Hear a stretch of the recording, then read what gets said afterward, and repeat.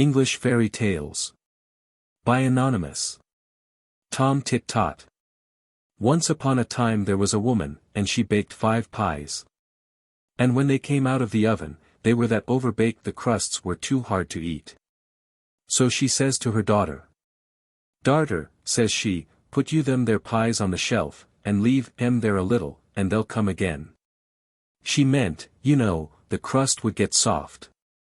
But the girl, she says to herself, "Well, if they'll come again, I'll eat 'em now." And she set to work and ate 'em all, first and last. Well, come supper time the woman said, "Go you, and get one o' them their pies. I dare say they've come again now." The girl went and she looked, and there was nothing but the dishes. So back she came and says she, "No, they ain't come again." "Not one of 'em," says the mother. "Not one of 'em," says she. "Well, come again, or not come again," said the woman, "I'll have one for supper." "But you can't, if they ain't come," said the girl.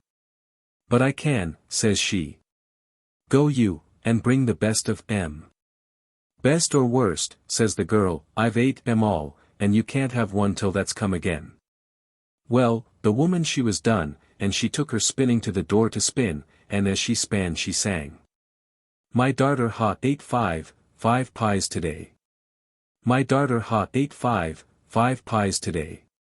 The king was coming down the street, and he heard her sing, but what she sang he couldn't hear, so he stopped and said, "What was that you were singing, my good woman?" The woman was ashamed to let him hear what her daughter had been doing, so she sang, instead of that. "My darter spun 5 skeins today. My darter spun 5 skeins today." "Stars o' mine," said the king, "I never heard tell of anyone that could do that." Then he said, "Look you here, I want a wife, and I'll marry your daughter. But look you here," says he, 11 months out of the year she shall have all she likes to eat, and all the gowns she likes to get, and all the company she likes to keep. But the last month of the year she'll have to spin 5 skeins every day, and if she don't I shall kill her." "All right," says the woman, for she thought what a grand marriage that was. And as for the 5 skeins, when the time came, there'd be plenty of ways of getting out of it, and likeliest, he'd have forgotten all about it. Well, so they were married. And for 11 months the girl had all she liked to eat, and all the gowns she liked to get, and all the company she liked to keep. But when the time was getting over, she began to think about the skeins and to wonder if he had 'em in mind. But not one word did he say about 'em, and she thought he'd wholly forgotten 'em. However, the last day of the last month he takes her to a room she'd never set eyes on before. There was nothing in it but a spinning wheel and a stool. And says he, "Now, my dear, here you'll be shut in tomorrow with some victuals and some flax, and if you haven't spun 5 skeins by the night, your head'll go off." And away he went about his business. Well, she was that frightened, she'd always been such a gatless girl, that she didn't so much as know how to spin, and what was she to do tomorrow with no one to come nigh her to help her? She sat down on a stool in the kitchen, and law! How she did cry! However, all of a sudden she heard a sort of a knocking low down on the door. She upped and op at it, and what should she see but a small little black thing with a long tail. That looked up at her right curious, and that said, "What are you crying for?" "What's that to you?" says she. "Never you mind," that said, "but tell me what you're crying for." "That won't do me no good if I do," says she. "You don't know that," that said, and twirled that's tail round. "Well," says she, "that won't do no harm, if that don't do no good," and she upped and told about the pies, and the skeins, and everything. "This is what I'll do," says the little black thing, "I'll come to your window every morning and take the flax and bring it spun at night." "What's your pay?" says she. That looked out of the corner of that's eyes, and that said, "I'll give you 3 guesses every night to guess my name, and if you haven't guessed it before the month's up you shall be mine." Well, she thought she'd be sure to guess that's name before the month was up. "All right," says she, "I agree." "All right," that says, and law! How that twirled that's tail! Well, the next day, her husband took her into the room, and there was the flax and the day's food. "Now there's the flax," says he, "and if that ain't spun up this night, off goes your head." And then he went out and locked the door. He'd hardly gone, when there was a knocking against the window. She upped and she op at it, and there sure enough was the little old thing sitting on the ledge. "Where's the flax?" says he. "Here it be," says she. And she gave it to him. Well, come the evening a knocking came again to the window. She upped and she op at it, and there was the little old thing with 5 skeins of flax on his arm. "Here it be," says he, and he gave it to her. "Now, what's my name?" says he. "What, is that Bill?" says she. "No, that ain't," says he, and he twirled his tail. "Is that Ned?" says she. "No, that ain't," says he, and he twirled his tail. "Well, is that Mark?" says she. "No, that ain't," says he, and he twirled his tail harder, and away he flew. Well, when her husband came in, there were the 5 skeins ready for him. "I see I shan't have to kill you tonight, my dear," says he. "You'll have your food and your flax in the morning," says he, and away he goes. Well, every day the flax and the food were brought, and every day that their little black impet used to come mornings and evenings. And all the day the girl sat trying to think of names to say to it when it came at night. But she never hit on the right one. And as it got towards the end of the month, the impet began to look so maliceful, and that twirled that's tail faster and faster each time she gave a guess. At last it came to the last day but one. The impet came at night along with the 5 skeins, and that said, "What, ain't you got my name yet?" "Is that Nicodemus?" says she. "No, 'tain't, that says. "Is that Samuel?" says she. "No, 'tain't, that says. Well, is that Methuselah?" says she. "No, 'tain't that neither, that says." Then that looks at her with that's eyes like a coal o' fire, and that says, "Woman, there's only tomorrow night, and then you'll be mine." And away it flew. Well, she felt that horrid. However, she heard the king coming along the passage. In he came, and when he sees the 5 skeins, he says he. "Well, my dear," says he, "I don't see but what you'll have your skeins ready tomorrow night as well, and as I reckon I shan't have to kill you, I'll have supper in here tonight." So they brought supper, and another stool for him, and down the 2 sat. Well, he hadn't eaten but a mouthful or so, when he stops and begins to laugh. "What is it?" says she. "Why," says he, "I was out hunting today, and I got away to a place in the wood I'd never seen before, and there was an old chalk pit. And I heard a kind of a sort of a humming. So I got off my hobby, and I went right quiet to the pit, and I looked down. Well, what should there be but the funniest little black thing you ever set eyes on. And what was that doing, but that had a little spinning wheel, and that was spinning wonderful fast, and twirling that's tail. And as that span that sang, 'NIMMY, NIMMY, NOUGHT. My name's Tom Tit Tot.'" Well, when the girl heard this, she felt as if she could have jumped out of her skin for joy, but she didn't say a word.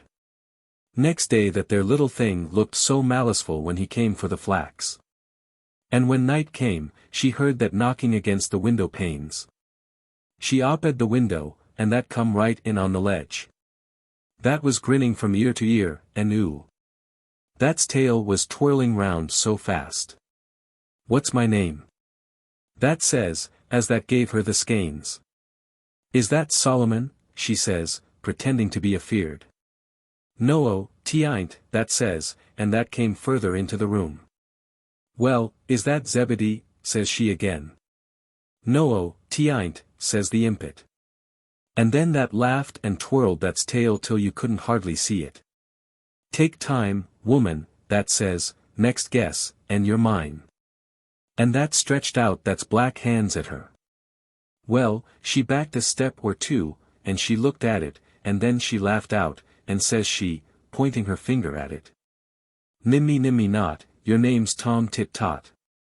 Well, when that hurt her, that gave an awful shriek and away that flew into the dark, and she never saw it any more. The Three Sillies. Once upon a time there was a farmer and his wife who had one daughter, and she was courted by a gentleman. Every evening he used to come and see her, and stop to supper at the farmhouse, and the daughter used to be sent down into the cellar to draw the beer for supper. So one evening she had gone down to draw the beer, and she happened to look up at the ceiling while she was drawing, and she saw a mallet stuck in one of the beams. It must have been there a long, long time, but somehow or other she had never noticed it before, and she began thinking. And she thought it was very dangerous to have that mallet there, for she said to herself, suppose him and me was to be married, and we was to have a son, and he was to grow up to be a man, and come down into the cellar to draw the beer. Like as I'm doing now, and the mallet was to fall on his head and kill him, what a dreadful thing it would be. And she put down the candle and the jug, and sat herself down and began crying. Well, they began to wonder upstairs how it was that she was so long drawing the beer, and her mother went down to see after her, and she found her sitting on the settle crying, and the beer running over the floor. Why, whatever is the matter? Said her mother.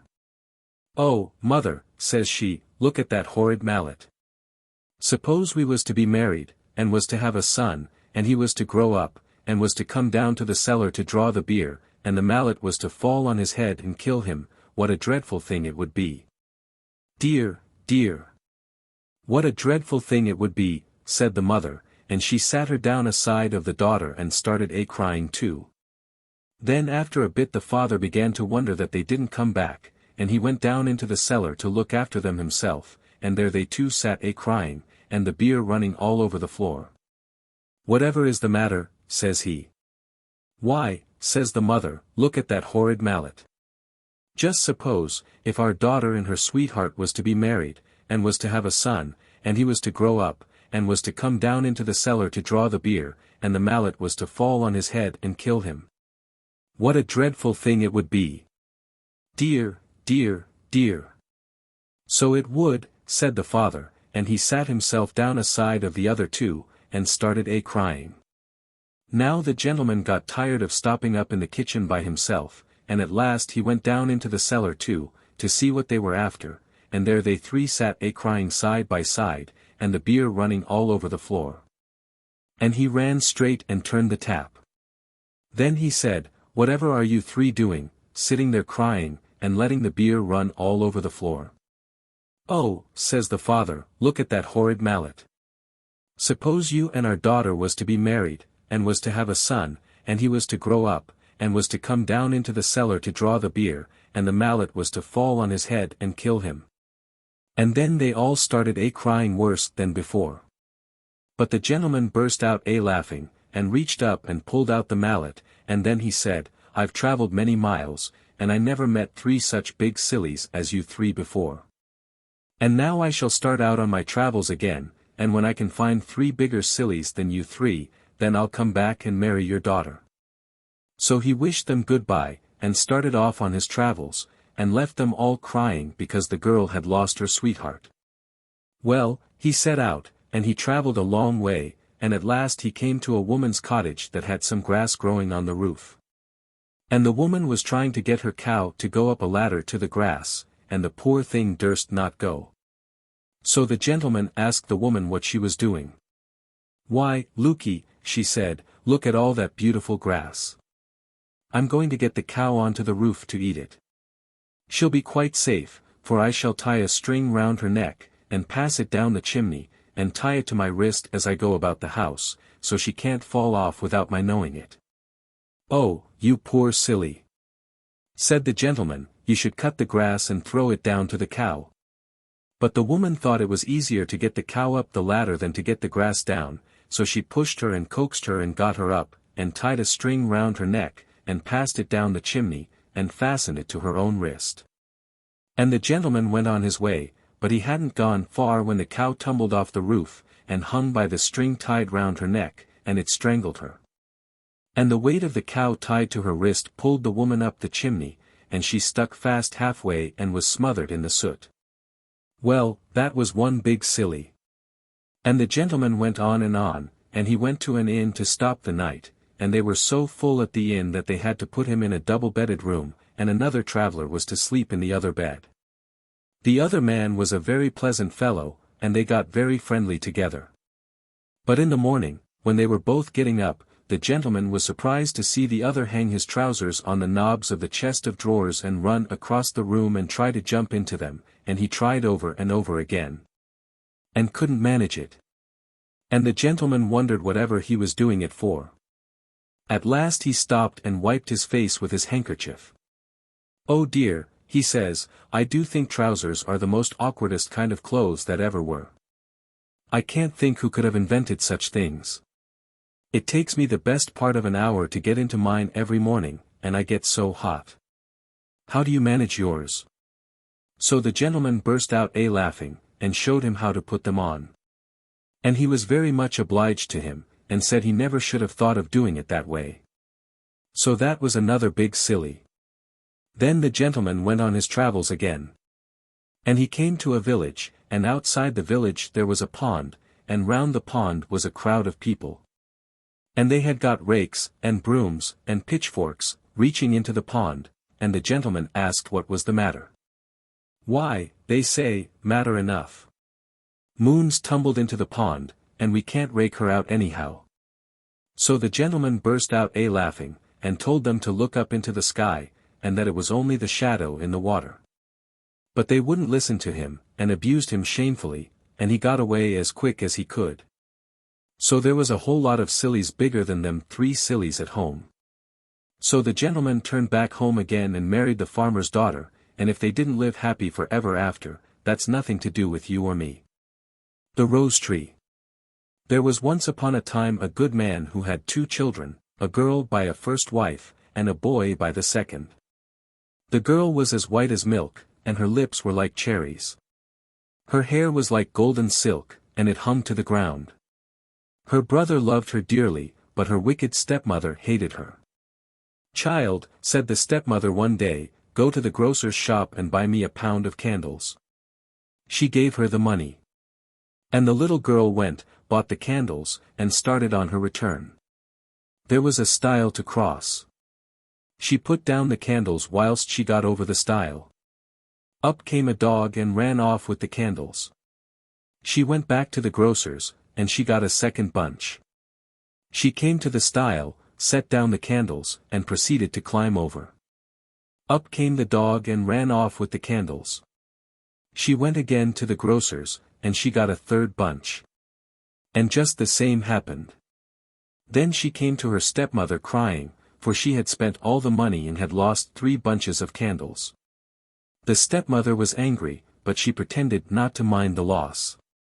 She said to the child, "Come, lay your head on my lap that I may comb your hair." So the little one laid her head in the woman's lap, who proceeded to comb the yellow silken hair. And when she combed, the hair fell over her knees, and rolled right down to the ground. Then the stepmother hated her more for the beauty of her hair, so she said to her, "I cannot part your hair on my knee, fetch a billet of wood." So she fetched it. Then said the stepmother, "I cannot part your hair with a comb, fetch me an axe." So she fetched it. "Now," said the wicked woman, "lay your head down on the billet whilst I part your hair." Well, she laid down her little golden head without fear, and whist. Down came the axe, and it was off. So the mother wiped the axe and laughed. Then she took the heart and liver of the little girl, and she stewed them and brought them into the house for supper. The husband tasted them and shook his head. He said they tasted very strangely. She gave some to the little boy, but he would not eat. She tried to force him, but he refused, and ran out into the garden, and took up his little sister, and put her in a box, and buried the box under a rose tree. And every day he went to the tree and wept, till his tears ran down on the box. One day the rose tree flowered. It was spring, and there among the flowers was a white bird, and it sang, and sang, and sang like an angel out of heaven. Away it flew, and it went to a cobbler's shop, and perched itself on a tree hard by, and thus it sang.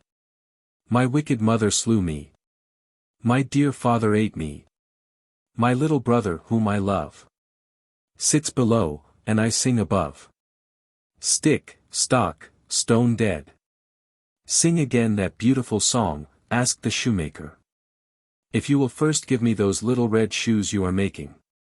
The cobbler gave the shoes, and the bird sang the song. Then flew to a tree in front of a watchmaker's, and sang. My wicked mother slew me. My dear father ate me. My little brother whom I love sits below, and I sing above. Stick, stock, stone dead. Oh, the beautiful song.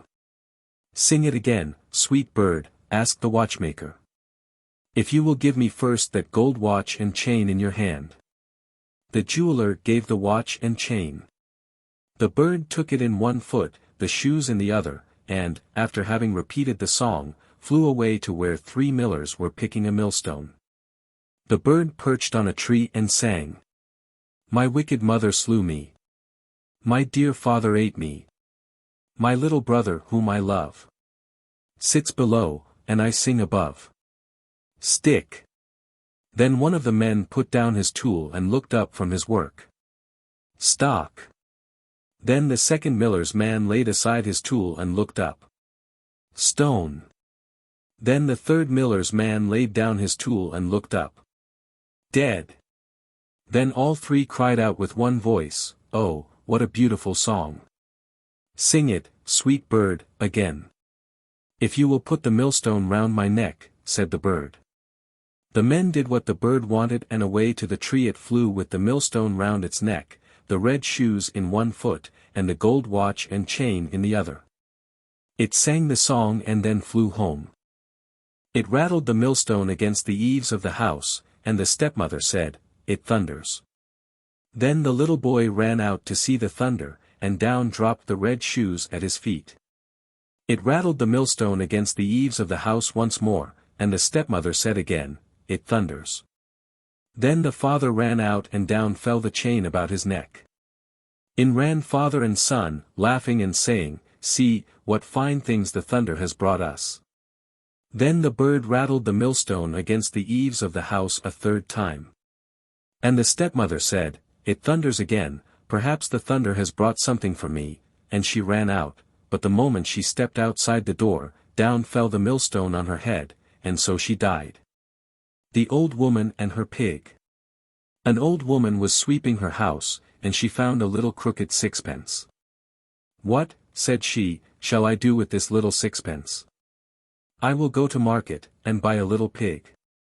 As she was coming home, she came to a stile, but the piggy wouldn't go over the stile. She went a little further, and she met a dog. So she said to the dog, Dog. Bite pig, piggy won't go over the stile, and I shan't get home tonight. But the dog wouldn't. She went a little further, and she met a stick. So she said, Stick. Stick. Beat dog. Dog won't bite pig, piggy won't get over the stile, and I shan't get home tonight. But the stick wouldn't. She went a little further, and she met a fire. So she said, Fire. Fire. Burn stick, stick won't beat dog, dog won't bite pig, piggy won't get over the stile, and I shan't get home tonight. But the fire wouldn't. She went a little further, and she met some water. So she said, Water, water. Quench fire, fire won't burn stick, stick won't beat dog, dog won't bite pig, piggy won't get over the stile, and I shan't get home tonight.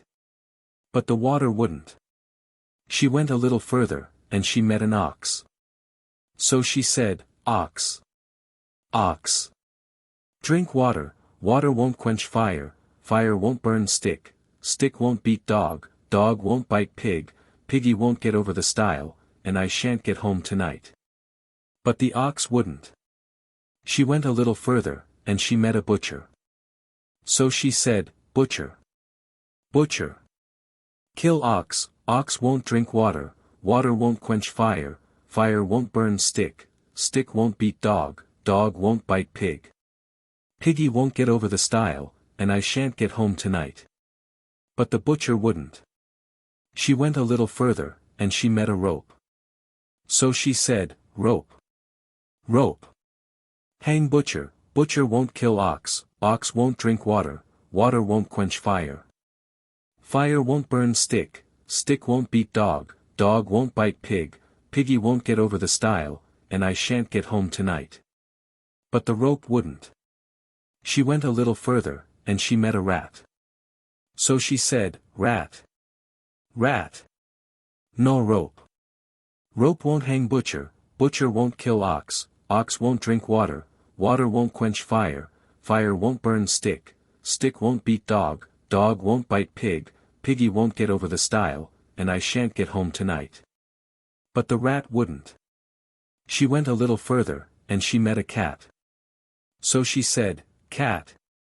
Cat. Kill rat, rat won't gnaw rope, rope won't hang butcher, butcher won't kill ox, ox won't drink water, water won't quench fire, fire won't burn stick, stick won't beat dog. Dog won't bite pig, piggy won't get over the stile, and I shan't get home tonight. But the cat said to her, If you will go to yonder cow, and fetch me a saucer of milk, I will kill the rat. So away went the old woman to the cow. But the cow said to her, If you will go to yonder haystack, and fetch me a handful of hay, I'll give you the milk. So away went the old woman to the haystack and she brought the hay to the cow. As soon as the cow had eaten the hay, she gave the old woman the milk, and away she went with it in a saucer to the cat. As soon as the cat had lapped up the milk, the cat began to kill the rat began to gnaw the rope. The rope began to hang the butcher began to kill the ox began to drink the water began to quench the fire began to burn the stick began to beat the dog began to bite the pig. The little pig in a fright jumped over the stile, and so the old woman got home that night. How Jack went to seek his fortune. Once on a time there was a boy named Jack, and one morning he started to go and seek his fortune. He hadn't gone very far before he met a cat. "Where are you going, Jack?" said the cat. "I am going to seek my fortune. May I go with you?" "Yes," said Jack, "the more the merrier." So on they went, jiggelty-jolt, jiggelty-jolt. They went a little further and they met a dog. "Where are you going, Jack?" said the dog. "I am going to seek my fortune. May I go with you?" "Yes," said Jack, "the more the merrier." So on they went, jiggelty-jolt, jiggelty-jolt. They went a little further and they met a goat. "Where are you going, Jack?" said the goat. "I am going to seek my fortune. May I go with you?" "Yes," said Jack, "the more the merrier." So on they went, jiggelty-jolt, jiggelty-jolt. They went a little further and they met a bull. "Where are you going, Jack?" said the bull. "I am going to seek my fortune. May I go with you?" "Yes," said Jack, "the more the merrier." So on they went, jiggelty-jolt, jiggelty-jolt. They went a little further and they met a rooster. "Where are you going, Jack?" said the rooster. "I am going to seek my fortune. May I go with you?" "Yes," said Jack, "the more the merrier." So on they went, jiggelty-jolt, jiggelty-jolt. Well, they went on till it was about dark, and they began to think of some place where they could spend the night. About this time they came in sight of a house, and Jack told them to keep still while he went up and looked in through the window. And there were some robbers counting over their money. Then Jack went back and told them to wait till he gave the word, and then to make all the noise they could.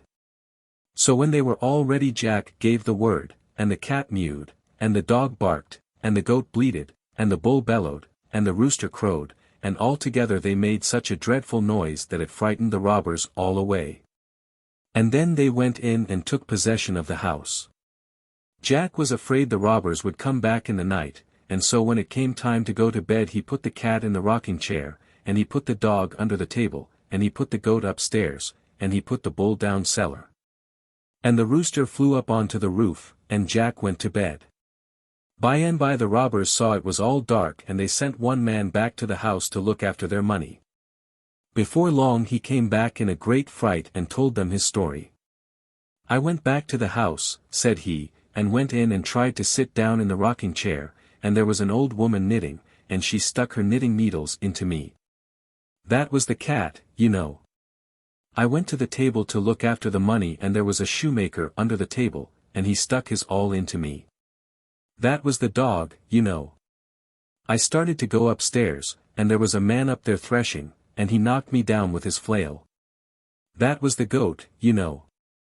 I started to go down cellar, and there was a man down there chopping wood, and he knocked me up with his axe. That was the bull, you know. But I shouldn't have minded all that if it hadn't been for that little fellow on top of the house, who kept a-hollering, "Chuck him up to me. Chuck him up to me." Of course that was the cock-a-doodle-doo. Mr. Vinegar. Mr. and Mrs. Vinegar lived in a vinegar bottle. Now, one day, when Mr. Vinegar was from home, Mrs.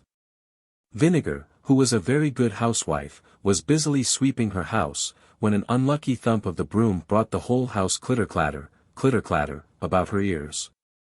In an agony of grief she rushed forth to meet her husband. On seeing him she exclaimed, "Oh, Mr. Vinegar, we are ruined, I have knocked the house down, and it is all to pieces." Mr. Vinegar then said, "My dear, let us see what can be done. Here is the door. I will take it on my back, and we will go forth to seek our fortune." They walked all that day, and at nightfall entered a thick forest. They were both very, very tired, and Mr. Vinegar said, "My love, I will climb up into a tree, drag up the door, and you shall follow." He accordingly did so, and they both stretched their weary limbs on the door, and fell fast asleep. In the middle of the night Mr. Vinegar was disturbed by the sound of voices underneath, and to his horror and dismay found that it was a band of thieves met to divide their booty. "Here, Jack," said one, "here's £5 for you, here, Bill, here's £10 for you. Here, Bob, here's £3 for you." Mr. Vinegar could listen no longer, his terror was so great that he trembled, and shook down the door on their heads. Away scampered the thieves, but Mr. Vinegar dared not quit his retreat till broad daylight. He then scrambled out of the tree, and went to lift up the door. What did he see but a number of golden guineas? "Come down, Mrs. Vinegar," he cried, "come down, I say. Our fortune's made, our fortune's made. Come down, I say." Mrs. Vinegar got down as fast as she could, and when she saw the money she jumped for joy. "Now, my dear," said she, "I'll tell you what you shall do. There is a fair at the neighboring town, you shall take these 40 guineas and buy a cow. I can make butter and cheese, which you shall sell at market, and we shall then be able to live very comfortably." Mr. Vinegar joyfully agrees, takes the money, and off he goes to the fair. When he arrived, he walked up and down, and at length saw a beautiful red cow. It was an excellent milker, and perfect in every way. "Oh," thought Mr. Vinegar, "if I had but that cow, I should be the happiest man alive." So he offers the 40 guineas for the cow, and the owner said that, as he was a friend, he'd oblige him. So the bargain was made, and he got the cow and he drove it backwards and forwards to show it. By and by he saw a man playing the bagpipes, Tweedledum Tweedledee. The children followed him about, and he appeared to be pocketing money on all sides. "Well," thought Mr. Vinegar, "if I had but that beautiful instrument I should be the happiest man alive, my fortune would be made." So he went up to the man. "Friend," says he, "what a beautiful instrument that is, and what a deal of money you must make." "Why, yes," said the man, "I make a great deal of money, to be sure, and it is a wonderful instrument." "Oh," cried Mr. Vinegar, "how I should like to possess it." "Well," said the man, "as you are a friend, I don't much mind parting with it, you shall have it for that red cow." "Done," said the delighted Mr. Vinegar. So the beautiful red cow was given for the bagpipes. He walked up and down with his purchase, but it was in vain he tried to play a tune, and instead of pocketing pence, the boys followed him hooting, laughing, and pelting. Poor Mr. Vinegar, his fingers grew very cold, and, just as he was leaving the town, he met a man with a fine thick pair of gloves. "Oh, my fingers are so very cold," said Mr. Vinegar to himself. "Now if I had but those beautiful gloves I should be the happiest man alive." He went up to the man, and said to him, "Friend, you seem to have a capital pair of gloves there." "Yes, truly," cried the man. "And my hands are as warm as possible this cold November day." "Well," said Mr. Vinegar, "I should like to have them." "What will you give?" said the man. "As you are a friend, I don't much mind letting you have them for those bagpipes." "Done!" cried Mr. Vinegar.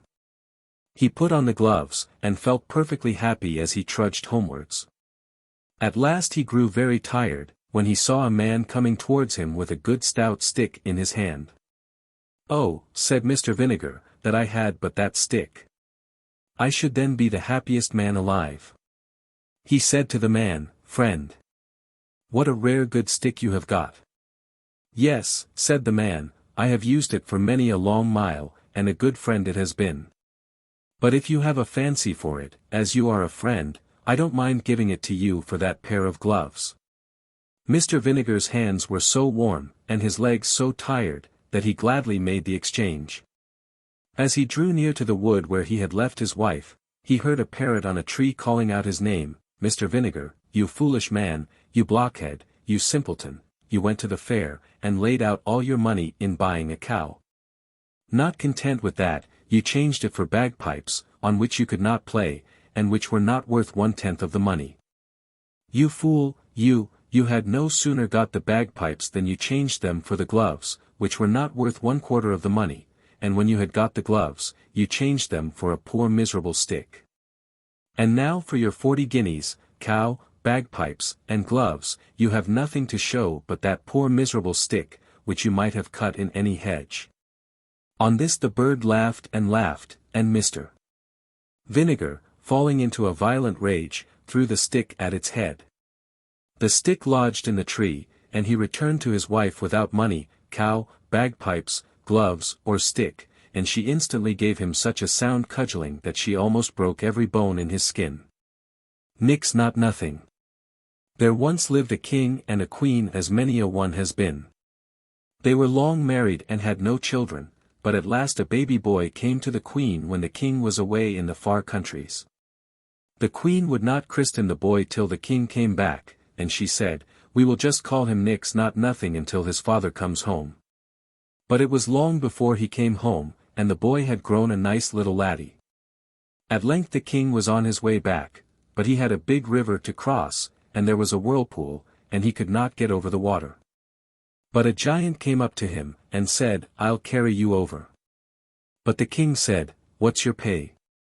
"Oh, give me Nix, not nothing, and I will carry you over the water on my back." The king had never heard that his son was called Nix not nothing, and so he said, "Oh, I'll give you that and my thanks into the bargain." When the king got home again, he was very happy to see his wife again, and his young son. She told him that she had not given the child any name, but just Nix not nothing, until he should come home again himself. The poor king was in a terrible case. He said, "What have I done? I promised to give the giant who carried me over the river on his back, Nix not nothing." The king and the queen were sad and sorry, but they said, "When the giant comes we will give him the henwife's boy, he will never know the difference." The next day the giant came to claim the king's promise, and he sent for the henwife's boy. And the giant went away with the boy on his back. He travelled till he came to a big stone, and there he sat down to rest. He said, Hodge, on my back, what time of day is that?" The poor little boy said, "It is the time that my mother, the henwife, takes up the eggs for the queen's breakfast." The giant was very angry, and dashed the boy's head on the stone and killed him. So he went back in a tower of a temper, and this time they gave him the gardener's boy. He went off with him on his back till they got to the stone again, when the giant sat down to rest. And he said, Hodge, on my back, what time of day do you make that?" The gardener's boy said, "Sure, it's the time that my mother takes up the vegetables for the queen's dinner." Then the giant was right wild and dashed his brains out on the stone. Then the giant went back to the king's house in a terrible temper and said he would destroy them all if they did not give him nothing this time. They had to do it. And when he came to the big stone, the giant said, "What time of day is that?"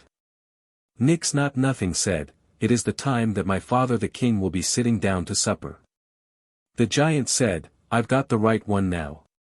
And took nothing to his own house and brought him up till he was a man.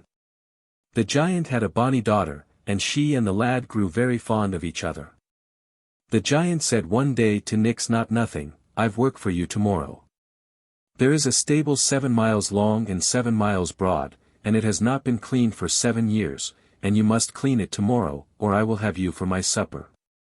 The giant's daughter went out next morning with the lad's breakfast, and found him in a terrible state, for always as he cleaned out a bit, it just fell in again. The giant's daughter said she would help him, and she cried all the beasts in the field, and all the fowls of the air, and in a minute they all came and carried away everything that was in the stable and made it all clean before the giant came home. He said, "Shame on the wit that helped you, but I have a worse job for you tomorrow."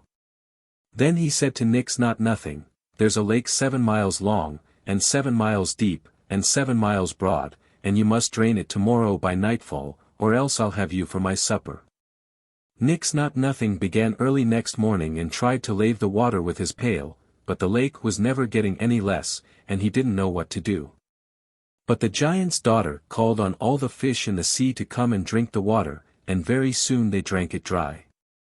When the giant saw the work done he was in a rage, and said, "I've a worse job for you tomorrow. There is a tree, 7 miles high, and no branch on it, till you get to the top, and there is a nest with 7 eggs in it, and you must bring down all the eggs without breaking one, or else I'll have you for my supper." At first the giant's daughter did not know how to help nothing.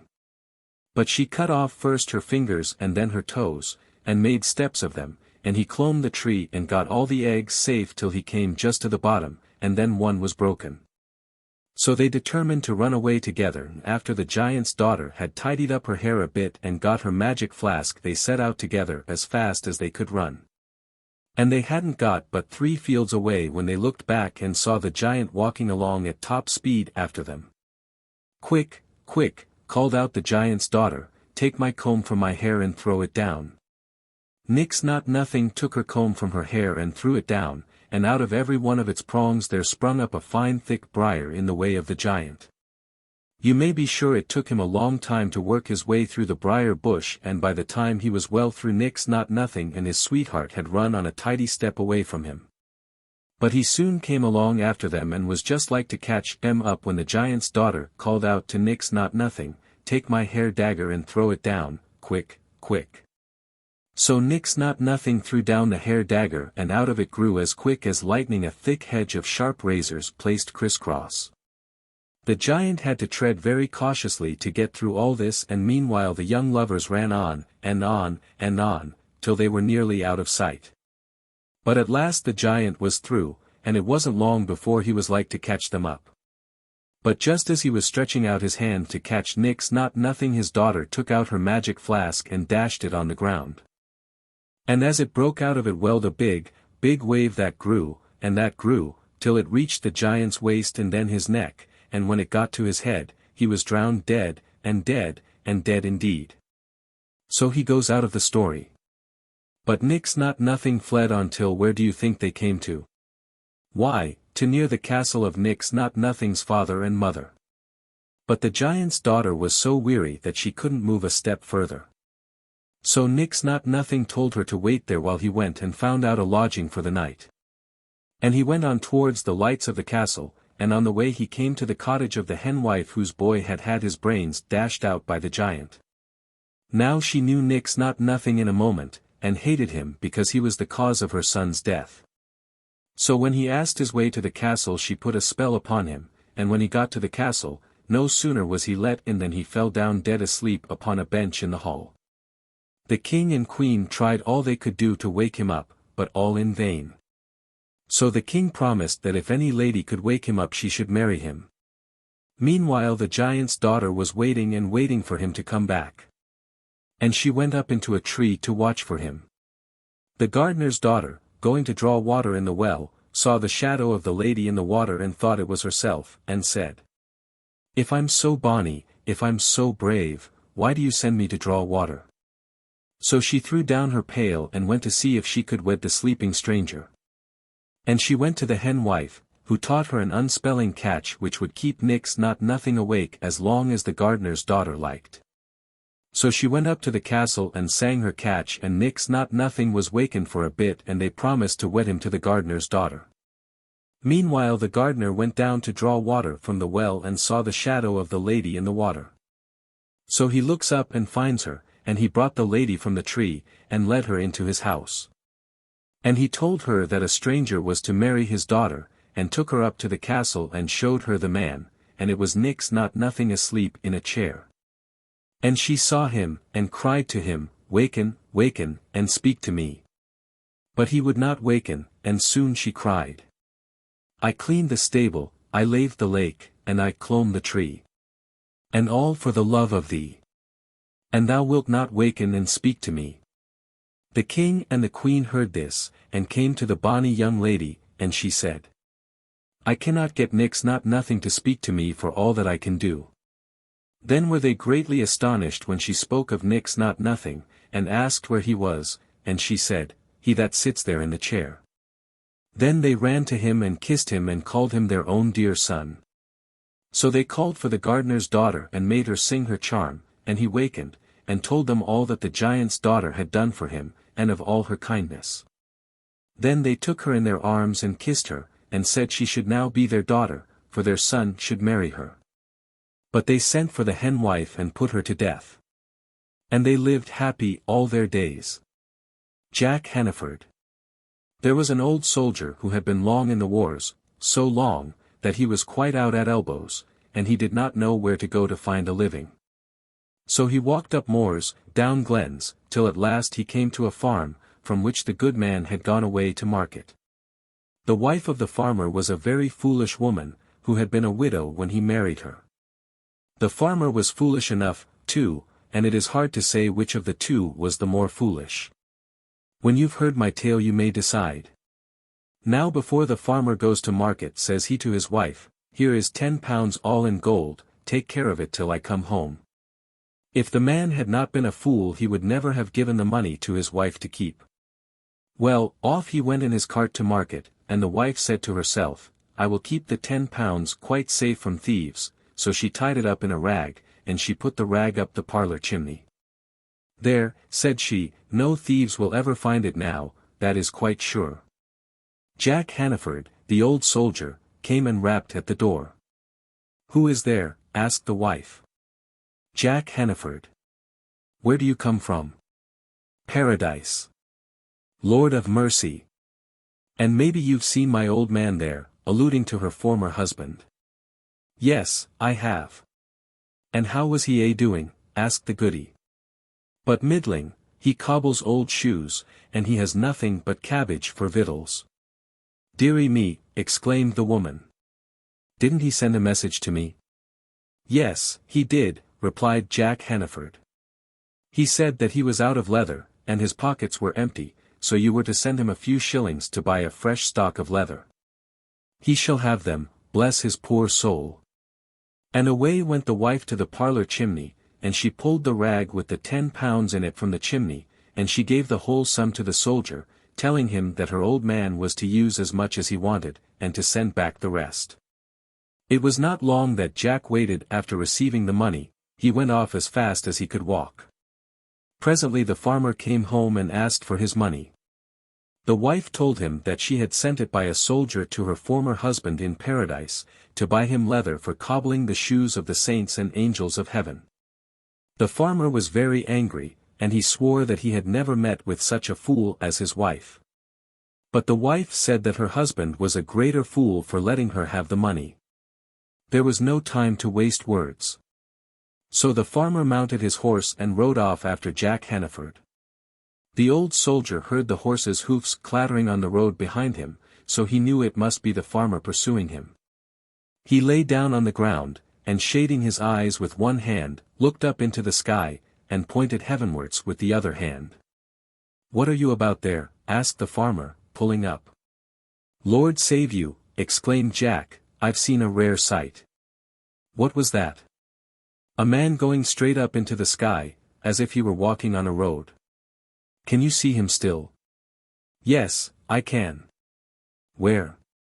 "Get off your horse and lie down. If you will hold the horse." Jack did so readily. "I cannot see him," said the farmer. "Shade your eyes with your hand, and you'll soon see a man flying away from you." Sure enough he did so, for Jack leaped on the horse, and rode away with it. The farmer walked home without his horse. "You are a bigger fool than I am," said the wife, "for I did only one foolish thing, and you have done two." BINNORIE. Once upon a time there were two kings' daughters lived in a bower near the bonny mill dams of Binnorie. And Sir William came wooing the eldest and won her love and plighted troth with glove and with ring. But after a time he looked upon the youngest, with her cherry cheeks and golden hair, and his love grew towards her till he cared no longer for the eldest one. So she hated her sister for taking away Sir William's love, and day by day her hate grew upon her, and she plotted and she planned how to get rid of her. So one fine morning, fair and clear, she said to her sister, "Let us go and see our father's boats come in at the bonny millstream of Binnorie." So they went there hand in hand. And when they got to the river's bank the youngest got upon a stone to watch for the coming of the boats. And her sister, coming behind her, caught her round the waist and dashed her into the rushing millstream of Binnorie. "Oh sister, sister, reach me your hand," she cried, as she floated away, "and you shall have half of all I've got or shall get." "No, sister, I'll reach you no hand of mine, for I am the heir to all your land. Shame on me if I touch the hand that has come 'twixt me and my own heart's love." Oh sister, then reach me your glove," she cried, as she floated further away, "and you shall have your William again." "Sink on," cried the cruel princess, "no hand or glove of mine you'll touch. Sweet William will be all mine when you are sunk beneath the bonny millstream of Binnorie." And she turned and went home to the king's castle. And the princess floated down the millstream, sometimes swimming and sometimes sinking, till she came near the mill. Now the miller's daughter was cooking that day, and needed water for her cooking. And as she went to draw it from the stream, she saw something floating towards the mill dam, and she called out, "Father! Father! Draw your dam. There's something white, a merry maid or a milk-white swan, coming down the stream."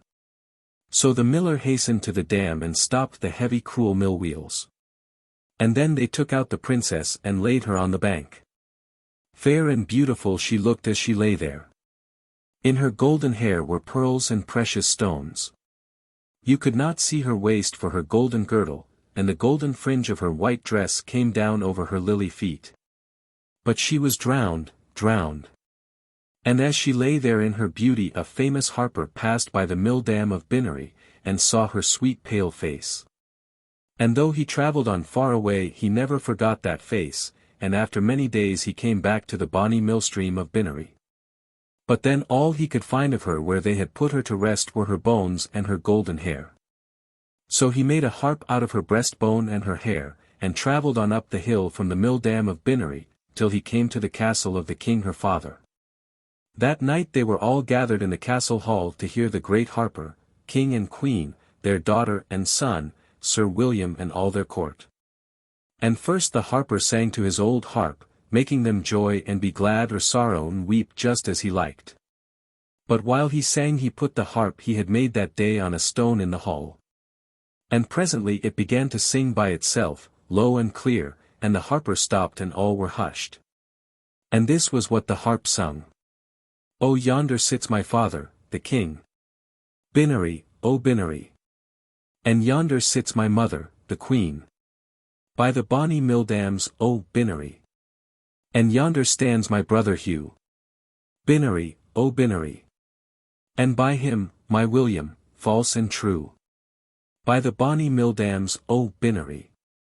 Then they all wondered, and the harper told them how he had seen the princess lying drowned on the bank near the bonny mill dams, oh Binnorie, and how he had afterwards made this harp out of her hair and breastbone. Just then the harp began singing again, and this was what it sang out loud and clear. And there sits my sister who drowned me by the bonny mill dams, O BINNORIE. And the harp snapped and broke, and never sang more. Mouse and Mouser. The mouse went to visit the cat, and found her sitting behind the hall door, spinning. Mouse. What are you doing, my lady, what are you doing, my lady? Cat, sharply. I'm spinning old breeches, good body, I'm spinning old breeches, good body.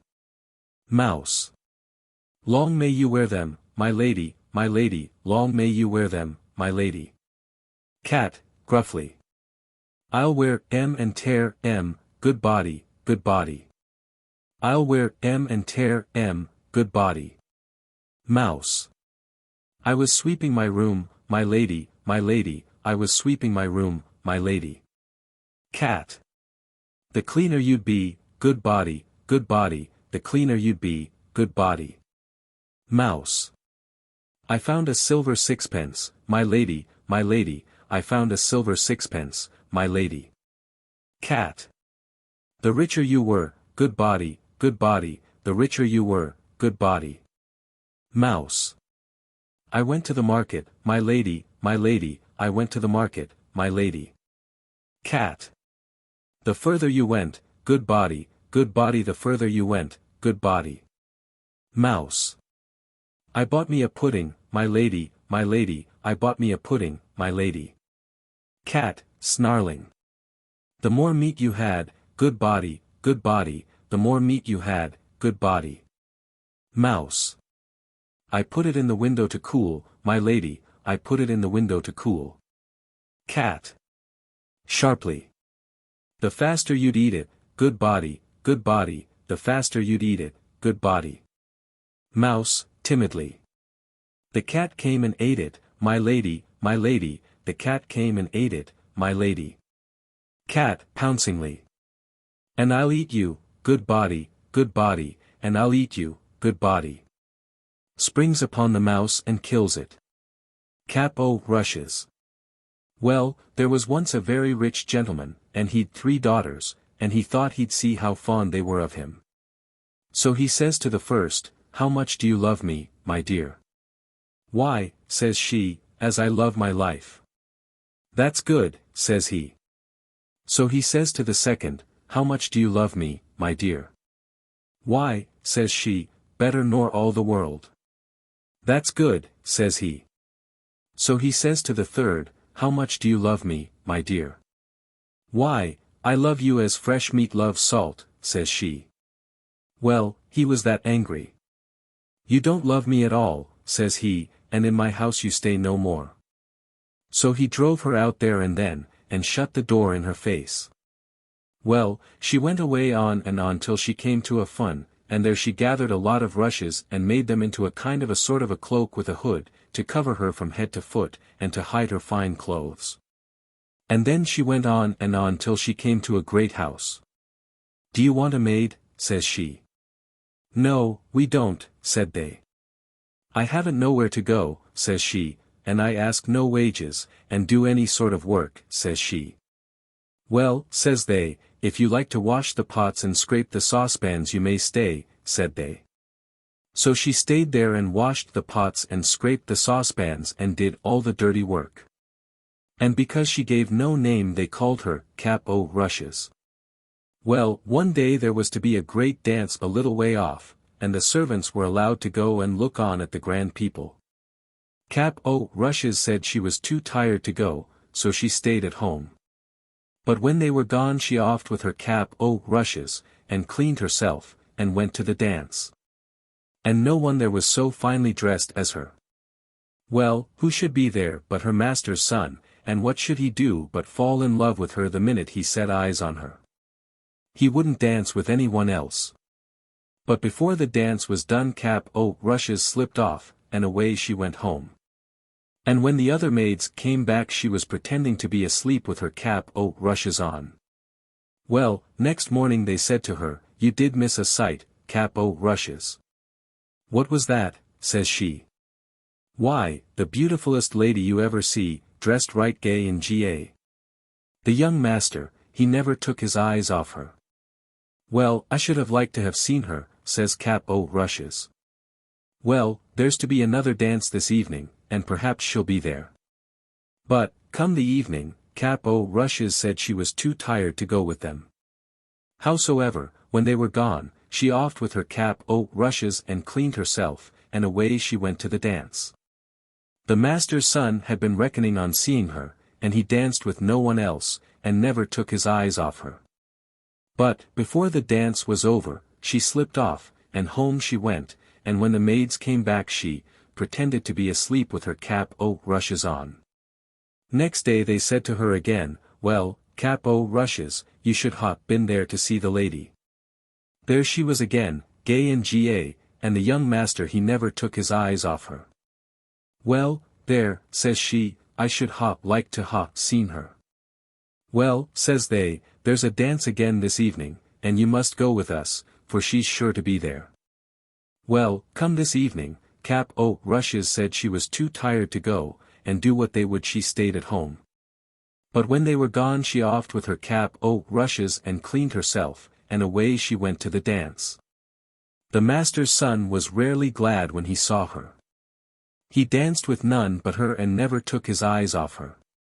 When she wouldn't tell him her name, nor where she came from, he gave her a ring and told her if he didn't see her again he should die. Well, before the dance was over, off she slipped, and home she went, and when the maids came home she was pretending to be asleep with her Cap O' Rushes on. Well, next day they says to her, there, Cap O' Rushes, you didn't come last night, and now you won't see the lady, for there's no more dances. Well, I should have rarely liked to have seen her, says she. The master's son he tried every way to find out where the lady was gone, but go where he might, and ask whom he might, he never heard anything about her. And he got worse and worse for the love of her till he had to keep his bed. Make some gruel for the young master, they said to the cook. He's dying for the love of the lady.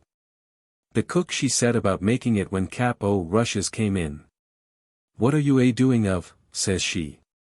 I'm going to make some gruel for the young master, says the cook, for he's dying for love of the lady. Let me make it, says Cap O' Rushes. Well, the cook wouldn't at first, but at last she said yes, and Cap O' Rushes made the gruel. And when she had made it she slipped the ring into it on the sly before the cook took it upstairs. The young man he drank it and then he saw the ring at the bottom. Send for the cook, says he. So up she comes. Who made this gruel here, says he. I did, says the cook, for she was frightened. And he looked at her. No, you didn't, says he. Say who did it, and you shan't be harmed. Well, then, 'twas Cap O' Rushes, says she. Send Cap O' Rushes here, says he. So Cap O' Rushes came. Did you make my gruel, says he. Yes, I did, says she. Where did you get this ring, says he. From him that gave it me, says she. Who are you, then, says the young man. I'll show you, says she. And she offed with her Cap O' Rushes, and there she was in her beautiful clothes. Well, the master's son he got well very soon, and they were to be married in a little time. It was to be a very grand wedding, and every one was asked far and near. And Cap O' Rushes' father was asked. But she never told anybody who she was. But before the wedding she went to the cook, and says she. I want you to dress every dish without a mite o' salt. That'll be rare nasty, says the cook. That doesn't signify, says she. Very well, says the cook. Well, the wedding day came, and they were married. And after they were married all the company sat down to the dinner. When they began to eat the meat, that was so tasteless they couldn't eat it. But Cap O' Rushes' father he tried first one dish and then another, and then he burst out crying. What is the matter, said the master's son to him. Oh, says he, I had a daughter.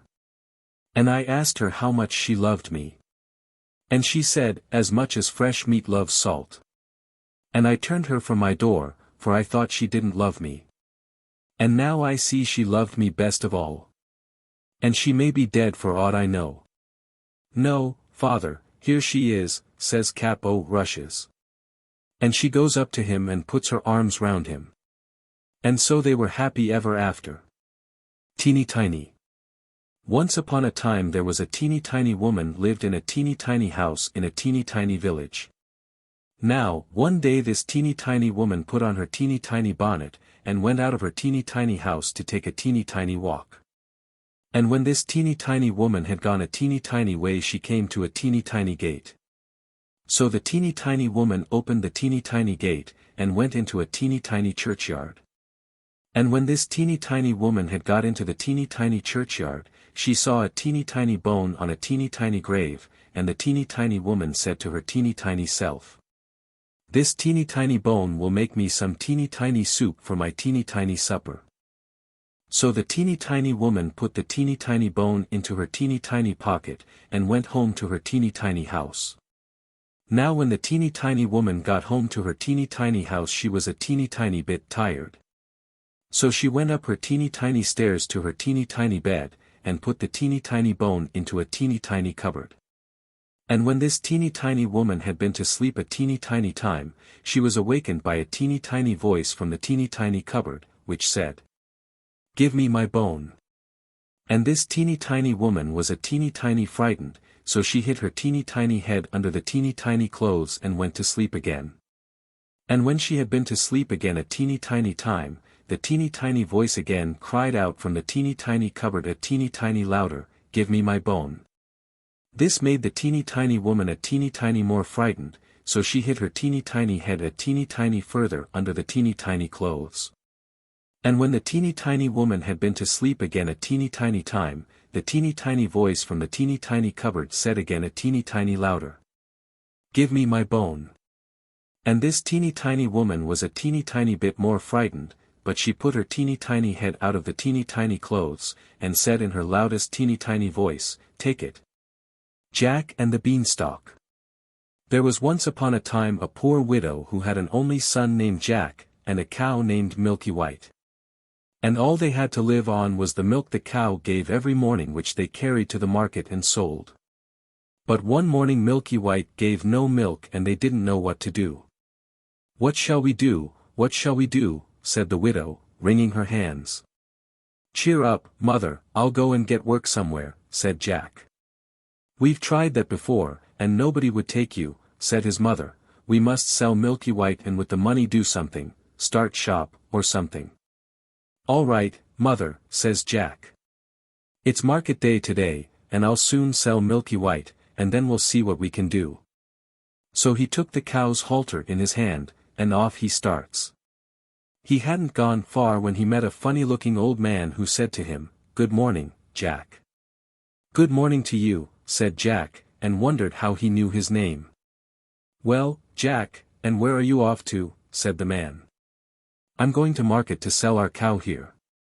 "Oh, you look the proper sort of chap to sell cows," said the man. "I wonder if you know how many beans make 5. 2 in each hand and 1 in your mouth," says Jack, as sharp as a needle. "Right you are," said the man, "and here they are the very beans themselves." He went on pulling out of his pocket a number of strange-looking beans. "As you are so sharp," says he, "I don't mind doing a swap with you, your cow for these beans." "Walker," says Jack, "wouldn't you like it?" "Ah! You don't know what these beans are," said the man. "If you plant them overnight, by morning they grow right up to the sky." "Really?" says Jack, "you don't say so." "Yes, that is so, and if it doesn't turn out to be true you can have your cow back." "Right," says Jack, and hands him over Milky White's halter and pockets the beans. Back goes Jack home, and as he hadn't gone very far it wasn't dusk by the time he got to his door. "What back, Jack?" said his mother. "I see you haven't got Milky White, so you've sold her. How much did you get for her?" "You'll never guess, mother," says Jack. "No, you don't say so." "Good boy." £5, 10, 15, no, it can't be 20. "I told you couldn't guess. What do you say to these beans? They're magical, plant them overnight and "What?" says Jack's mother, "have you been such a fool, such a dolt, such an idiot, as to give away my milky white, the best milker in the parish, and prime beef to boot, for a set of paltry beans? Take that! Take that! Take that! And as for your precious beans, here they go out of the window. And now off with you to bed. Not a sup shall you drink, and not a bit shall you swallow this very night."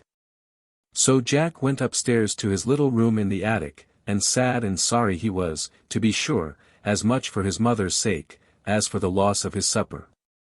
At last he dropped off to sleep. When he woke up, the room looked so funny.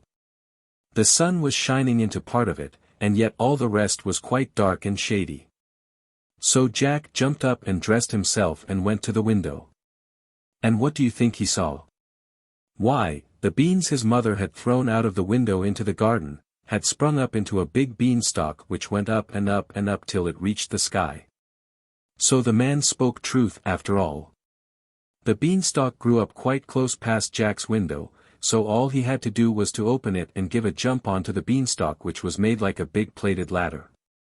So Jack climbed and he climbed and he climbed and he climbed and he climbed and he climbed and he climbed till at last he reached the sky. And when he got there he found a long broad road going as straight as a dart. So he walked along and he walked along and he walked along till he came to a great big tall house, and on the doorstep there was a great big tall woman. "Good morning, Mum," says Jack, quite polite-like. "Could you be so kind as to give me some breakfast?" For he hadn't had anything to eat, you know, the night before, and was as hungry as a hunter. "It's breakfast you want, is it?" says the great big tall woman. "It's breakfast you'll be if you don't move off from here. My man is an ogre, and there's nothing he likes better than boys broiled on toast. You'd better be moving on or he'll soon be coming." "Oh. Please Mum, do give me something to eat, Mum. I've had nothing to eat since yesterday morning, really and truly, Mum," says Jack. "I may as well be broiled, as die of hunger." Well, the ogre's wife wasn't such a bad sort, after all. So she took Jack into the kitchen, and gave him a junk of bread and cheese and a jug of milk. But Jack hadn't half finished these when thump, thump, thump, the whole house began to tremble with the noise of someone coming. "Goodness gracious me! It's my old man," said the ogre's wife. "What on earth shall I do? Here, come quick and jump in here." And she bundled Jack into the oven just as the ogre came in. He was a big one, to be sure. At his belt he had 3 calves strung up by the heels, and he unhooked them and threw them down on the table and said, "Here, wife, broil me a couple of these for breakfast." "Ah, what's this I smell? Fee-fi-fo-fum. I smell the blood of an Englishman. Be he alive, or be he dead. I'll have his bones to grind my bread." "Nonsense, dear," said his wife, "you're dreaming. Or perhaps you smell the scraps of that little boy you liked so much for yesterday's dinner. Here, go you and have a wash and tidy up, and by the time you come back your breakfast'll be ready for you." So the ogre went off, and Jack was just going to jump out of the oven and run off when the woman told him not. "Wait till he's asleep," says she, "he always has a snooze after breakfast." Well, the ogre had his breakfast, and after that he goes to a big chest and takes out of it a couple of bags of gold and sits down counting them till at last his head began to nod and he began to snore till the whole house shook again. Then Jack crept out on tiptoe from his oven, and as he was passing the ogre he took one of the bags of gold under his arm, and off he pelters till he came to the beanstalk. And then he threw down the bag of gold, which of course fell into his mother's garden, and then he climbed down till at last he got home and told his mother and showed her the gold and said, "Well, mother, wasn't I right about the beans? They are really magical, you see." So they lived on the bag of gold for some time, but at last they came to the end of that, so Jack made up his mind to try his luck once more up at the top of the beanstalk. So one fine morning he got up early, and got on to the beanstalk. And he climbed and he climbed and he climbed and he climbed and he climbed and he climbed till at last he got on the road again and came to the great big tall house he had been to before. There, sure enough, was the great big tall woman standing on the doorstep. "Good morning, Mum," says Jack, as bold as brass, "could you be so good as to give me something to eat?" "Go away, my boy," said the big, tall woman, "or else my man will eat you up for breakfast. But aren't you the youngster who came here once before? Do you know, that very day, my man missed one of his bags of gold." "That's strange, Mum," says Jack, "I dare say I could tell you something about that, but I'm so hungry I can't speak till I've had something to eat." Well, the big tall woman was that curious that she took him in and gave him something to eat. But he had scarcely begun munching it as slowly as he could when thump, thump, thump. They heard the giant's footstep, and his wife hid Jack away in the oven. All happened as it did before. In came the ogre as he did before, said, "Fee-fi-fo-fum," and had his breakfast off 3 broiled oxen. Then he said, "Wife, bring me the hen that lays the golden eggs." So she brought it, and the ogre said, "Lay," and it laid an egg all of gold. And then the ogre began to nod his head, and to snore till the house shook. Then Jack crept out of the oven on tiptoe and caught hold of the golden hen, and was off before you could say, Jack Robinson. But this time the hen gave a cackle which woke the ogre, and just as Jack got out of the house he heard him calling, "Wife, wife, what have you done with my golden hen?" And the wife said, "Why, my dear."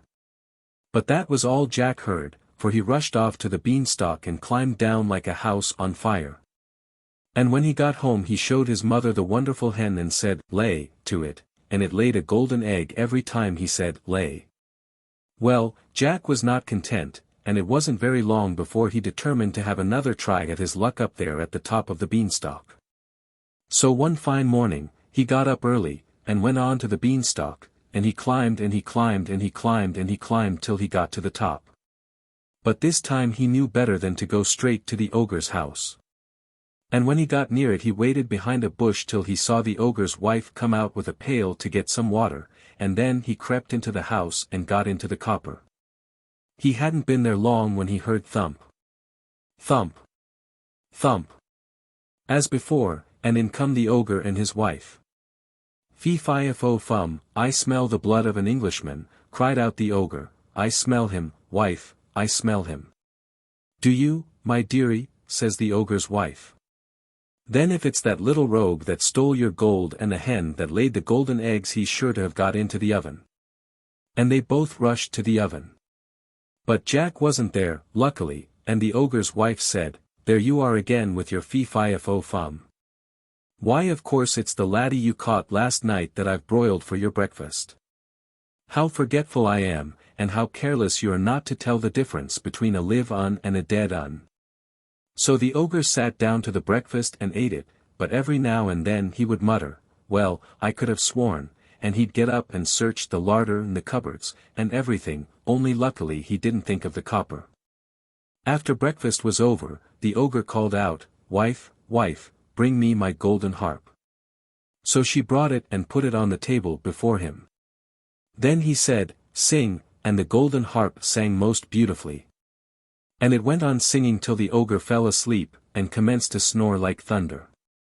Then Jack lifted up the copper lid very quietly and got down like a mouse and crept on hands and knees till he got to the table, when he got up and caught hold of the golden harp and dashed with it towards the door. But the harp called out quite loud, "Master! Master!" and the ogre woke up just in time to see Jack running off with his harp. Jack ran as fast as he could, and the ogre came rushing after, and would soon have caught him, only Jack had a start and dodged him a bit and knew where he was going.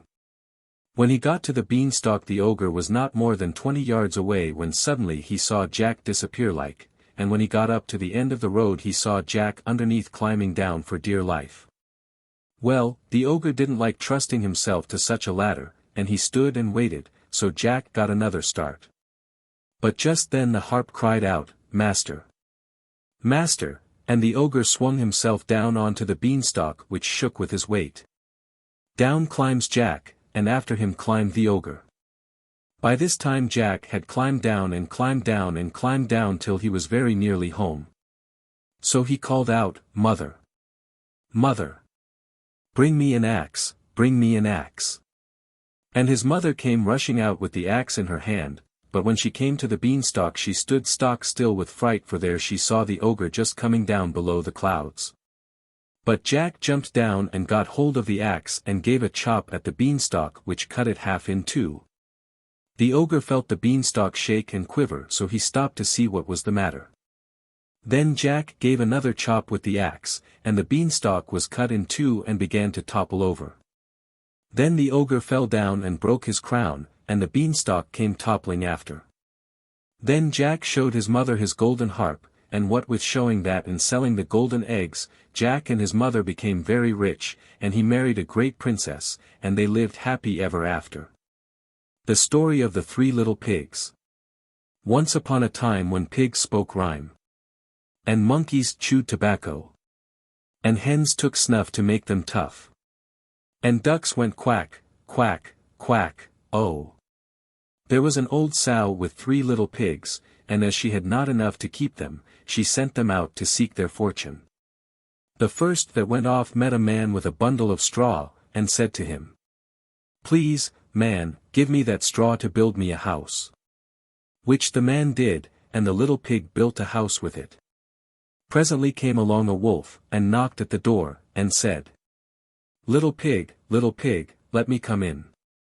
To which the pig answered, "No, no, by the hair of my chiny chin chin." The wolf then answered to that, "Then I'll huff, and I'll puff, and I'll blow your house in." So he huffed, and he puffed, and he blew his house in, and ate up the little pig. The second little pig met a man with a bundle of furs, and said, "Please, man, give me that furs to build a house." Which the man did, and the pig built his house. Then along came the wolf, and said, little pig, let me come in." "No, no, by the hair of my chiny chin chin." "Then I'll puff, and I'll huff, and I'll blow your house in." So he huffed, and he puffed, and he puffed, and he huffed, and at last he blew the house down, and he ate up the little pig. The third little pig met a man with a load of bricks, and said, "Please, man, give me those bricks to build a house with." So the man gave him the bricks, and he built his house with them. So the wolf came, as he did to the other little pigs, and said, little pig, let me come in." "No, no, by the hair of my chiny chin chin." "Then I'll huff, and I'll puff, and I'll blow your house in." Well, he huffed, and he puffed, and he huffed and he puffed, and he puffed and huffed, but he could not get the house down.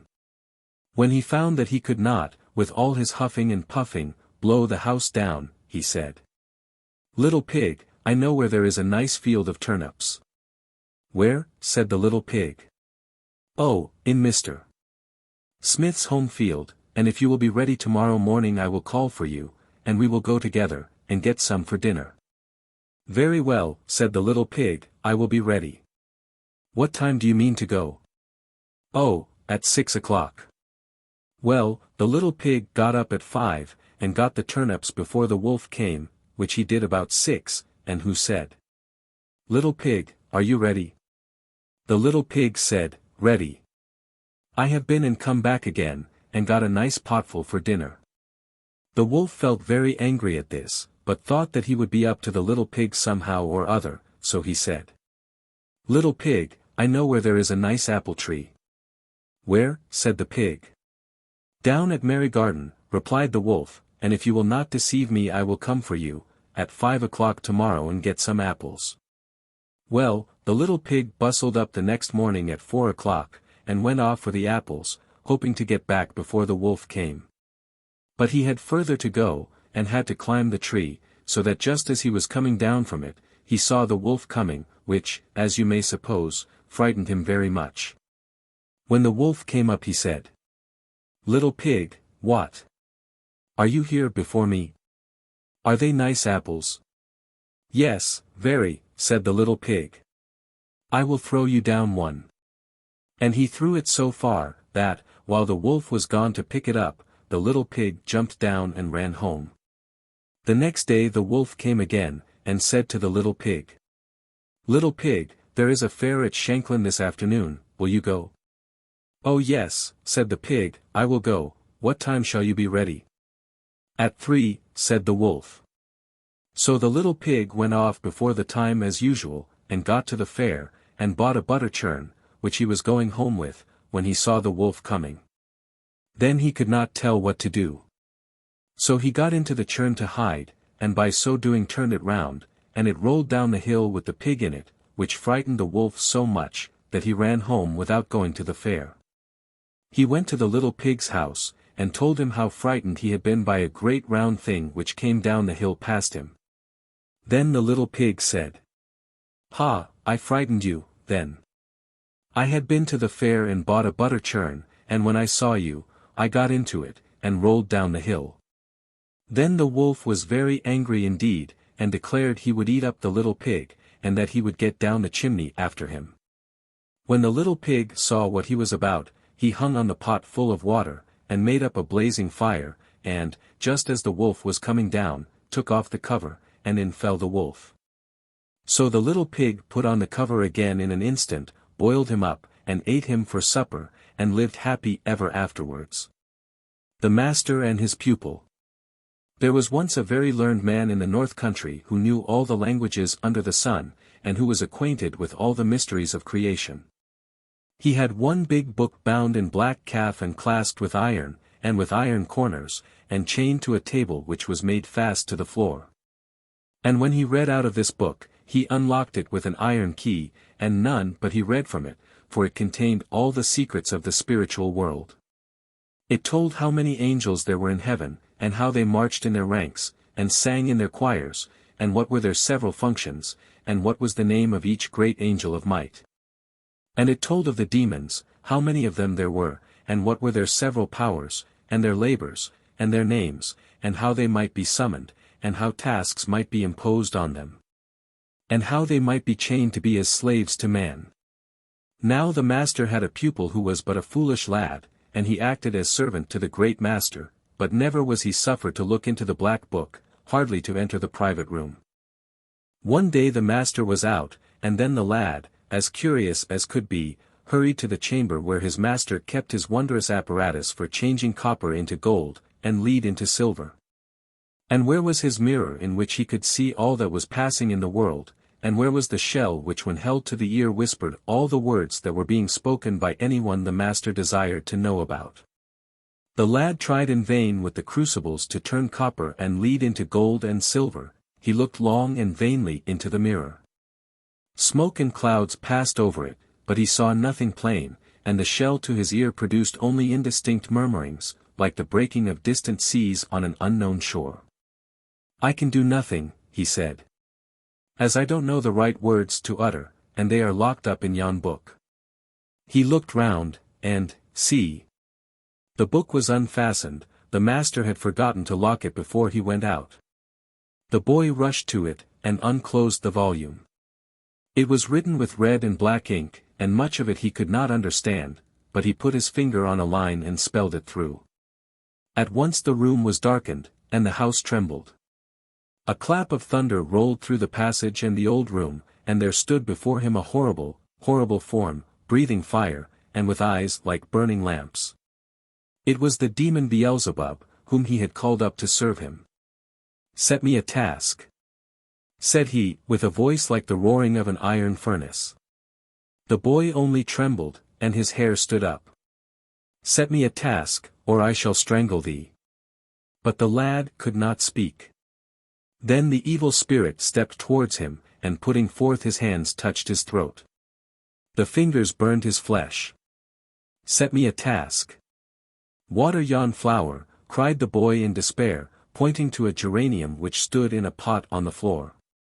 Instantly the spirit left the room, but in another instant he returned with a barrel on his back, and poured its contents over the flower. And again he went and came, and poured more and more water, till the floor of the room was ankle deep. "Enough, enough," gasped the lad, but the demon heeded him not. The lad didn't know the words by which to send him away, and still he fetched water. It rose to the boy's knees and still more water was poured. It mounted to his waist, and Beelzebub still kept on bringing barrels full. It rose to his armpits, and he scrambled to the tabletop. And now the water in the room stood up to the window and washed against the glass, and swirled around his feet on the table. It still rose, it reached his breast. In vain he cried. The evil spirit would not be dismissed, and to this day he would have been pouring water, and would have drowned all Yorkshire. But the master remembered on his journey that he had not locked his book, and therefore returned, and at the moment when the water was bubbling about the pupil's chin, rushed into the room and spoke the words which cast Beelzebub back into his fiery home. Titty Mouse and Tatty Mouse. Titty Mouse and Tatty Mouse both lived in a house. Titty Mouse went a-leasing and Tatty Mouse went a-leasing. So they both went a-leasing. Titty Mouse leased an ear of corn, and Tatty Mouse leased an ear of corn. So they both leased an ear of corn. Titty Mouse made a pudding, and Tatty Mouse made a pudding. So they both made a pudding. And Tatty Mouse put her pudding into the pot to boil. But when Titty went to put hers in, the pot tumbled over, and scalded her to death. Then Tatty sat down and wept, then a three-legged stool said, "Tatty, why do you weep?" "Tit is dead," said Tatty, "and so I weep." Then, said the stool, "I'll hop," so the stool hopped. Then a broom in the corner of the room said, "Stool, why do you hop?" "Oh," said the stool, "Tit is dead, and Tatty weeps, and so I hop." Then, said the broom, "I'll sweep," so the broom began to sweep. Then, said the door, "Broom, why do you sweep?" "Oh," said the broom, "Tit is dead, and Tatty weeps, and the stool hops, and so I sweep." Then, said the door, "I'll jar," so the door jarred. Then, said the window, "Door, why do you jar?" "Oh," said the door, "Tit is dead, and Tatty weeps, and the stool hops, and the broom sweeps, and so I jar." Then, said the window, "I'll creak," so the window creaked. Now there was an old form outside the house, and when the window creaked, the form said, "Window, why do you creak?" "Oh," said the window, "Tit is dead, and Tatty weeps, and the stool hops, and the broom sweeps, the door jars, and so I creak." Then, said the old form, "I'll run round the house." Then the old form ran round the house. Now there was a fine large walnut tree growing by the cottage, and the tree said to the form, "Form, why do you run round the house?" "Oh," said the form, "Tit is dead, and Tatty weeps, and the stool hops, and the broom sweeps, the door jars, and the window creaks, and so I run round the house." Then, said the walnut tree, "I'll shed my leaves," so the walnut tree shed all its beautiful green leaves. Now there was a little bird perched on one of the boughs of the tree, and when all the leaves fell, it said, "Walnut tree, why do you shed your leaves?" "Oh," said the tree, "Tit is dead, and Tatty weeps, the stool hops, and the broom sweeps, the door jars, and the window creaks, the old form runs round the house, and so I shed my leaves." Then, said the little bird, "I'll molt all my feathers," so he molted all his pretty feathers. Now there was a little girl walking below, carrying a jug of milk for her brothers and sisters' supper, and when she saw the poor little bird molt all its feathers, she said, "Little bird, why do you molt all your feathers?" "Oh," said the little bird, "Tit is dead, and Tatty weeps, the stool hops, and the broom sweeps, the door jars, and the window creaks, the old form runs round the house, the walnut tree sheds its leaves, and so I molt all my feathers." Then, said the little girl, "I'll spill the milk," so she dropped the pitcher and spilt the milk. Now there was an old man just by on the top of a ladder thatching a rick, and when he saw the little girl spill the milk, he said, "Little girl, what do you mean by spilling the milk? Your little brothers and sisters must go without their supper." Then said the little girl, "Tit is dead, and Tatty weeps, the stool hops, and the broom sweeps, the door jars, and the window creaks, the old form runs round the house, the walnut tree sheds all its leaves, the little bird molts all its feathers. And so I spill the milk." "Oh," said the old man, "then I'll tumble off the ladder and break my neck," so he tumbled off the ladder and broke his neck. And when the old man broke his neck, the great walnut tree fell down with a crash, and upset the old form and house, and the house falling knocked the window out, and the window knocked the door down, and the door upset the broom. And the broom upset the stool, and poor little Tatty Mouse was buried beneath the ruins. Jack and his golden snuff-box. Once upon a time, and a very good time it was, though it was neither in my time nor in your time nor in anyone else's time, there was an old man and an old woman, and they had one son. And they lived in a great forest. And their son never saw any other people in his life, but he knew that there was some more in the world besides his own father and mother, because he had lots of books, and he used to read every day about them. And when he read about some pretty young women, he used to go mad to see some of them. Till one day, when his father was out cutting wood, he told his mother that he wished to go away to look for his living in some other country, and to see some other people besides them too. And he said, I see nothing at all here but great trees around me, and if I stay here, maybe I shall go mad before I see anything. The young man's father was out all this time, when this talk was going on between him and his poor old mother. The old woman begins by saying to her son before leaving, well, my poor boy, if you want to go, it's better for you to go, and God be with you. The old woman thought for the best when she said that. But stop a bit before you go. Which would you like best for me to make you, a little cake and bless you, or a big cake and curse you? Dear, said he, make me a big cake. Maybe I shall be hungry on the road. The old woman made the big cake, and she went on top of the house, and she cursed him as far as she could see him. He presently meets with his father, and the old man says to him, Where are you going, my poor boy? When the son told the father the same tale as he told his mother. Well, says his father, I'm sorry to see you going away, but if you've made your mind to go, it's better for you to go. The poor lad had not gone far, when his father called him back. Then the old man drew out of his pocket a golden snuff-box, and said to him, Here, take this little box, and put it in your pocket, and be sure not to open it till you are near your death.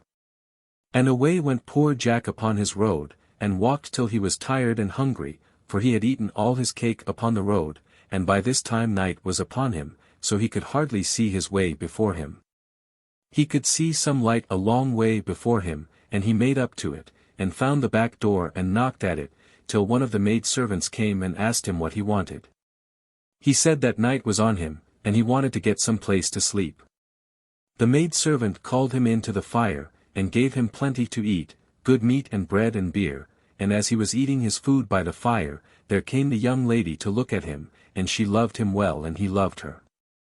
And the young lady ran to tell her father, and said there was a pretty young man in the back kitchen, and immediately the gentleman came to him, and questioned him, and asked what work he could do. Jack said, the silly fellow, that he could do anything. He meant that he could do any foolish bit of work, that would be wanted about the house. Well, says the gentleman to him, if you can do anything, at 8 o'clock in the morning I must have a great lake and some of the largest man-of-war vessels sailing before my mansion, and one of the largest vessels must fire a royal salute. And the last round must break the leg of the bed where my young daughter is sleeping. And if you don't do that, you will have to forfeit your life. All right, said Jack. And away he went to his bed, and said his prayers quietly, and slept till it was near 8 o'clock, and he had hardly any time to think what he was to do, till all of a sudden he remembered about the little golden box that his father gave him. And he said to himself, well, I never was so near my death as I am now, and then he felt in his pocket, and drew the little box out. And when he opened it, out there hopped 3 little red men, and asked Jack, what is your will with us? Well, said Jack, I want a great lake and some of the largest man-of-war vessels in the world before this mansion, and one of the largest vessels to fire a royal salute. And the last round to break one of the legs of the bed where this young lady is sleeping. All right, said the little men, go to sleep.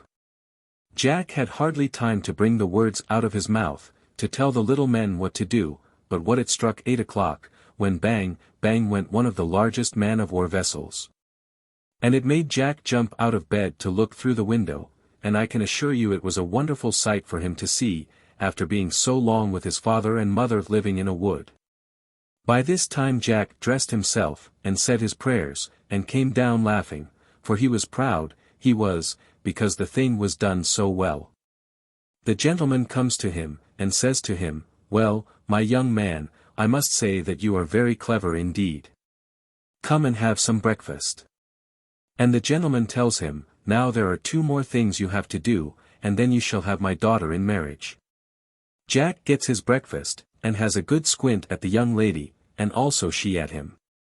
The other thing that the gentleman told him to do was to fell all the great trees for miles around by 8 o'clock in the morning. And, to make my long story short, it was done, and it pleased the gentleman. Well, the gentleman said to him, "The other thing you have to do, and it was the last thing, you must get me a great castle standing on 12 golden pillars.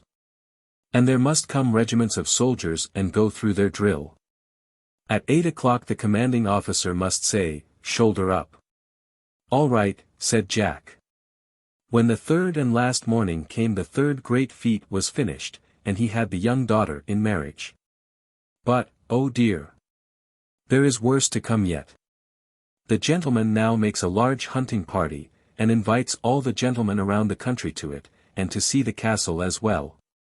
And by this time Jack has a beautiful horse and a scarlet dress to go with them. On that morning his valet, when putting Jack's clothes by, after changing them to go a-hunting, put his hand in one of Jack's waistcoat pockets, and pulled out the little golden snuff-box, as poor Jack left behind in a mistake. And that man opened the little box, and there hopped the 3 little red men out, and asked him what he wanted with them. "Well," said the valet to them, "I want this castle to be moved from this place far and far across the sea." "All right," said the little red men to him, "do you wish to go with it?" "Yes," said he. "Well, get up," said they to him, and away they went far and far over the great sea. Now the grand hunting party comes back, and the castle upon the 12 golden pillars had disappeared, to the great disappointment of those gentlemen as did not see it before. That poor silly Jack is threatened by taking his beautiful young wife from him, for taking them in the way he did. But the gentleman at last made an agreement with him, and he is to have a 12 months and a day to look for it. And off he goes with a good horse and money in his pocket. Now poor Jack goes in search of his missing castle, over hills, dales, valleys, and mountains, through woolly woods and sheep walks, further than I can tell you or ever intend to tell you. Until at last he comes up to the place where lives the king of all the little mice in the world. There was one of the little mice on sentry at the front gate going up to the palace, and did try to stop Jack from going in. He asked the little mouse, "Where does the king live? I should like to see him." This one sent another with him to show him the place, and when the king saw him, he called him in. And the king questioned him, and asked him where he was going that way. Well, Jack told him all the truth, that he had lost the great castle, and was going to look for it, and he had a whole 12 months and a day to find it out. And Jack asked him whether he knew anything about it, and the king said, "No, but I am the king of all the little mice in the world, and I will call them all up in the morning, and maybe they have seen something of it." Then Jack got a good meal and bed, and in the morning he and the king went on to the fields, and the king called all the mice together, and asked them whether they had seen the great beautiful castle standing on golden pillars. And all the little mice said, no, there was none of them had seen it. The old king said to him that he had 2 other brothers, one is the king of all the frogs, and my other brother, who is the oldest, he is the king of all the birds in the world. And if you go there, maybe they know something about the missing castle. The king said to him, "Leave your horse here with me till you come back, and take one of my best horses under you, and give this cake to my brother. He will know then who you got it from. Mind and tell him I am well, and should like dearly to see him." And then the king and Jack shook hands together. And when Jack was going through the gates, the little mouse asked him, should he go with him? And Jack said to him, "No, I shall get myself into trouble with the king." And the little thing told him, "It will be better for you to let me go with you, maybe I shall do some good to you sometime without you knowing it. Jump up, then." And the little mouse ran up the horse's leg, and made it dance, and Jack put the mouse in his pocket. Now Jack, after wishing good morning to the king and pocketing the little mouse which was on sentry, trudged on his way. And such a long way he had to go, and this was his first day. At last he found the place, and there was one of the frogs on sentry, and gun upon his shoulder, and did try to hinder Jack from going in. But when Jack said to him that he wanted to see the king, he allowed him to pass, and Jack made up to the door. The king came out, and asked him his business, and Jack told him all from beginning to end.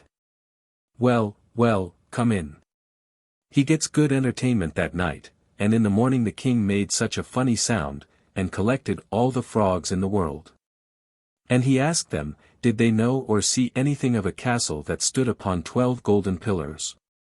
And they all made a curious sound, crow crow, crow crow, and said, no.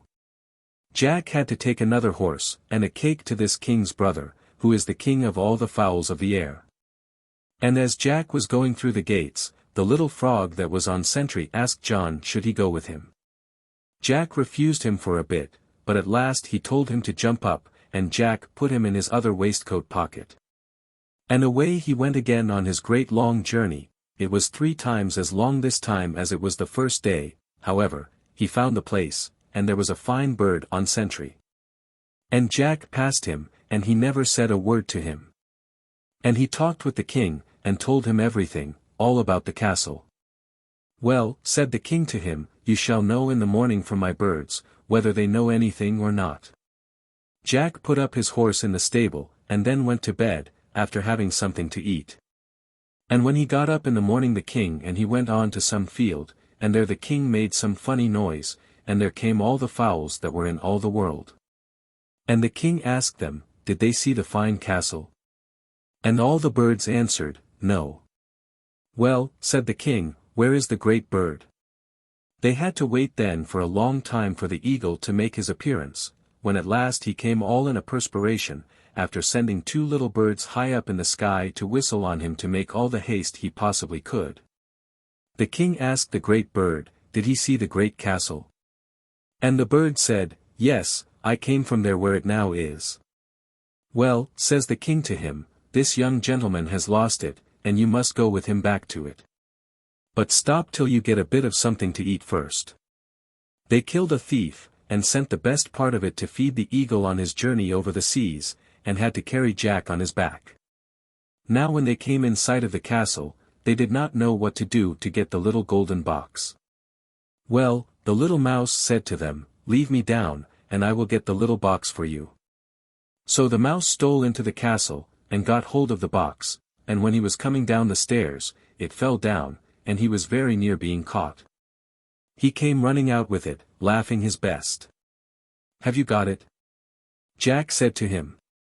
He said, yes, and off they went back again, and left the castle behind.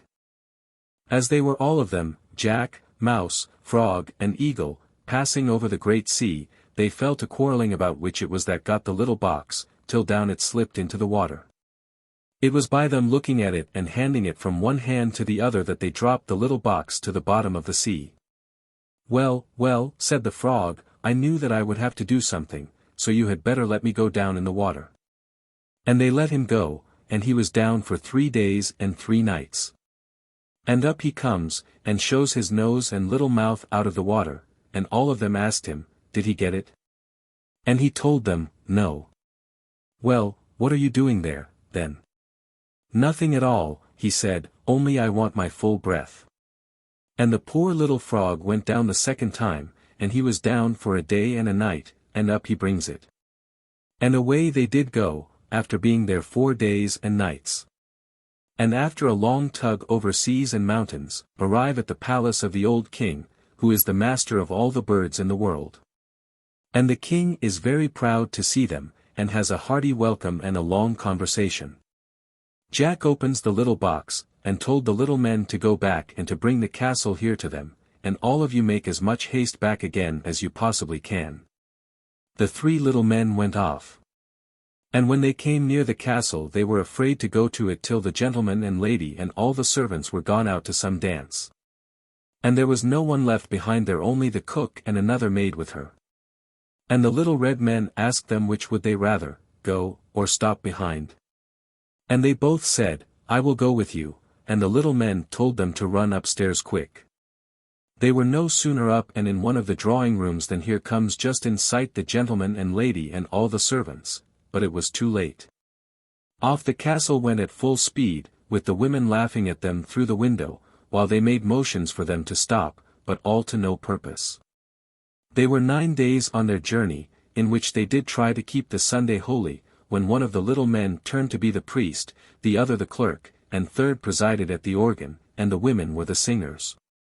For they had a grand chapel in the castle already. Very remarkable, there was a discord made in the music, and one of the little men ran up one of the organ pipes to see where the bad sound came from. When he found out, it only happened to be that the 2 women were laughing at the little red man stretching his little legs full length on the bass pipes, also his 2 arms the same time, with his little red nightcap, which he never forgot to wear. And what they never witnessed before, could not help calling forth some good merriment while on the face of the deep. And poor thing! Through them not going on with what they begun with, they very near came to danger, as the castle was once very near sinking in the middle of the sea. At length, after a merry journey, they come again to Jack and the king. The king was quite struck with the sight of the castle, and going up the golden stairs, went to see the inside. The king was very much pleased with the castle, but poor Jack's time of 12 months and a day was drawing to a close. And he, wishing to go home to his young wife, gives orders to the 3 little men to get ready by the next morning at 8 o'clock to be off to the next brother, and to stop there for one night. Also to proceed from there to the last or the youngest brother, the master of all the mice in the world, in such place where the castle shall be left under his care until it's sent for. Jack takes a farewell of the king, and thanks him very much for his hospitality. Away went Jack and his castle again, and stopped one night in that place, and away they went again to the 3rd place, and there left the castle under his care. As Jack had to leave the castle behind, he had to take to his own horse, which he left there when he first started. Now poor Jack leaves his castle behind and faces towards home. And after having so much merriment with the 3 brothers every night, Jack became sleepy on horseback, and would have lost the road if it was not for the little men guiding him. At last he arrived weary and tired, and they did not seem to receive him with any kindness whatever, because he had not found the stolen castle. And to make it worse, he was disappointed in not seeing his young and beautiful wife to come and meet him, through being hindered by her parents. But that did not stop long. Jack put full power on and dispatched the little men off to bring the castle from there, and they soon got there. Jack shook hands with the king, and returned many thanks for his kingly kindness in minding the castle for him. And then Jack instructed the little men to spur up and put speed on. And off they went, and were not long before they reached their journey's end, when out comes the young wife to meet him with a fine lump of a young son, and they all lived happy ever afterwards. The story of the 3 bears. Once upon a time there were 3 bears, who lived together in a house of their own, in a wood. One of them was a little, small wee bear, and one was a middle-sized bear, and the other was a great, huge bear. They had each a pot for their porridge, a little pot for the little, small, wee bear, and a middle-sized pot for the middle bear, and a great pot for the great, huge bear. And they had each a chair to sit in. A little chair for the little, small, wee bear, and a middle-sized chair for the middle bear, and a great chair for the great, huge bear. And they had each a bed to sleep in, a little bed for the little, small, wee bear. And a middle-sized bed for the middle bear, and a great bed for the great, huge bear. One day, after they had made the porridge for their breakfast, and poured it into their porridge pots, they walked out into the wood while the porridge was cooling, that they might not burn their mouths, by beginning too soon to eat it. And while they were walking, a little old woman came to the house. She could not have been a good, honest old woman, for first she looked in at the window, and then she peeped in at the keyhole, and seeing nobody in the house, she lifted the latch. The door was not fastened, because the bears were good bears, who did nobody any harm, and never suspected that anybody would harm them. So the little old woman opened the door, and went in. And well pleased she was when she saw the porridge on the table. If she had been a good little old woman, she would have waited till the bears came home, and then, perhaps, they would have asked her to breakfast. For they were good bears, a little rough or so, as the manner of bears is, but for all that very good-natured and hospitable. But she was an impudent, bad old woman, and set about helping herself. So first she tasted the porridge of the great, huge bear, and that was too hot for her, and she said a bad word about that. And then she tasted the porridge of the middle bear, and that was too cold for her, and she said a bad word about that too. And then she went to the porridge of the little, small, wee bear, and tasted that, and that was neither too hot, nor too cold, but just right. And she liked it so well, that she ate it all up, but the naughty old woman said a bad word about the little porridge pot, because it did not hold enough for her. Then the little old woman sate down in the chair of the great, huge bear, and that was too hard for her.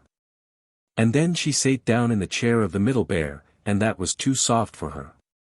And then she sate down in the chair of the little, small, wee bear, and that was neither too hard, nor too soft, but just right. So she seated herself in it, and there she sate till the bottom of the chair came out, and down she came, plump upon the ground. And the naughty old woman said a wicked word about that too.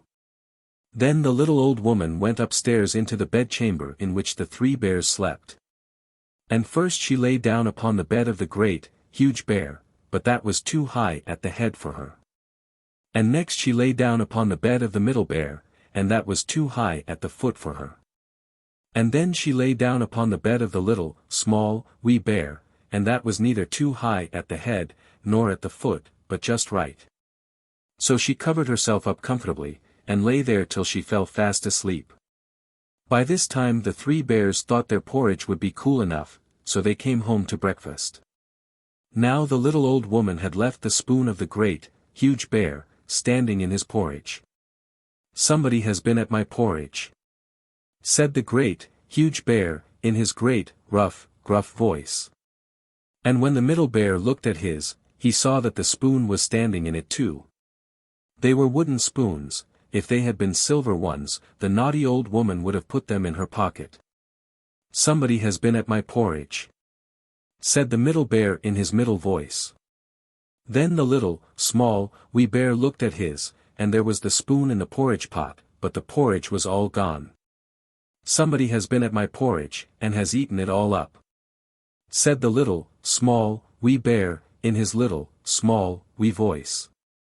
Upon this the three bears, seeing that someone had entered their house, and eaten up the little, small, wee bear's breakfast, began to look about them.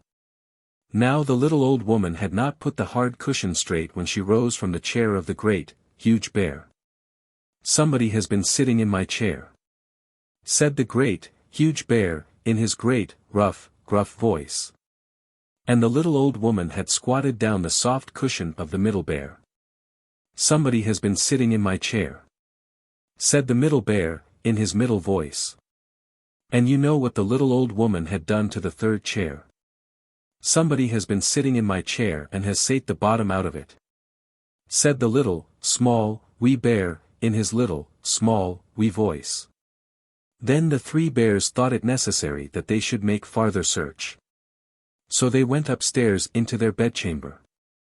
Now the little old woman had pulled the pillow of the great, huge bear, out of its place. "Somebody has been lying in my bed," said the great, huge bear, in his great, rough, gruff voice. And the little old woman had pulled the bolster of the middle bear out of its place. "Somebody has been lying in my bed," said the middle bear, in his middle voice. And when the little, small, wee bear came to look at his bed, there was the bolster in its place, and the pillow in its place upon the bolster. And upon the pillow was the little old woman's ugly, dirty head, which was not in its place, for she had no business there. "Somebody has been lying in my bed, and here she is," said the little, small, wee bear, in his little, small, wee voice. The little old woman had heard in her sleep the great, rough, gruff voice of the great, huge bear, but she was so fast asleep that it was no more to her than the roaring of wind, or the rumbling of thunder. And she had heard the middle voice, of the middle bear, but it was only as if she had heard someone speaking in a dream. But when she heard the little, small, wee voice of the little, small, wee bear, it was so sharp, and so shrill, that it awakened her at once. Up she started. And when she saw the 3 bears on one side of the bed, she tumbled herself out at the other, and ran to the window. Now the window was open, because the bears, like good, tidy bears, as they were, always opened their bedchamber window when they got up in the morning. Out the little old woman jumped, and whether she broke her neck in the fall, or ran into the wood and was lost there, or found her way out of the wood, and was taken up by the constable and sent to the house of correction for a vagrant as she was, I cannot tell. But the 3 bears never saw anything more of her. Jack the Giant Killer. When good King Arthur reigned, there lived near the Land's End of England, in the county of Cornwall, a farmer who had one only son called Jack. He was brisk and of a ready lively wit, so that nobody or nothing could worst him. In those days the Mount of Cornwall was kept by a huge giant named Cormoran. He was 18 feet in height, and about 3 yards round the waist, of a fierce and grim countenance, the terror of all the neighbouring towns and villages. He lived in a cave in the midst of the mount, and whenever he wanted food he would wade over to the mainland, where he would furnish himself with whatever came in his way. Everybody at his approach ran out of their houses, while he seized on their cattle, making nothing of carrying 6 oxen on his back at a time, and as for their sheep and hogs, he would tie them round his waist like a bunch of tallow dips. He had done this for many years, so that all Cornwall was in despair. One day Jack happened to be at the town hall when the magistrates were sitting in council about the giant. He asked, "What reward will be given to the man who kills Cormoran?" "The giant's treasure," they said, "will be the reward." Quoth Jack, "Then let me undertake it." So he got a horn, shovel, and pickaxe, and went over to the mount in the beginning of a dark winter's evening, when he fell to work, and before morning had dug a pit 22 feet deep, and nearly as broad, covering it over with long sticks and straw. Then he strewed a little mold over it, so that it appeared like plain ground. Jack then placed himself on the opposite side of the pit, farthest from the giant's lodging, and, just at the break of day, he put the horn to his mouth, and blew, tantivy, tantivy. This noise roused the giant, who rushed from his cave, crying, "You incorrigible villain, are you come here to disturb my rest? You shall pay dearly for this. Satisfaction I will have, and this it shall be, I will take you whole and broil you for breakfast." He had no sooner uttered this, than he tumbled into the pit, and made the very foundations of the mount to shake. "Oh, giant," quoth Jack, "where are you now?" "Oh, faith, you are got now into Lob's Pound, where I will surely plague you for your threatening words. What do you think now of broiling me for your breakfast? Will no other diet serve you but poor Jack?" Then having tantalized the giant for a while, he gave him a most weighty knock with his pickaxe on the very crown of his head, and killed him on the spot. Jack then filled up the pit with earth, and went to search the cave, which he found contained much treasure. When the magistrates heard of this they made a declaration he should henceforth be termed Jack the Giant Killer, and presented him with a sword and a belt, on which were written these words embroidered in letters of gold: "Here's the right valiant Cornish man, who slew the giant Cormoran." The news of Jack's victory soon spread over all the west of England, so that another giant, named Blunderbore, hearing of it, vowed to be revenged on Jack, if ever he should light on him. This giant was the lord of an enchanted castle situated in the midst of a lonesome wood.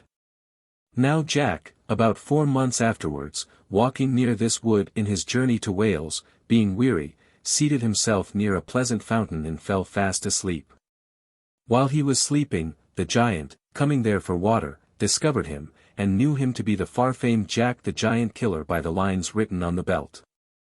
Without ado, he took Jack on his shoulders and carried him towards his castle. Now, as they passed through a thicket, the rustling of the boughs awakened Jack, who was strangely surprised to find himself in the clutches of the giant. His terror was only begun, for, on entering the castle, he saw the ground strewed with human bones, and the giant told him his own would ere long be among them. After this the giant locked poor Jack in an immense chamber, leaving him there while he went to fetch another giant, his brother, living in the same wood, who might share in the meal on Jack. After waiting some time Jack, on going to the window beheld afar off the two giants coming towards the castle. Now, quoth Jack to himself, my death or my deliverance is at hand. Now, there were strong cords in a corner of the room in which Jack was, and two of these he took, and made a strong noose at the end, and while the giants were unlocking the iron gate of the castle he threw the ropes over each of their heads. Then he drew the other ends across a beam, and pulled with all his might, so that he throttled them. Then, when he saw they were black in the face, he slid down the rope, and drawing his sword, slew them both. Then, taking the giant's keys, and unlocking the rooms, he found 3 fair ladies tied by the hair of their heads, almost starved to death. Sweet ladies, quoth Jack, I have destroyed this monster and his brutish brother, and obtained your liberties. This said he presented them with the keys, and so proceeded on his journey to Wales. Jack made the best of his way by travelling as fast as he could, but lost his road, and was benighted, and could find any habitation until, coming into a narrow valley, he found a large house. And in order to get shelter took courage to knock at the gate. But what was his surprise when there came forth a monstrous giant with 2 heads, yet he did not appear so fiery as the others were, for he was a Welsh giant, and what he did was by private and secret malice under the false show of friendship. Jack, having told his condition to the giant, was shown into a bedroom, where, in the dead of night, he heard his host in another apartment muttering these words. Though here you lodge with me this night, you shall not see the morning light. My club shall dash your brains outright. Say'st thou so, quoth Jack, that is like one of your Welsh tricks, yet I hope to be cunning enough for you. Then, getting out of bed, he laid a billet in the bed in his stead, and hid himself in a corner of the room. At the dead time of the night in came the Welsh giant, who struck several heavy blows on the bed with his club, thinking he had broken every bone in Jack's skin. The next morning Jack, laughing in his sleeve, gave him hearty thanks for his night's lodging. How have you rested, quoth the giant, did you not feel anything in the night? No, quoth Jack, nothing but a rat, which gave me 2 or 3 slaps with her tail. With that, greatly wondering, the giant led Jack to breakfast, bringing him a bowl containing 4 gallons of hasty pudding. Being loath to let the giant think it too much for him, Jack put a large leather bag under his loose coat, in such a way that he could convey the pudding into it without its being perceived. Then, telling the giant he would show him a trick, taking a knife, Jack ripped open the bag, and out came all the hasty pudding. Whereupon, saying, Odd splutters her nails, her can do that trick herself, the monster took the knife, and ripping open his belly, fell down dead. Now, it happened in these days that King Arthur's only son asked his father to give him a large sum of money, in order that he might go and seek his fortune in the Principality of Wales, where lived a beautiful lady possessed with 7 evil spirits. The king did his best to persuade his son from it, but in vain, so at last gave way and the prince set out with 2 horses, one loaded with money, the other for himself to ride upon. Now, after several days' travel, he came to a market town in Wales, where he beheld a vast crowd of people gathered together. The prince asked the reason of it, and was told that they had arrested a corpse for several large sums of money which the deceased owed when he died. The prince replied that it was a pity creditors should be so cruel, and said, Go bury the dead, and let his creditors come to my lodging, and there their debts shall be paid. They came, in such great numbers that before night he had only 2pence left for himself. Now Jack the giant killer, coming that way, was so taken with the generosity of the prince, that he desired to be his servant. This being agreed upon, the next morning they set forward on their journey together, when, as they were riding out of the town, an old woman called after the prince, saying, He has owed me 2pence these 7 years. Pray pay me as well as the rest. Putting his hand to his pocket, the prince gave the woman all he had left, so that after their day's food, which cost what small spell Jack had by him, they were without a penny between them. When the sun got low, the king's son said, Jack, since we have no money, where can we lodge this night? But Jack replied, "Master, will do well enough, for I have an uncle lives within 2 miles of this place. He is a huge and monstrous giant with 3 heads, he'll fight 500 men in armor, and make them to fly before him." "Alas," quoth the prince, "what shall we do there? He'll certainly chop us up at a mouthful. Nay, we are scarce enough to fill one of his hollow teeth." "It is no matter for that," quoth Jack, "I myself will go before and prepare the way for you, therefore stop here and wait till I return." Jack then rode away at full speed, and coming to the gate of the castle, he knocked so loud that he made the neighboring hills resound. The giant roared out at this like thunder, "Who's there?" Jack answered, "None but your poor cousin Jack." Quoth he, "What news with my poor cousin Jack?" He replied, "Dear uncle, heavy news, God wot." "Prithee," quoth the giant, "what heavy news can come to me? I am a giant with 3 heads, and besides thou knowest I can fight 500 men in armor, and make them fly like chaff before the wind." "Oh, but," quoth Jack, "here's the king's son coming with 1,000 men in armor to kill you and destroy all that you have." "Oh, cousin Jack," said the giant, "this is heavy news indeed. I will immediately run and hide myself, and thou shalt lock, bolt, and bar me in, and keep the keys until the prince is gone." Having secured the giant, Jack fetched his master, when they made themselves heartily merry whilst the poor giant lay trembling in a vault under the ground. Early in the morning Jack furnished his master with a fresh supply of gold and silver, and then sent him 3 miles forward on his journey, at which time the prince was pretty well out of the smell of the giant. Jack then returned, and let the giant out of the vault, who asked what he should give him for keeping the castle from destruction. "Why," quoth Jack, "I want nothing but the old coat and cap, together with the old rusty sword and slippers which are at your bed's head." Quoth the giant, "You know not what you ask, they are the most precious things I have. The coat will keep you invisible, the cap will tell you all you want to know, the sword cuts asunder whatever you strike, and the shoes are of extraordinary swiftness. But you have been very serviceable to me, therefore take them with all my heart." Jack thanked his uncle, and then went off with them. He soon overtook his master and they quickly arrived at the house of the lady the prince sought, who, finding the prince to be a suitor, prepared a splendid banquet for him. After the repast was concluded, she told him she had a task for him. She wiped his mouth with a handkerchief, saying, "You must show me that handkerchief tomorrow morning, or else you will lose your head." With that she put it in her bosom. The prince went to bed in great sorrow, but Jack's cap of knowledge informed him how it was to be obtained. In the middle of the night she called upon her familiar spirit to carry her to Lucifer. But Jack put on his coat of darkness and his shoes of swiftness, and was there as soon as she was. When she entered the place of the old one, she gave the handkerchief to old Lucifer, who laid it upon a shelf, whence Jack took it and brought it to his master, who showed it to the lady next day, and so saved his life. On that day, she gave the prince a kiss and told him he must show her the lips tomorrow morning that she kissed last night, or lose his head. "Ah," he replied, "if you kiss none but mine, I will." "That is neither here nor there," said she. "If you do not, death's your portion."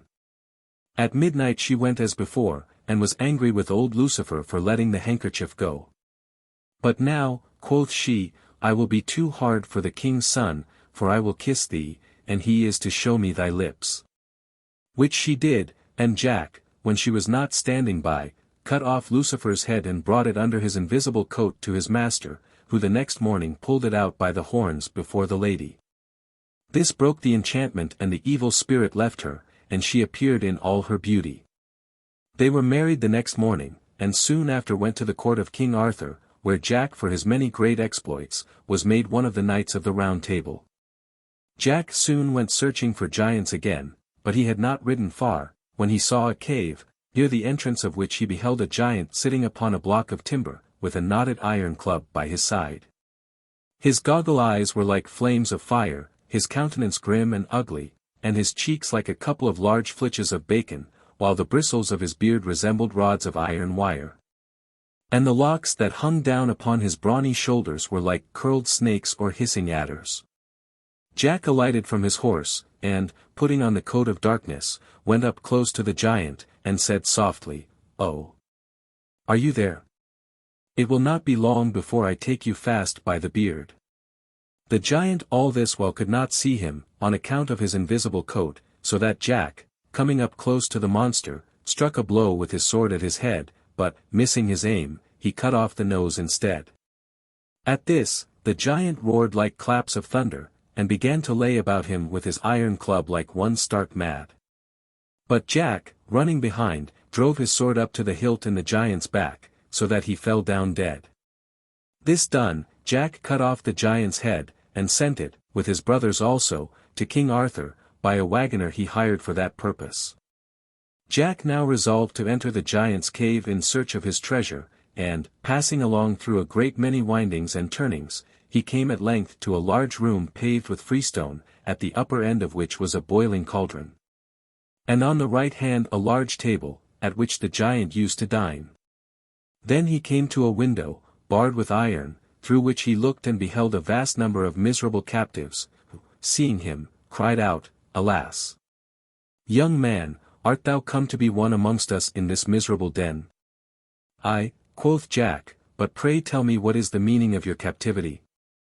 "We are kept here," said one, "till such time as the giants have a wish to feast, and then the fattest among us is slaughtered. And many are the times they have dined upon murdered men." "Say you so," quoth Jack, and straightway unlocked the gate and let them free, who all rejoiced like condemned men at sight of a pardon. Then searching the giant's coffers, he shared the gold and silver equally amongst them and took them to a neighboring castle, where they all feasted and made merry over their deliverance. But in the midst of all this mirth a messenger brought news that one Thunderdell, a giant with 2 heads, having heard of the death of his kinsman, had come from the northern dales to be revenged on Jack, and was within a mile of the castle. The country people flying before him like chaff. But Jack was not a bit daunted, and said, "Let him come. I have a tool to pick his teeth, and you, ladies and gentlemen, walk out into the garden, and you shall witness this giant Thunderdell's death and destruction." The castle was situated in the midst of a small island surrounded by a moat 30 feet deep and 20 feet wide, over which lay a drawbridge. So Jack employed men to cut through this bridge on both sides, nearly to the middle. And then, dressing himself in his invisible coat, he marched against the giant with his sword of sharpness. Although the giant could not see Jack, he smelt his approach, and cried out in these words: "Fee, fi, fo, fum. I smell the blood of an Englishman. Be he alive or be he dead, I'll grind his bones to make me bread." "Say'st thou so," said Jack, "then thou art a monstrous miller indeed." The giant cried out again, "Art thou that villain who killed my kinsman? Then I will tear thee with my teeth, suck thy blood, and grind thy bones to powder." "You'll have to catch me first," quoth Jack, and throwing off his invisible coat, so that the giant might see him, and putting on his shoes of swiftness, he ran from the giant, who followed like a walking castle. So that the very foundations of the earth seemed to shake at every step. Jack led him a long dance, in order that the gentlemen and ladies might see, and at last, to end the matter, ran lightly over the drawbridge, the giant, in full speed, pursuing him with his club. Then, coming to the middle of the bridge, the giant's great weight broke it down, and he tumbled headlong into the water, where he rolled and wallowed like a whale. Jack, standing by the moat, laughed at him all the while. But though the giant foamed to hear him scoff, and plunged from place to place in the moat, yet he could not get out to be revenged. Jack at length got a cart rope and cast it over the 2 heads of the giant, and drew him ashore by a team of horses, and then cut off both his heads with his sword of sharpness, and sent them to King Arthur. After some time spent in mirth and pastime, Jack, taking leave of the knights and ladies, set out for new adventures. Through many woods he passed, and came at length to the foot of a high mountain. Here, late at night, he found a lonesome house, and knocked at the door, which was opened by an aged man with a head as white as snow. "Father," said Jack, "can you lodge a benighted traveler that has lost his way?" "Yes," said the old man. "You are right welcome to my poor cottage. Whereupon Jack entered, and down they sat together, and the old man began to speak as follows: Son, I see by your belt you are the great conqueror of giants, and behold, my son, on the top of this mountain is an enchanted castle. This is kept by a giant named Galligantua, and he by the help of an old conjurer, betrays many knights and ladies into his castle, where by magic art they are transformed into sundry shapes and forms. But above all, I grieve for a duke's daughter, whom they fetched from her father's garden, carrying her through the air in a burning chariot drawn by fiery dragons, when they secured her within the castle, and transformed her into a white hind. And though many knights have tried to break the enchantment, and work her deliverance, yet no one could accomplish it, on account of two dreadful griffins which are placed at the castle gate and which destroy every one who comes near. But you, my son, may pass by them undiscovered, where on the gates of the castle you will find engraven in large letters how the spell may be broken. Jack gave the old man his hand, and promised that in the morning he would venture his life to free the lady.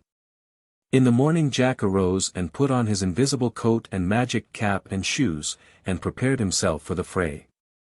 Now, when he had reached the top of the mountain he soon discovered the two fiery griffins, but passed them without fear, because of his invisible coat. When he had got beyond them, he found upon the gates of the castle a golden trumpet hung by a silver chain, under which these lines were engraved. Whoever shall this trumpet blow, shall soon the giant overthrow, and break the black enchantment straight. So all shall be in happy state.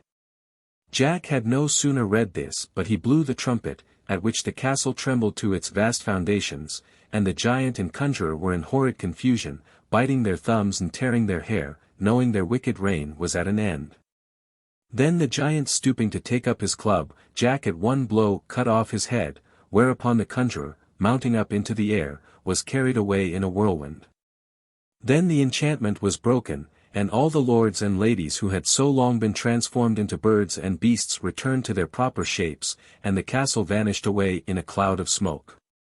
This being done, the head of Galligantua was likewise, in the usual manner, conveyed to the court of King Arthur, where, the very next day, Jack followed, with the knights and ladies who had been delivered. Whereupon, as a reward for his good services, the king prevailed upon the duke to bestow his daughter in marriage on honest Jack. So married they were, and the whole kingdom was filled with joy at the wedding. Furthermore, the king bestowed on Jack a noble castle, with a very beautiful estate thereto belonging, where he and his lady lived in great joy and happiness all the rest of their days. Henny-Penny. One day Henny-Penny was picking up corn in the cornyard when, whack, something hit her upon the head. "Goodness gracious me," said Henny-Penny, "the sky's going to fall, I must go and tell the king." So she went along and she went along and she went along till she met Cocky-Locky. "Where are you going, Henny-Penny?" says Cocky-Locky. "Oh, I'm going to tell the king the sky's falling," says Henny-Penny. "May I come with you?" says Cocky-Locky. "Certainly," says Henny-Penny. So Henny-Penny and Cocky-Locky went to tell the king the sky was falling. They went along, and they went along, and they went along, till they met Ducky-Daddles. "Where are you going to, Henny-Penny and Cocky-Locky?" says Ducky-Daddles. "Oh, we're going to tell the king the sky's falling," said Henny-Penny and Cocky-Locky. "May I come with you?" says Ducky-Daddles.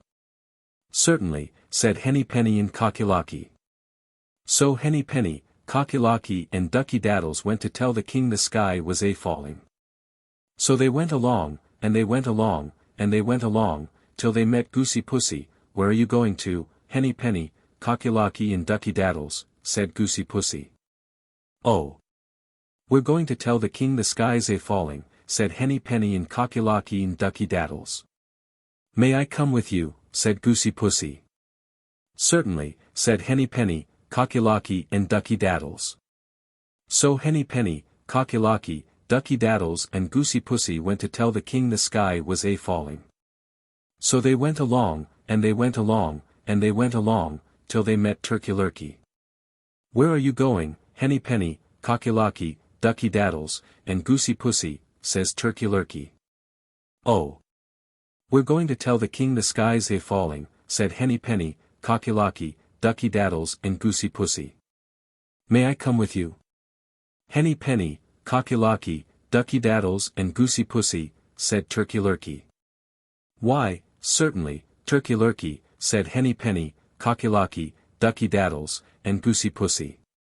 So Henny-Penny, Cocky-Locky, Ducky-Daddles, Goosey-Pussy and Turkey-Lurkey all went to tell the king the sky was a-falling. So they went along, and they went along, and they went along, till they met Foxy-Woxy, and Foxy-Woxy said to Henny-Penny, Cocky-Locky, Ducky-Daddles, Goosey-Pussy and Turkey-Lurkey, where are you going, Henny-Penny, Cocky-Locky, Ducky-Daddles, Goosey-Pussy, and Turkey-Lurkey? And Henny-Penny, Cocky-Locky, Ducky-Daddles, Goosey-Pussy, and Turkey-Lurkey said to Foxy-Woxy, we're going to tell the king the sky's a-falling. Oh! But this is not the way to the king, Henny-Penny, Cocky-Locky, Ducky-Daddles, Goosey-Pussy and Turkey-Lurkey, says Foxy-Woxy, I know the proper way, shall I show it you? Why certainly, Foxy-Woxy, said Henny-Penny, Cocky-Locky, Ducky-Daddles, Goosey-Pussy, and Turkey-Lurkey. So Henny-Penny, Cocky-Locky, Ducky-Daddles, Goosey-Pussy, Turkey-Lurkey, and Foxy-Woxy all went to tell the king the sky was a-falling. So they went along, and they went along, and they went along, till they came to a narrow and dark hole. Now this was the door of Foxy-Woxy's cave. But Foxy-Woxy said to Henny-Penny, Cocky-Locky, Ducky-Daddles, Goosey-Pussy, and Turkey-Lurkey, this is the short way to the king's palace, you'll soon get there if you follow me.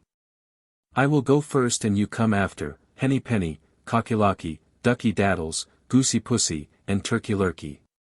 Why of course, certainly, without doubt, why not, said Henny-Penny, Cocky-Locky, Ducky-Daddles, Goosey-Pussy, and Turkey-Lurkey. So Foxy-Woxy went into his cave, and he didn't go very far but turned round to wait for Henny-Penny, Cocky-Locky, Ducky-Daddles, Goosey-Pussy and Turkey-Lurkey. So at first Turkey-Lurkey went through the dark hole into the cave. He hadn't got far when, hrumph, Foxy-Woxy snapped off Turkey-Lurkey's head and threw his body over his left shoulder. Then Goosey-Pussy went in, and, hrumph, off went her head and Goosey-Pussy was thrown beside Turkey-Lurkey.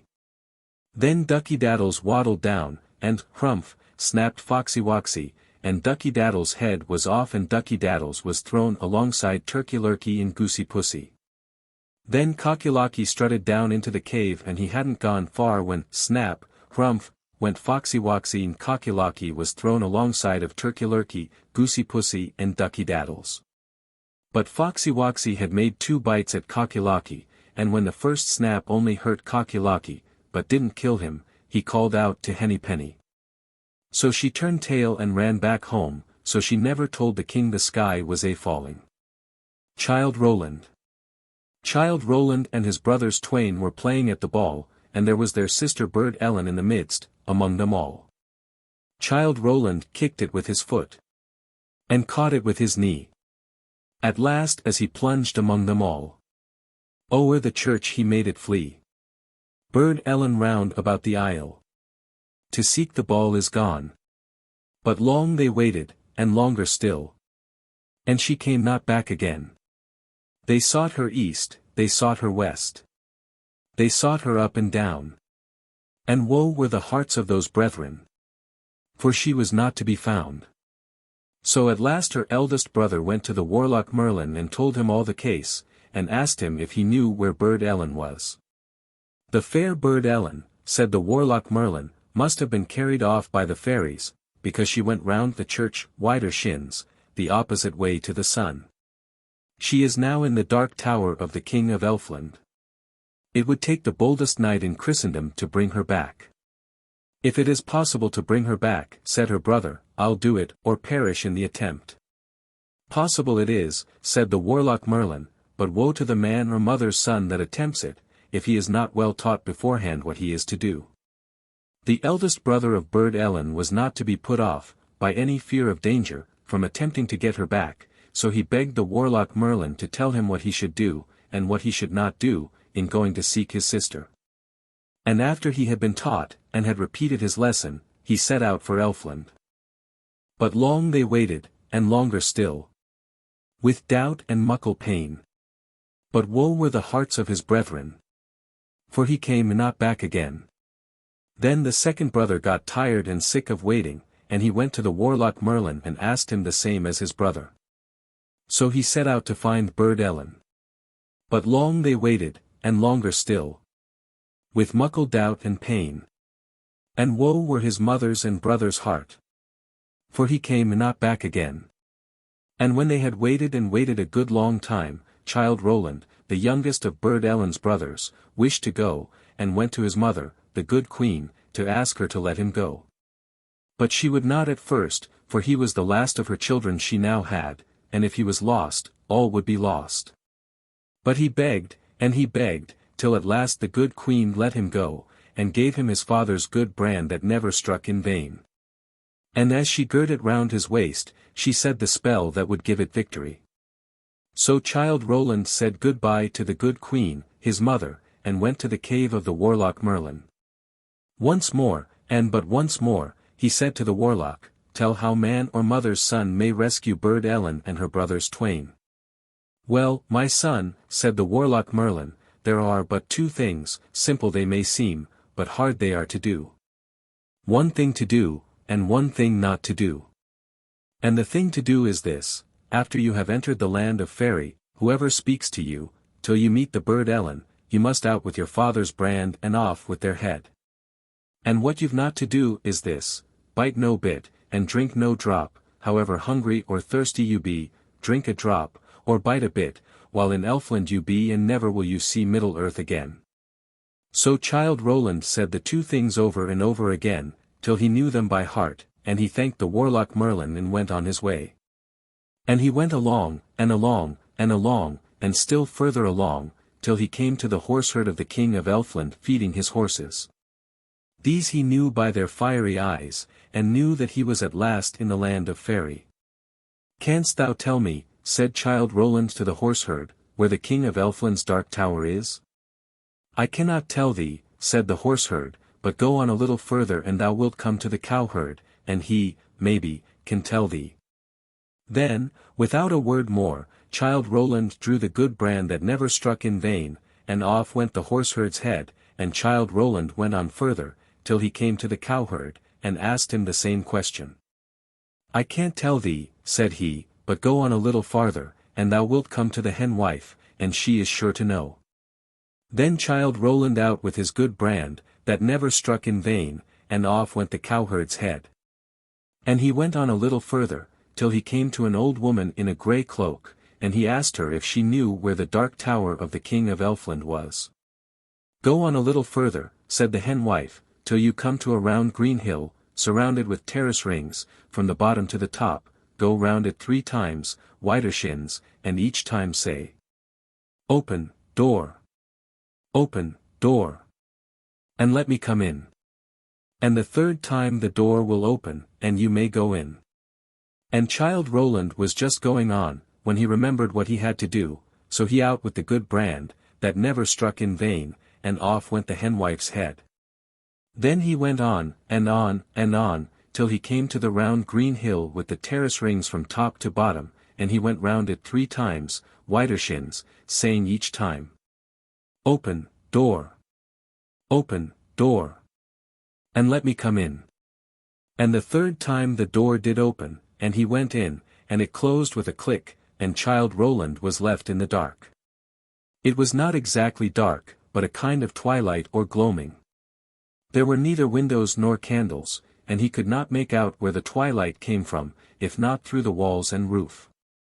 These were rough arches made of a transparent rock, encrusted with sheep silver and rock spar, and other bright stones. But though it was rock, the air was quite warm, as it always is in Elfland. So he went through this passage till at last he came to 2 wide and high folding doors which stood ajar. And when he opened them, there he saw a most wonderful and glorious sight. A large and spacious hall, so large that it seemed to be as long, and as broad, as the green hill itself. The roof was supported by fine pillars, so large and lofty, that the pillars of a cathedral were as nothing to them. They were all of gold and silver, with fretted work, and between them and around them, wreaths of flowers, composed of what do you think?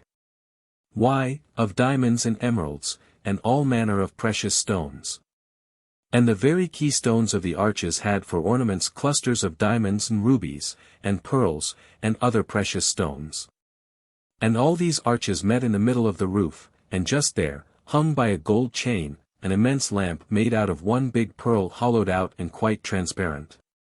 And in the middle of this was a big, huge carbuncle, which kept spinning round and round, and this was what gave light by its rays to the whole hall, which seemed as if the setting sun was shining on it. The hall was furnished in a manner equally grand, and at one end of it was a glorious couch of velvet, silk and gold, and there sate Burd Ellen, combing her golden hair with a silver comb. And when she saw Childe Roland she stood up and said, God pity ye, poor luckless fool. What have ye here to do? Hear ye this, my youngest brother. Why didn't ye bide at home? Had you 100,000 lives? Ye couldn't spare any a one. But sit ye down, but woe, oh, woe. That ever ye were born. For come the King of Elfland in. Your fortune is forlorn. Then they sate down together, and Childe Roland told her all that he had done, and she told him how their two brothers had reached the Dark Tower, but had been enchanted by the King of Elfland, and lay there entombed as if dead. And then after they had talked a little longer Childe Roland began to feel hungry from his long travels, and told his sister Burd Ellen how hungry he was and asked for some food, forgetting all about the warlock Merlin's warning. Burd Ellen looked at Childe Roland sadly, and shook her head, but she was under a spell, and could not warn him. So she rose up, and went out, and soon brought back a golden basin full of bread and milk. Childe Roland was just going to raise it to his lips, when he looked at his sister and remembered why he had come all that way. So he dashed the bowl to the ground, and said, Not a sup will I swallow, nor a bit will I bite, till Burd Ellen is set free. Just at that moment they heard the noise of some one approaching, and a loud voice was heard saying, Fee, fi, fo, fum. I smell the blood of a Christian man. Be he dead, be he living, with my brand. I'll dash his brains from his brain-pan. And then the folding doors of the hall were burst open, and the King of Elfland rushed in. Strike then, Bogle, if thou darest, shouted out Childe Roland, and rushed to meet him with his good brand that never yet did fail. They fought, and they fought, and they fought, till Childe Roland beat the King of Elfland down onto his knees, and caused him to yield and beg for mercy. I grant thee mercy, said Childe Roland, release my sister from thy spells and raise my brothers to life, and let us all go free, and thou shalt be spared. I agree, said the Elfin King, and rising up he went to a chest from which he took a phial filled with a blood-red liquor. With this he anointed the ears, eyelids, nostrils, lips, and fingertips, of the two brothers, and they sprang at once into life, and declared that their souls had been away, but had now returned. The Elfin King then said some words to Burd Ellen, and she was disenchanted, and they all four passed out of the hall, through the long passage, and turned their back on the Dark Tower, never to return again.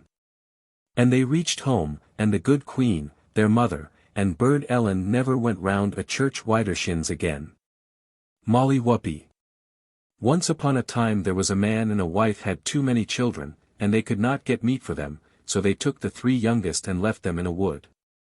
They travelled and could see never a house. It began to be dark, and they were hungry. At last they saw a light and made for it. It turned out to be a house. They knocked at the door, and a woman came to it, who said, What do you want? They said, Please let us in and give us something to eat. The woman said, I can't do that, as my man is a giant, and he would kill you if he comes home. They begged hard. Let us stop for a little while, said they, and we will go away before he comes.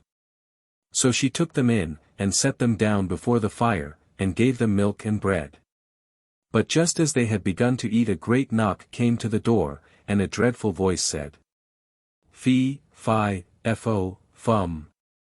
I smell the blood of some earthly one. Who have you there, wife?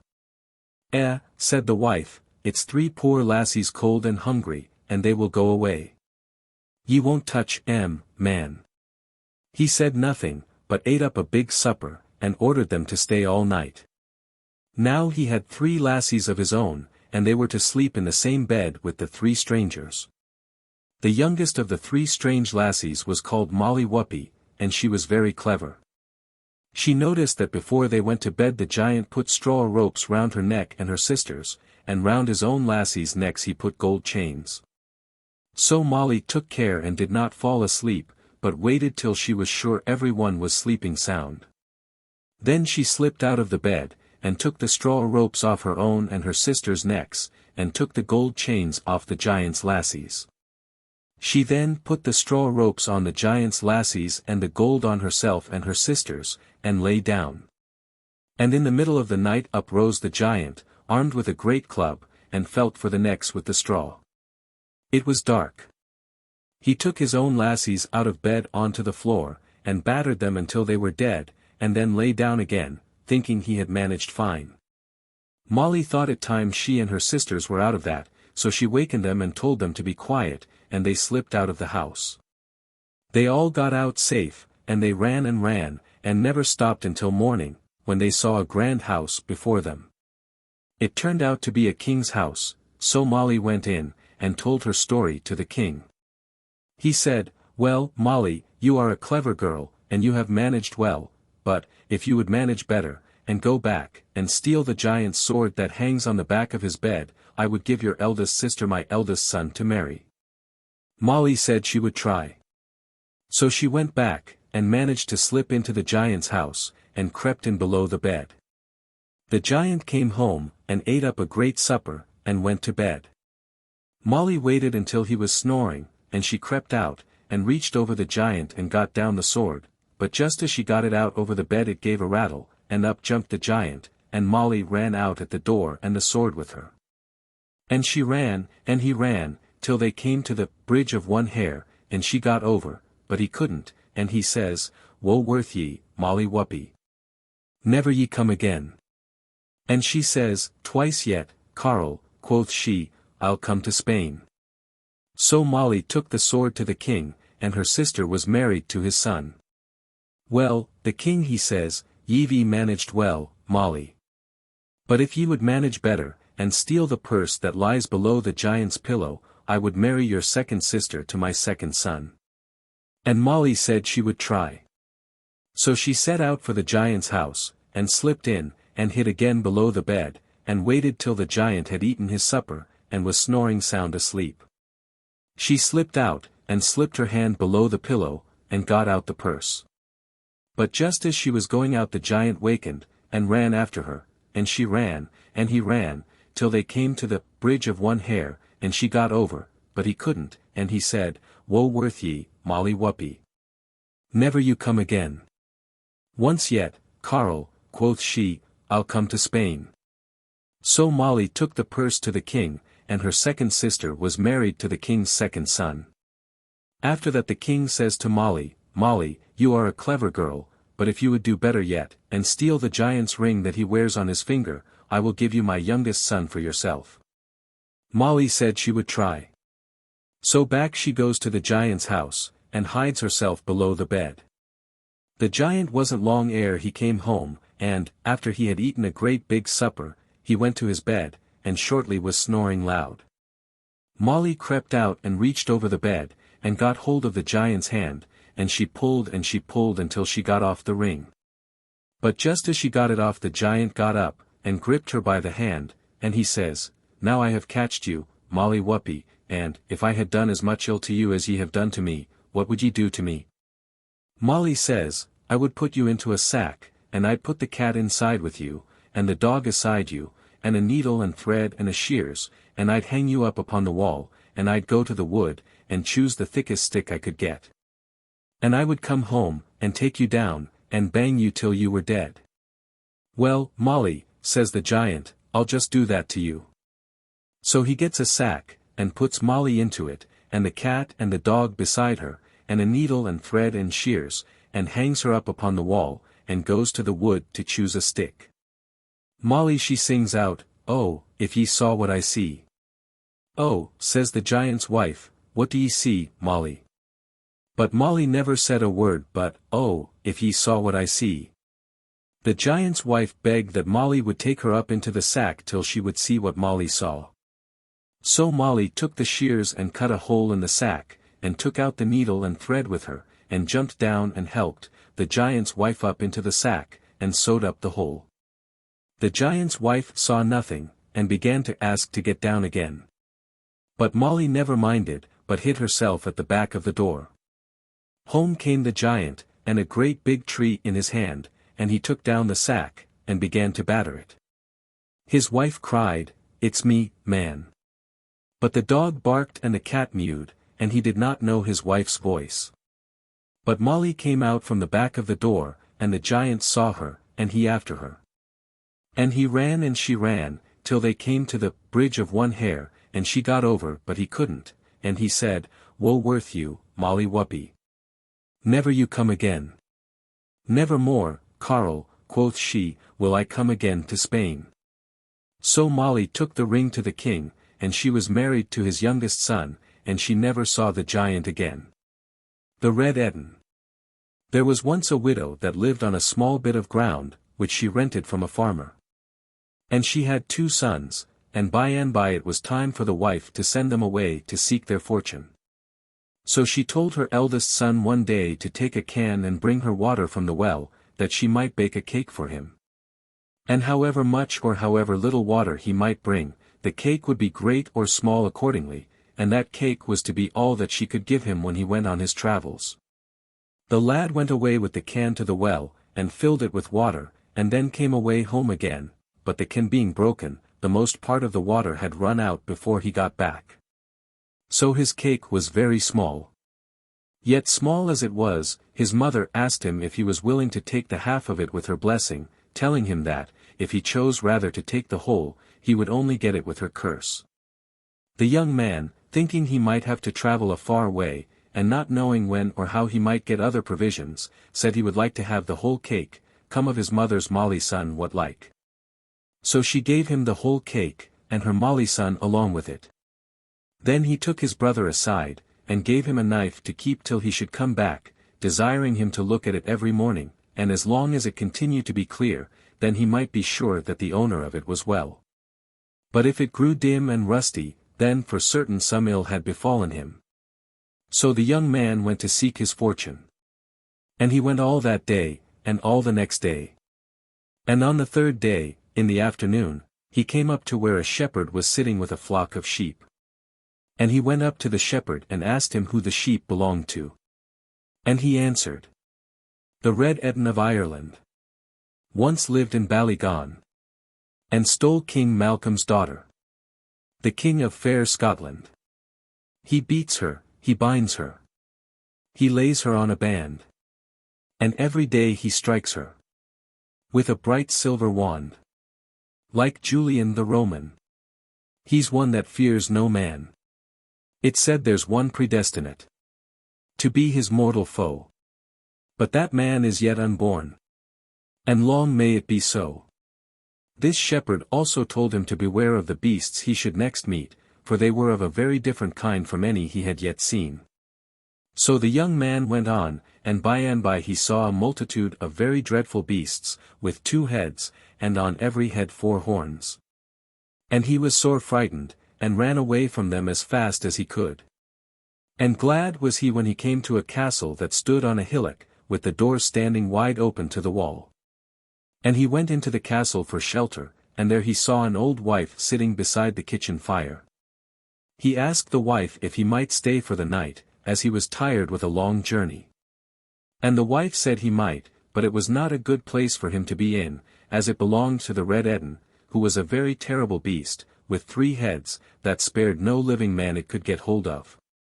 The young man would have gone away, but he was afraid of the beasts on the outside of the castle, so he beseeched the old woman to hide him as best she could, and not tell the Ettin he was there. He thought, if he could put over the night, he might get away in the morning, without meeting with the beasts, and so escape. But he had not been long in his hiding hole, before the awful Ettin came in. And no sooner was he in, than he was heard crying, "Snook but and snook ben. I find the smell of an earthly man. Be he living, or be he dead. His heart this night shall kitchen my bread. The monster soon found the poor young man, and pulled him from his hole. And when he had got him out, he told him that if he could answer him 3 questions his life should be spared. So the first head asked, "A thing without an end, what's that?" But the young man knew not. Then the second head said, "The smaller, the more dangerous, what's that?" But the young man knew it not. And then the third head asked, "The dead carrying the living, riddle me that?" But the young man had to give it up. The lad not being able to answer one of these questions, the red Ettin took a mallet and knocked him on the head, and turned him into a pillar of stone. On the morning after this happened, the younger brother took out the knife to look at it, and he was grieved to find it all brown with rust. He told his mother that the time was now come for him to go away upon his travels also. So she requested him to take the can to the well for water, that she might make a cake for him. And he went, and as he was bringing home the water, a raven over his head cried to him to look, and he would see that the water was running out. And he was a young man of sense, and seeing the water running out, he took some clay and patched up the holes, so that he brought home enough water to bake a large cake. When his mother put it to him to take the half cake with her blessing, he took it in preference to having the whole with her Molly son, and yet the half was bigger than what the other lad had got. So he went away on his journey. And after he had travelled a far way, he met with an old woman that asked him if he would give her a bit of his Johnny cake. And he said, "I will gladly do that," and so he gave her a piece of the Johnny cake. And for that she gave him a magical wand, that she might yet be of service to him, if he took care to use it rightly. Then the old woman, who was a fairy, told him a great deal that would happen to him, and what he ought to do in all circumstances. And after that she vanished in an instant out of his sight. He went on a great way farther, and then he came up to the old man herding the sheep. And when he asked whose sheep these were, the answer was, "The Red Ettin of Ireland. Once lived in Ballygon. And stole King Malcolm's daughter. The King of fair Scotland. He beats her, he binds her. He lays her on a band. And every day he strikes her. With a bright silver wand. Like Julian the Roman. He's one that fears no man. But now I fear his end is near. And destiny at hand. And you're to be, I plainly see, the heir of all his land." When he came to the place where the monstrous beasts were standing, he did not stop nor run away, but went boldly through amongst them. One came up roaring with open mouth to devour him, when he struck it with his wand, and laid it in an instant dead at his feet. He soon came to the Ettin's castle, where he knocked, and was admitted. The old woman who sat by the fire warned him of the terrible Ettin, and what had been the fate of his brother, but he was not to be daunted. The monster soon came in, saying, "Snook but and snook ben. I find the smell of an earthly man. Be he living, or be he dead. His heart shall be kitchen to my bread." He quickly espied the young man, and bade him come forth on the floor. And then he put the 3 questions to him. But the young man had been told everything by the good fairy, so he was able to answer all the questions. So when the first head asked, "What's the thing without an end?" he said, "A bowl." And when the second head said, "The smaller the more dangerous, what's that?" he said at once, "A bridge." And last, the third head said, "When does the dead carry the living, riddle me that?"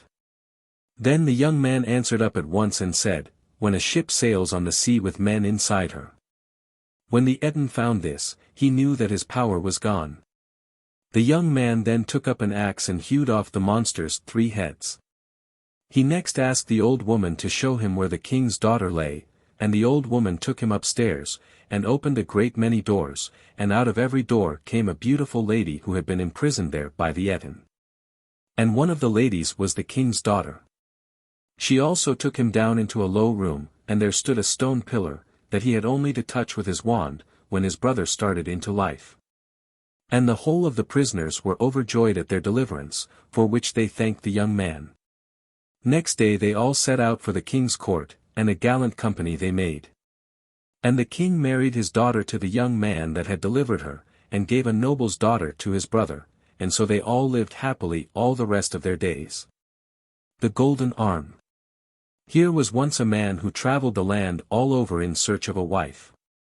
He saw young and old, rich and poor, pretty and plain, and could not meet with one to his mind. At last he found a woman, young, fair, and rich, who possessed a right arm of solid gold. He married her at once, and thought no man so fortunate as he was.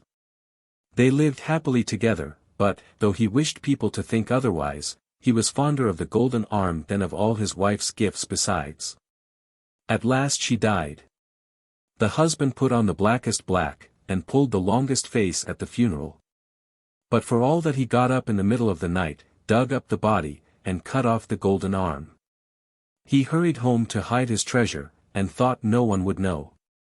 The following night he put the golden arm under his pillow, and was just falling asleep, when the ghost of his dead wife glided into the room. Stalking up to the bedside it drew the curtain, and looked at him reproachfully. Pretending not to be afraid, he spoke to the ghost, and said, "What hast thou done with thy cheeks so red?" "All withered and wasted away," replied the ghost, in a hollow tone. "What hast thou done with thy red rosy lips?" "All withered and wasted away." "What hast thou done with thy golden hair?" "All withered and wasted away." "What hast thou done with thy golden arm?" "Thou hast it." The History of Tom Thumb. In the days of the great Prince Arthur, there lived a mighty magician, called Merlin, the most learned and skillful enchanter the world has ever seen. This famous magician, who could take any form he pleased, was traveling about as a poor beggar, and being very tired, he stopped at the cottage of a ploughman to rest himself, and asked for some food. The countryman bade him welcome, and his wife, who was a very good-hearted woman, soon brought him some milk in a wooden bowl, and some coarse brown bread on a platter. Merlin was much pleased with the kindness of the ploughman and his wife. But he could not help noticing that though everything was neat and comfortable in the cottage, they seemed both to be very unhappy. He therefore asked them why they were so melancholy, and learned that they were miserable because they had no children. The poor woman said, with tears in her eyes, "I should be the happiest creature in the world if I had a son. Although he was no bigger than my husband's thumb, I would be satisfied." Merlin was so much amused with the idea of a boy no bigger than a man's thumb, that he determined to grant the poor woman's wish. Accordingly, in a short time after, the ploughman's wife had a son, who, wonderful to relate, was not a bit bigger than his father's thumb. The queen of the fairies, wishing to see the little fellow, came in at the window while the mother was sitting up in the bed admiring him. The queen kissed the child, and, giving it the name of Tom Thumb, sent for some of the fairies, who dressed her little godson according to her orders. An oak leaf hat he had for his crown. His shirt of web by spiders spun, with jacket wove of thistles down. His trousers were of feathers done. His stockings, of apple rind, they tie, with eyelash from his mother's eye. His shoes were made of mouse's skin, tanned with the downy hair within. Tom never grew any larger than his father's thumb, which was only of ordinary size, but as he got older he became very cunning and full of tricks. When he was old enough to play with the boys, and had lost all his own cherry stones, he used to creep into the bags of his playfellows, fill his pockets, and, getting out without their noticing him, would again join in the game. One day, however, as he was coming out of a bag of cherry stones, where he had been stealing as usual, the boy to whom it belonged chanced to see him. "Ah, ah! My little Tommy," said the boy, "so I have caught you stealing my cherry stones at last, and you shall be rewarded for your thievish tricks." On saying this, he drew the string tight round his neck, and gave the bag such a hearty shake, that poor little Tom's legs, thighs, and body were sadly bruised. He roared out with pain, and begged to be let out, promising never to steal again. A short time afterwards his mother was making a batter pudding, and Tom, being very anxious to see how it was made, climbed up to the edge of the bowl. But his foot slipped, and he plumped over head and ears into the batter, without his mother noticing him, who stirred him into the pudding bag, and put him in the pot to boil. The batter filled Tom's mouth, and prevented him from crying. But, on feeling the hot water, he kicked and struggled so much in the pot, that his mother thought that the pudding was bewitched, and, pulling it out of the pot, she threw it outside the door. A poor tinker, who was passing by, lifted up the pudding, and, putting it into his budget, he then walked off. As Tom had now got his mouth cleared of the batter, he then began to cry aloud, which so frightened the tinker that he flung down the pudding and ran away. The pudding being broke to pieces by the fall, Tom crept out covered all over with the batter, and walked home. His mother, who was very sorry to see her darling in such a woeful state, put him into a teacup, and soon washed off the batter. After which she kissed him, and laid him in bed. Soon after the adventure of the pudding, Tom's mother went to milk her cow in the meadow, and she took him along with her. As the wind was very high, for fear of being blown away, she tied him to a thistle with a piece of fine thread. The cow soon observed Tom's oak-leaf hat, and liking the appearance of it, took poor Tom and the thistle at one mouthful. While the cow was chewing the thistle, Tom was afraid of her great teeth, which threatened to crush him in pieces, and he roared out as loud as he could, "Mother, mother! Where are you, Tommy, my dear Tommy?" said his mother. "Here, mother," replied he, in the red cow's mouth. His mother began to cry and wring her hands, but the cow, surprised at the odd noise in her throat, opened her mouth and let Tom drop out. Fortunately his mother caught him in her apron as he was falling to the ground, or he would have been dreadfully hurt. She then put Tom in her bosom and ran home with him. Tom's father made him a whip of a barley straw to drive the cattle with, and having one day gone into the fields, he slipped a foot and rolled into the furrow. A raven, which was flying over, picked him up, and flew with him over the sea, and there dropped him.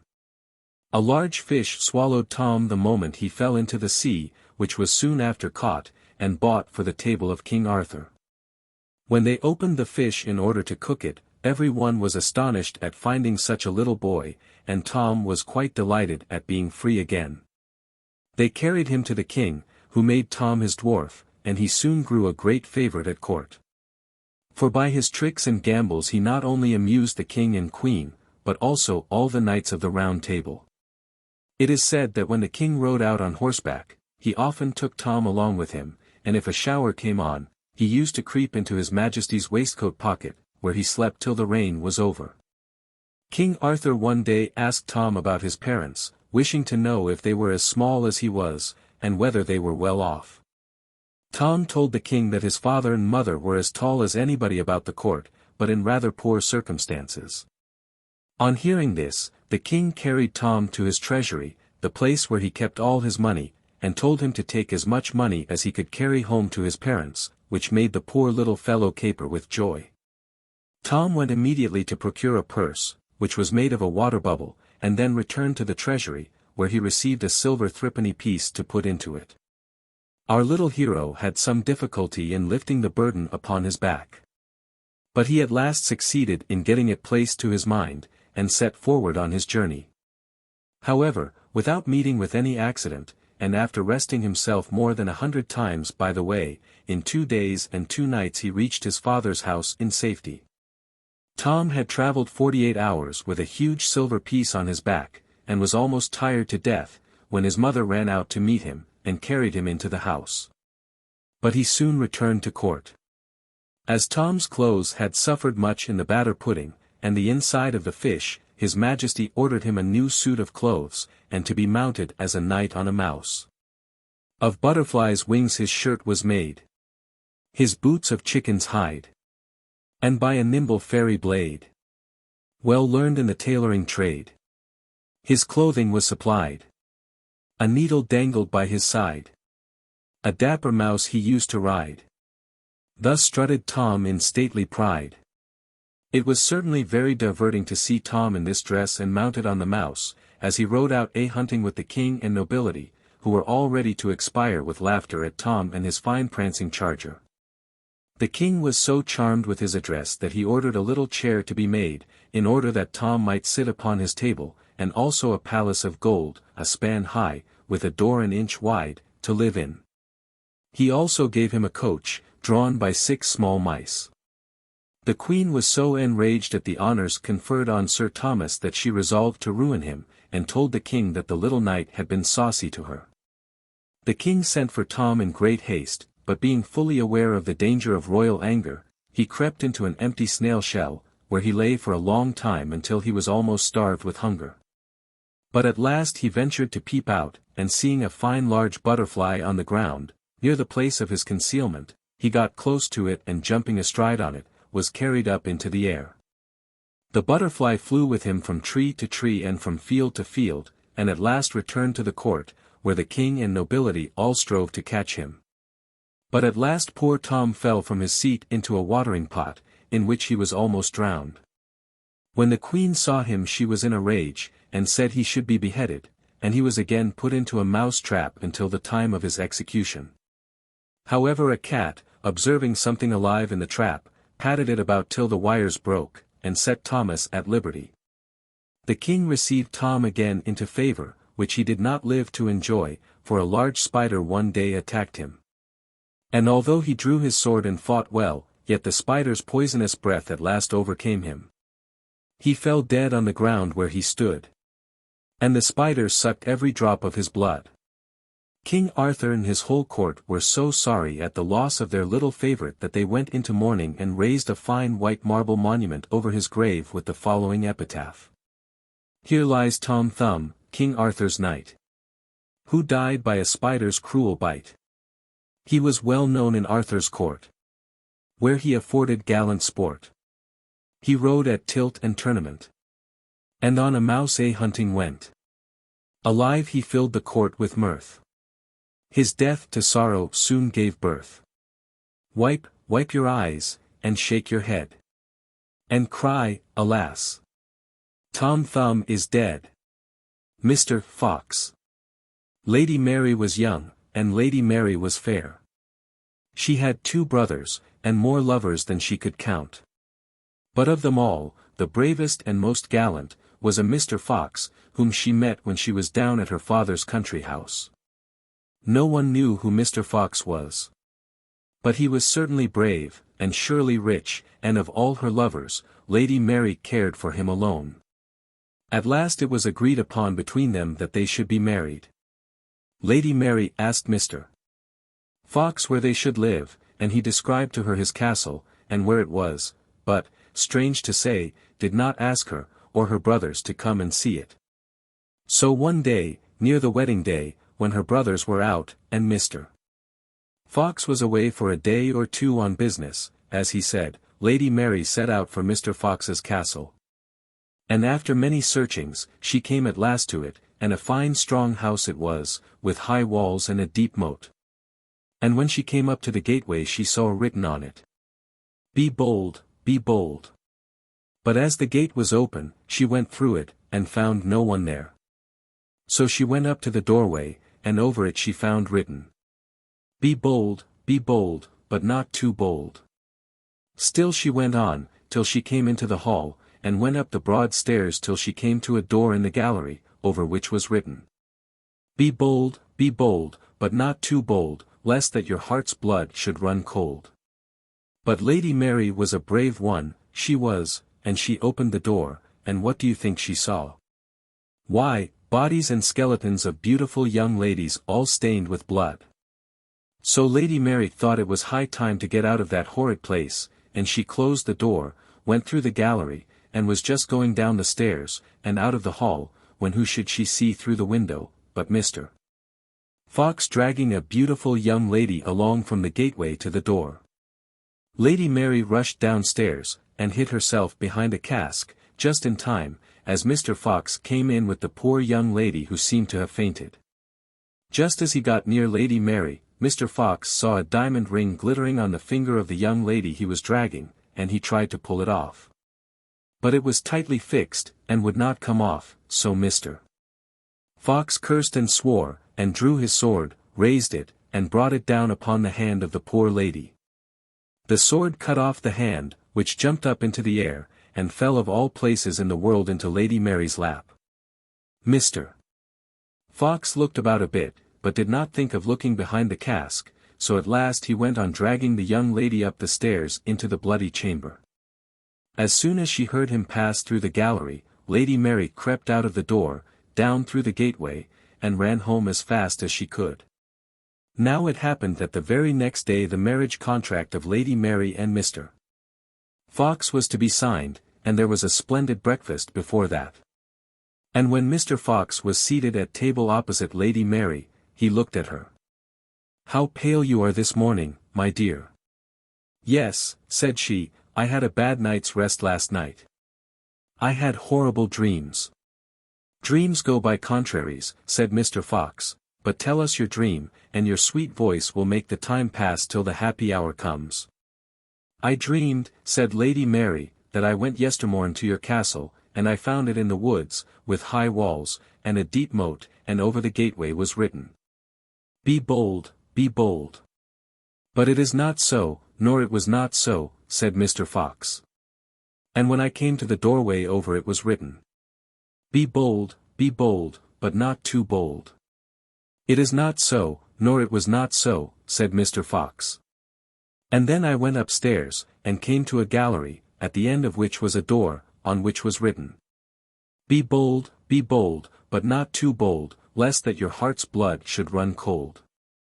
It is not so, nor it was not so," said Mr. Fox.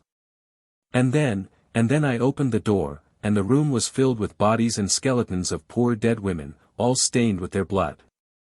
It is not so, nor it was not so. And God forbid it should be so, said Mr. Fox. I then dreamed that I rushed down the gallery, and just as I was going down the stairs, I saw you, Mr. Fox, coming up to the hall door, dragging after you a poor young lady, rich and beautiful. It is not so, nor it was not so. And God forbid it should be so, said Mr. Fox. I rushed downstairs, just in time to hide myself behind a cask, when you, Mr. Fox, came in dragging the young lady by the arm. And, as you passed me, Mr. Fox, I thought I saw you try and get off her diamond ring, and when you could not, Mr. Fox, it seemed to me in my dream, that you out with your sword and hacked off the poor lady's hand to get the ring. It is not so, nor it was not so. And God forbid it should be so, said Mr. Fox, and was going to say something else as he rose from his seat, when Lady Mary cried out. But it is so, and it was so. Here's hand and ring I have to show, and pulled out the lady's hand from her dress, and pointed it straight at Mr. Fox. At once her brothers and her friends drew their swords and cut Mr. Fox into 1,000 pieces. Lazy Jack.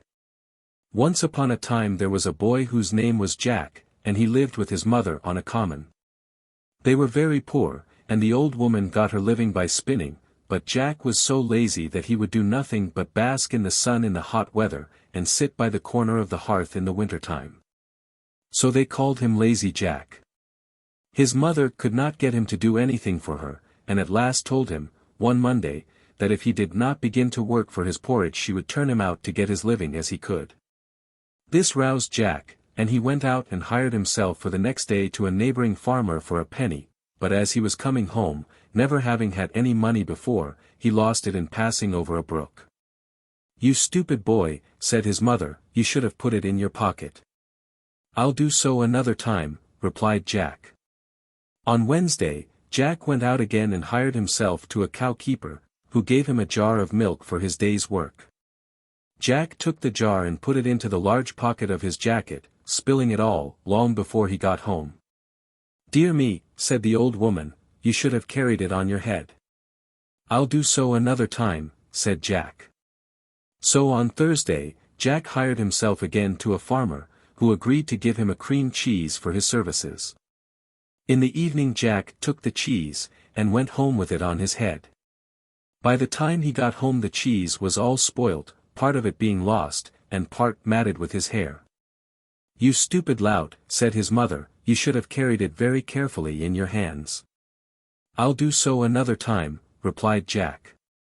On Friday, Lazy Jack again went out, and hired himself to a baker, who would give him nothing for his work but a large tomcat. Jack took the cat, and began carrying it very carefully in his hands, but in a short time pussy scratched him so much that he was compelled to let it go. When he got home, his mother said to him, "You silly fellow, you should have tied it with a string, and dragged it along after you." "I'll do so another time," said Jack. So on Saturday, Jack hired himself to a butcher, who rewarded him by the handsome present of a shoulder of mutton. Jack took the mutton, tied it to a string, and trailed it along after him in the dirt, so that by the time he had got home the meat was completely spoilt. His mother was this time quite out of patience with him, for the next day was Sunday, and she was obliged to make do with cabbage for her dinner. "You ninny hammer," said she to her son, "you should have carried it on your shoulder." "I'll do so another time," replied Jack.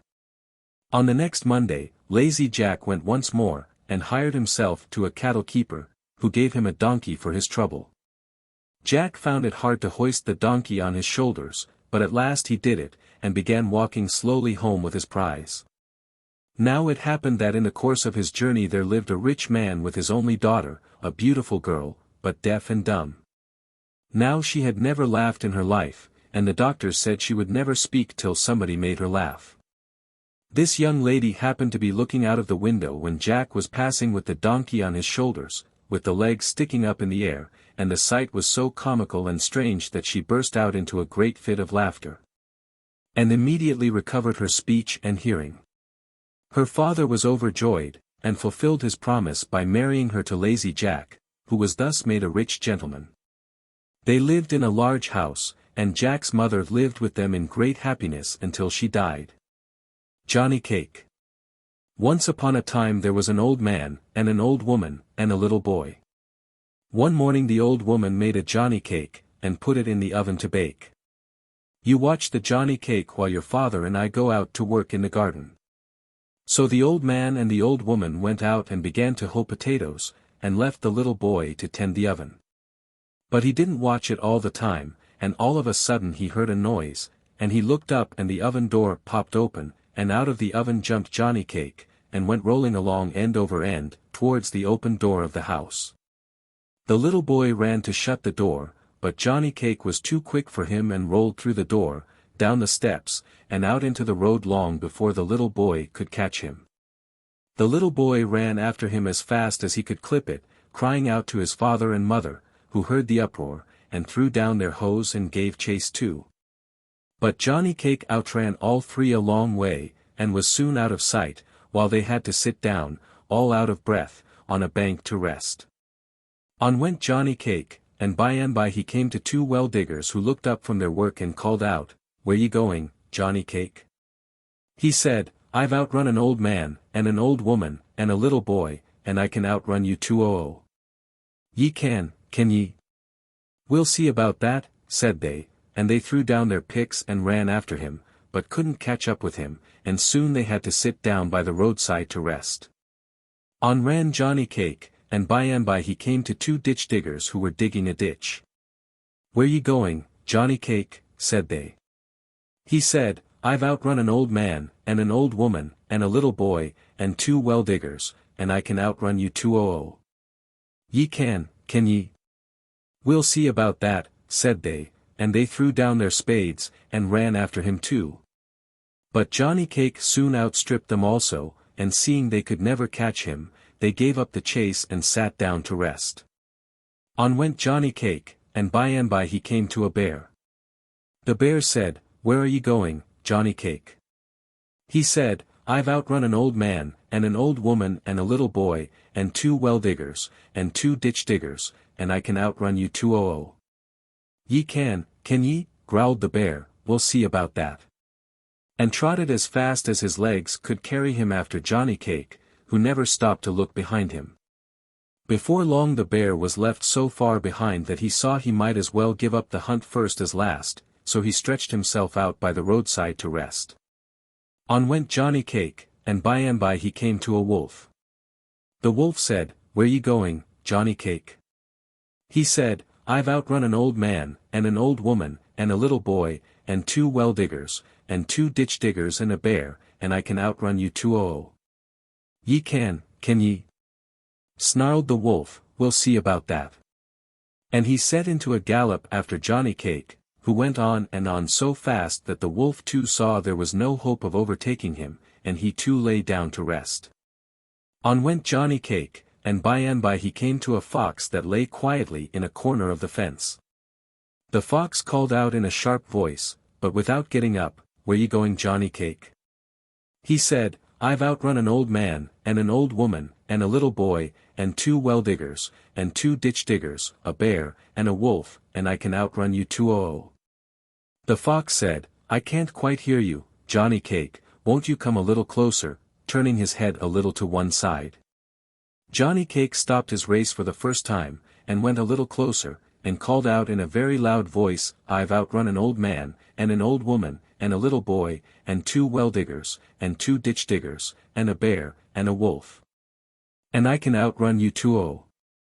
Can't quite hear you, won't you come a little closer," said the fox in a feeble voice, as he stretched out his neck towards Johnny Cake, and put one paw behind his ear.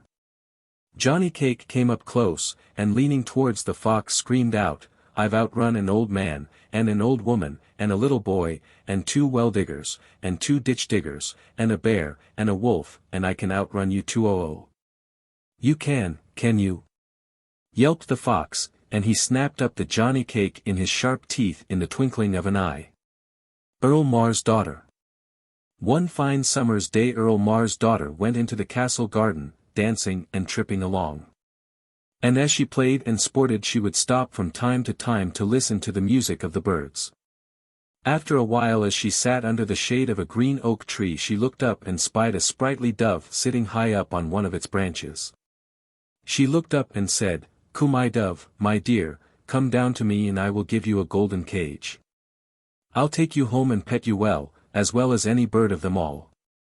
Scarcely had she said these words when the dove flew down from the branch and settled on her shoulder, nestling up against her neck while she smoothed its feathers. Then she took it home to her own room. The day was done and the night came on and Earl Mar's daughter was thinking of going to sleep when, turning round, she found at her side a handsome young man. She was startled, for the door had been locked for hours. But she was a brave girl and said, "What are you doing here, young man, to come and startle me so? The door was barred these hours ago, however did you come here?" "Hush! Hush!" the young man whispered. "I was that cooing dove that you coaxed from off the tree." "But who are you then?" she said quite low, "and how came you to be changed into that dear little bird?" "My name is Florentine, and my mother is a queen, and something more than a queen, for she knows magic and spells, and because I would not do as she wished she turned me into a dove by day. But at night her spells lose their power and I become a man again. Today I crossed the sea and saw you for the first time and I was glad to be a bird that I could come near you. Unless you love me, I shall never be happy more. But if I love you," says she, "will you not fly away and leave me one of these fine days?" "Never, never," said the prince, "be my wife and I'll be yours forever. By day a bird, by night a prince, I will always be by your side as a husband, dear." So they were married in secret and lived happily in the castle and no one knew that every night Coo my dove became Prince Florentine. And every year a little son came to them as bonny could be. But as each son was born Prince Florentine carried the little thing away on his back over the sea to where the queen his mother lived and left the little one with her. 7 years passed thus and then a great trouble came to them. For the Earl Mar wished to marry his daughter to a noble of high degree who came wooing her. Her father pressed her sore but she said, "Father dear, I do not wish to marry, I can be quite happy with Coo my dove here." Then her father got into a mighty rage and swore a great big oath, and said, "Tomorrow, so sure as I live and eat, I'll twist that birdie's neck," and out he stamped from her room. "Oh, oh," said Coo my dove. "It's time that I was away," and so he jumped upon the window-sill and in a moment was flying away. And he flew till he was over the deep, deep sea, and yet on he flew till he came to his mother's castle. Now the queen his mother was taking her walk abroad when she saw the pretty dove flying overhead and alighting on the castle walls. "Here, dancers come and dance your jigs," she called, "and pipers, pipe you well, for here's my own Florentine, come back to me to stay for he's brought no bonny boy with him this time." No, mother, said Florentine, no dancers for me and no minstrels, for my dear wife, the mother of my 7 boys, is to be wed tomorrow, and sad's the day for me. What can I do, my son? Said the queen, tell me, and it shall be done if my magic has power to do it. Well then, mother dear, turn the 24 dancers and pipers into 24 grey herons, and let my 7 sons become 7 white swans, and let me be a goshawk and their leader. Alas! Alas! My son, she said, that may not be. My magic reaches not so far. But perhaps my teacher, the spaewife of Austria, may know better. And away she hurries to the cave of Austria, and after a while comes out as white can be and muttering over some burning herbs she brought out of the cave. Suddenly my dove changed into a goshawk and around him flew 24 grey herons and above them flew 7 cygnets. Without a word or a goodbye off they flew over the deep blue sea which was tossing and moaning. They flew till they swooped down on Earl Mar's castle just as the wedding party were setting out for the church. First came the men-at-arms and then the bridegroom's friends, and then Earl Mar's men, and then the bridegroom, and lastly, pale and beautiful, Earl Mar's daughter herself. They moved down slowly to stately music till they came past the trees on which the birds were settling. A word from Prince Florentine, the goshawk, and they all rose into the air, herons beneath, cygnets above, and goshawk circling above all. The weddineers wondered at the sight when, swoop! The herons were down among them scattering the men-at-arms. The swanlets took charge of the bride while the goshawk dashed down and tied the bridegroom to a tree. Then the herons gathered themselves together into one feather bed and the cygnets placed their mother upon them, and suddenly they all rose in the air bearing the bride away with them in safety towards Prince Florentine's home. Surely a wedding party was never so disturbed in this world. What could the weddineers do? They saw their pretty bride carried away till she and the herons and the swans and the goshawk disappeared, and that very day Prince Florentine brought Earl Mar's daughter to the castle of the queen his mother, who took the spell off him and they lived happy ever afterwards. Mr. Myaka. Tommy Grimes was sometimes a good boy, and sometimes a bad boy, and when he was a bad boy, he was a very bad boy. Now his mother used to say to him, Tommy, Tommy, be a good boy, and don't go out of the street, or else Mr. Myaka will take you. But still when he was a bad boy he would go out of the street, and one day, sure enough, he had scarcely got round the corner, when Mr. Myaka did catch him and popped him into a bag upside down, and took him off to his house. When Mr. Myaka got Tommy inside, he pulled him out of the bag and set him down, and felt his arms and legs. You're rather tough, says he, but you're all I've got for supper, and you'll not taste bad boiled. But body oh me, I've forgot the herbs, and it's bitter you'll taste without herbs. Sally. Here, I say, Sally, and he called Mrs. Myaka. So Mrs. Myaka came out of another room and said, What d'ye want, my dear? Oh, here's a little boy for supper, said Mr. Myaka, and I've forgot the herbs. Mind him, will ye, while I go for them? All right, my love, says Mrs. Myaka, and off he goes. Then Tommy Grimes said to Mrs. Myaka, Does Mr. Myaka always have little boys for supper? Mostly, my dear, said Mrs. Myaka, if little boys are bad enough, and get in his way. And don't you have anything else but boy meat? No pudding? Asked Tommy. Ah, I loves pudding, says Mrs. Myaka. But it's not often the likes of me gets pudding. Why, my mother is making a pudding this very day, said Tommy Grimes, and I am sure she'd give you some, if I ask her. Shall I run and get some? Now, that's a thoughtful boy, said Mrs. Myaka, only don't be long and be sure to be back for supper. So off Tommy pelters, and right glad he was to get off so cheap, and for many a long day he was as good could be, and never went round the corner of the street. But he couldn't always be good, and one day he went round the corner, and as luck would have it, he hadn't scarcely got round it when Mr. Myaka grabbed him up, popped him in his bag, and took him home. When he got him there, Mr.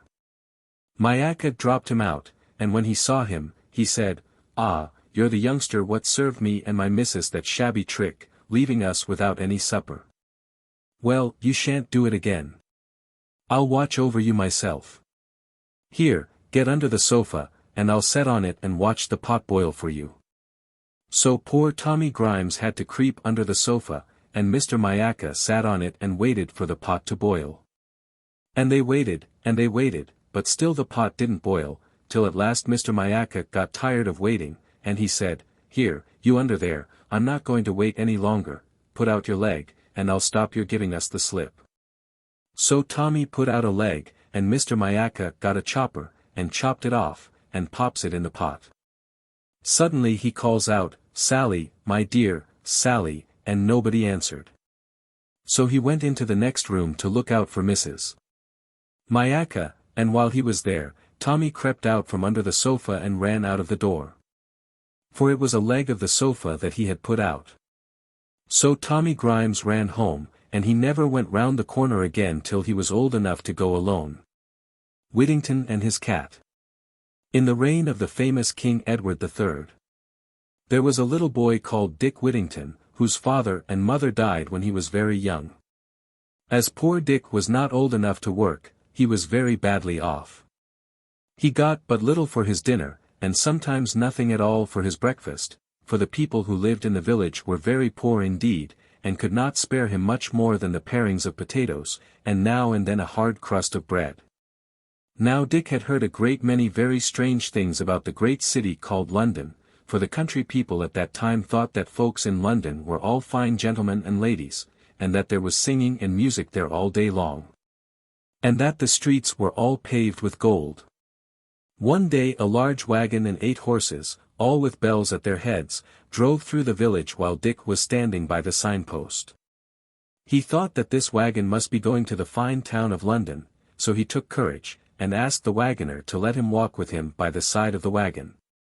As soon as the wagoner heard that poor Dick had no father or mother, and saw by his ragged clothes that he could not be worse off than he was, he told him he might go if he would, so off they set together. So Dick got safe to London, and was in such a hurry to see the fine streets paved all over with gold, that he did not even stay to thank the kind wagoner, but ran off as fast as his legs would carry him, through many of the streets, thinking every moment to come to those that were paved with gold. For Dick had seen a guinea 3 times in his own little village, and remembered what a deal of money it brought in change. So he thought he had nothing to do but to take up some little bits of the pavement, and should then have as much money as he could wish for. Poor Dick ran till he was tired, and had quite forgot his friend the wagoner. But at last, finding it grow dark, and that every way he turned he saw nothing but dirt instead of gold, he sat down in a dark corner and cried himself to sleep. Little Dick was all night in the streets.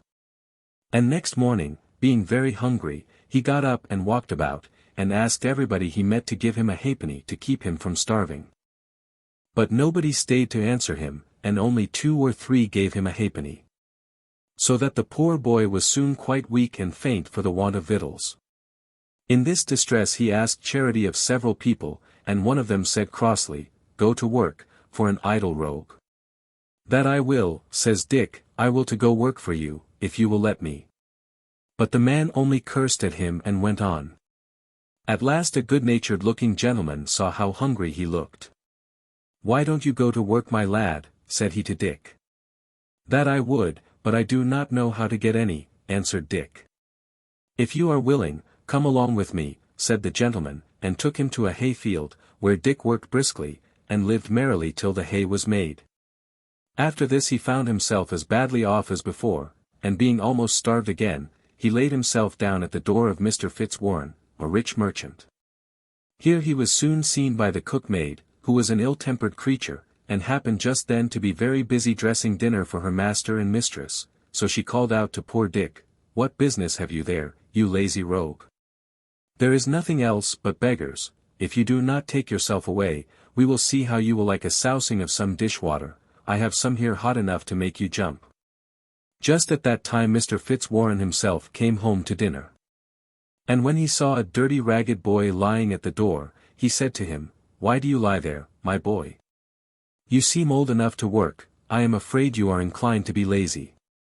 No, indeed, sir, said Dick to him, that is not the case, for I would work with all my heart, but I do not know anybody, and I believe I am very sick for the want of food.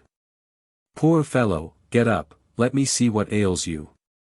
Dick now tried to rise, but was obliged to lie down again, being too weak to stand, for he had not eaten any food for 3 days, and was no longer able to run about and beg a halfpenny of people in the street.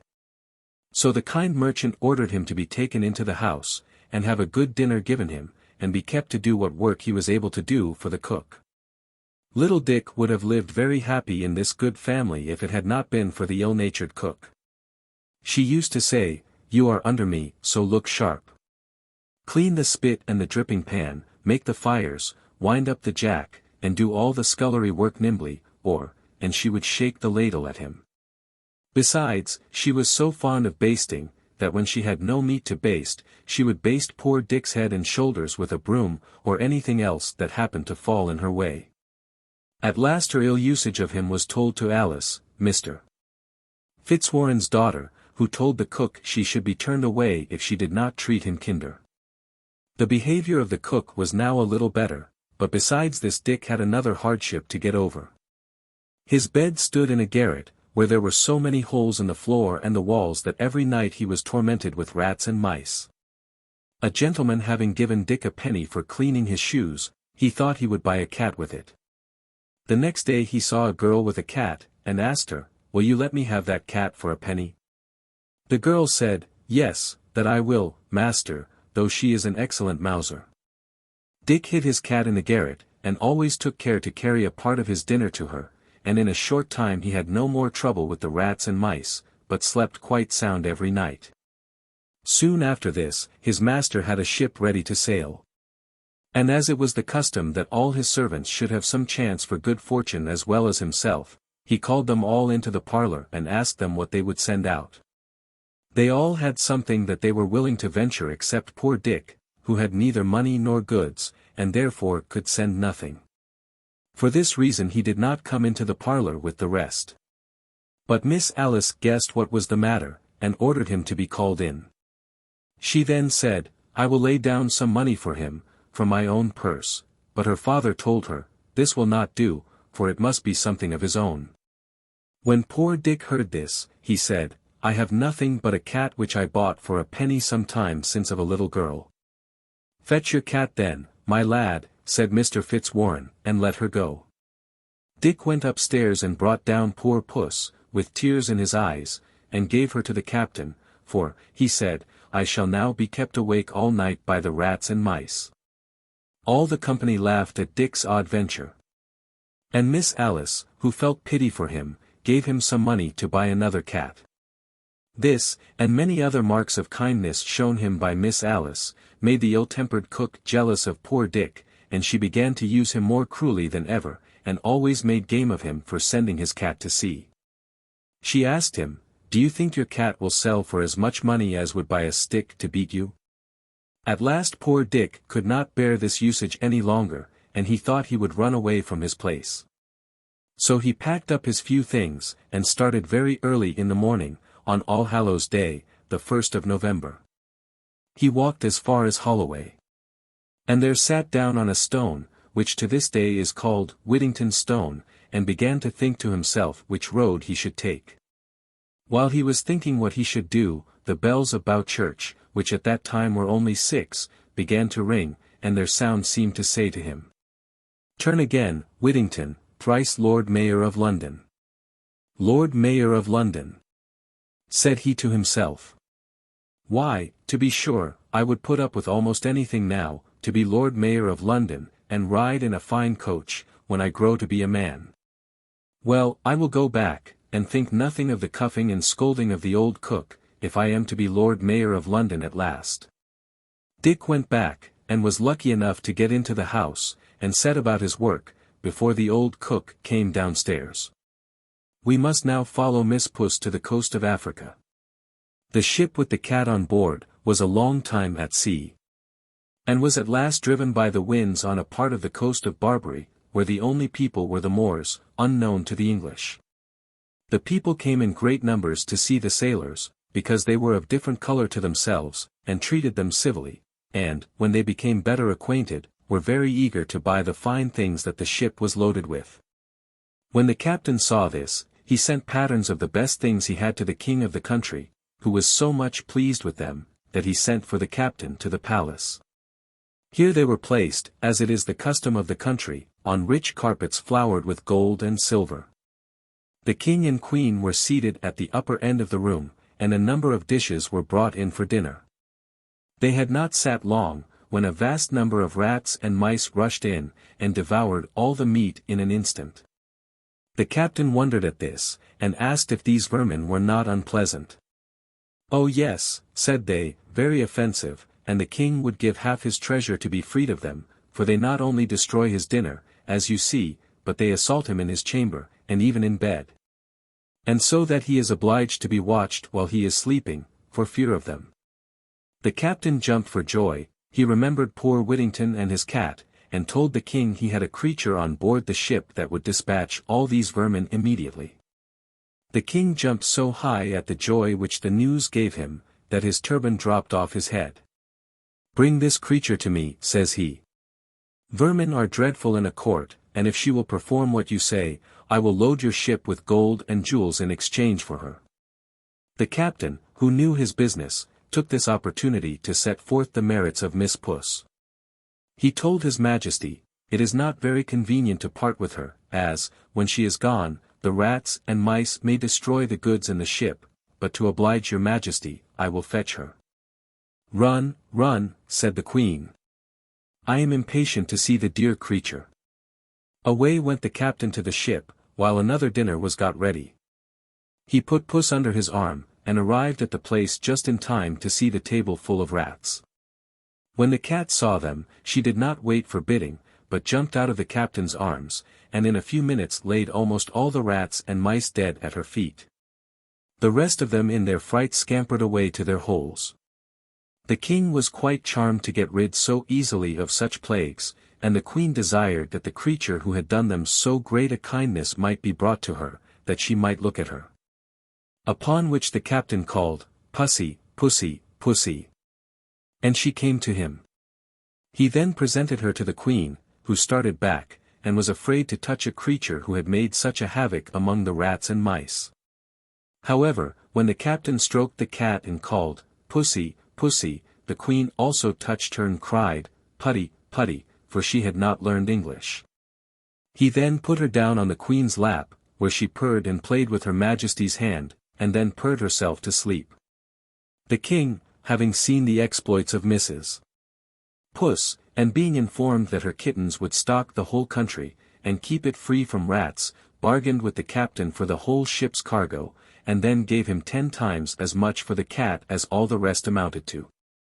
The captain then took leave of the royal party, and set sail with a fair wind for England, and after a happy voyage arrived safe in London. One morning, early, Mr.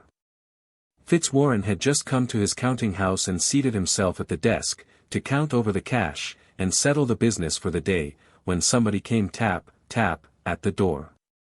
"Who's there?" said Mr. Fitzwarren. "A friend," answered the other. "I come to bring you good news of your ship Unicorn." The merchant, bustling up in such a hurry that he forgot his gout, opened the door, and who should he see waiting but the captain and factor, with a cabinet of jewels, and a bill of lading. When he looked at this the merchant lifted up his eyes and thanked heaven for sending him such a prosperous voyage. They then told the story of the cat, and showed the rich present that the king and queen had sent for her to poor Dick. As soon as the merchant heard this, he called out to his servants, "Go send him in, and tell him of his fame. Pray call him Mr. Whittington by name." Mr. Fitzwarren now showed himself to be a good man. For when some of his servants said so great a treasure was too much for him, he answered, "God forbid I should deprive him of the value of a single penny, it is his own, and he shall have it to a farthing." He then sent for Dick, who at that time was scouring pots for the cook, and was quite dirty. He would have excused himself from coming into the counting-house, saying, "The room is swept, and my shoes are dirty and full of hobnails. But the merchant ordered him to come in. Mr. Fitzwarren ordered a chair to be set for him, and so he began to think they were making game of him, at the same time said to them, "Do not play tricks with a poor simple boy, but let me go down again, if you please, to my work." "Indeed, Mr. Whittington," said the merchant, "we are all quite in earnest with you, and I most heartily rejoice in the news that these gentlemen have brought you. For the captain has sold your cat to the King of Barbary, and brought you in return for her more riches than I possess in the whole world, and I wish you may long enjoy them." Mr. Fitzwarren then told the men to open the great treasure they had brought with them, and said, "Mr. Whittington has nothing to do but to put it in some place of safety." Poor Dick hardly knew how to behave himself for joy. He begged his master to take what part of it he pleased, since he owed it all to his kindness. "No, no," answered Mr. Fitzwarren, "this is all your own, and I have no doubt but you will use it well."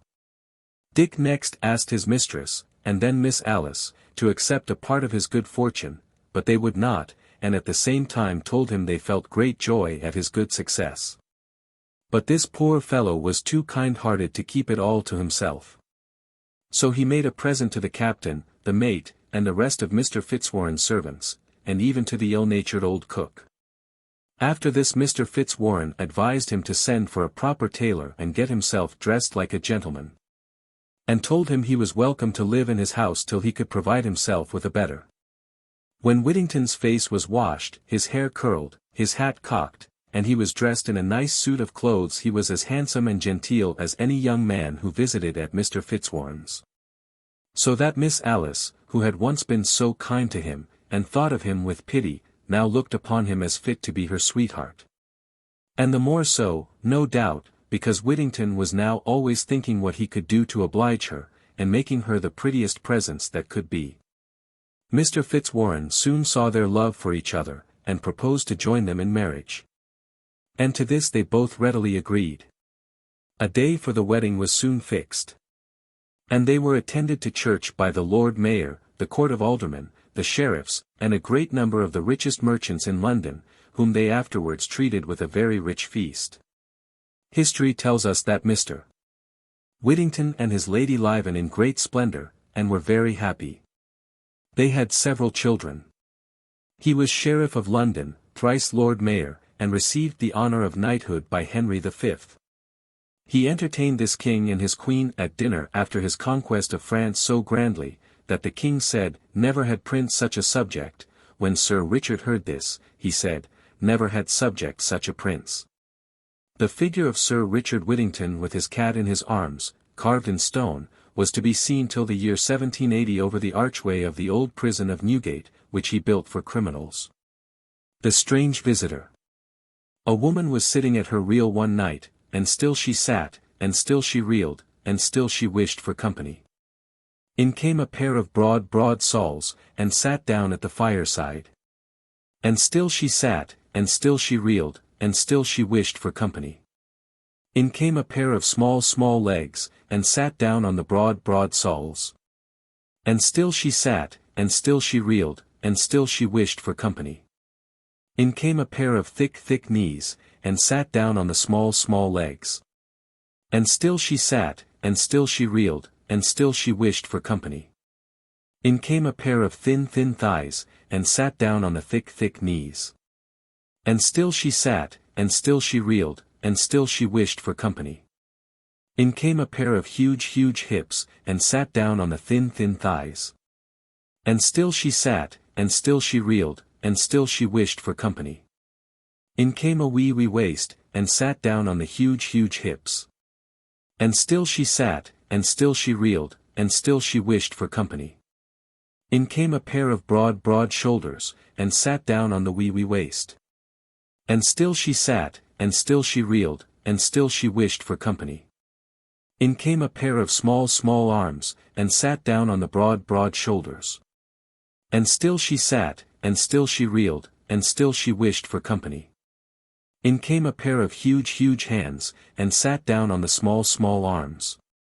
And still she sat, and still she reeled, and still she wished for company. In came a small neck, and sat down on the broad shoulders. And still she sat, and still she reeled, and still she wished for company. In came a huge head, and sat down on the small neck. How did you get such broad feet, quoth the woman. Much tramping, gruffly. How did you get such small legs? Late, and wee mowl, whiningly. How did you get such thick knees? Much praying, piously. How did you get such thin thighs?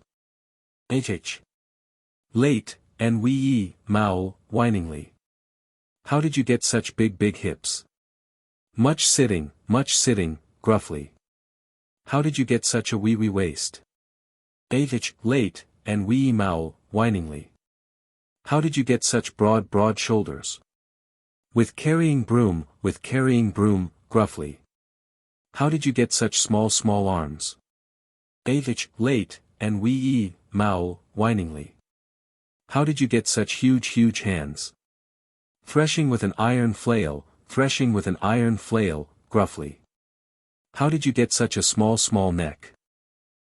Late, wee mowl, pitifully. How did you get such a huge head? Much knowledge, keenly.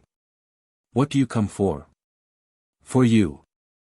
At the top of the voice, with a wave of the arm and a stamp of the feet. The Laidly Worm of Spindleston-Heugh.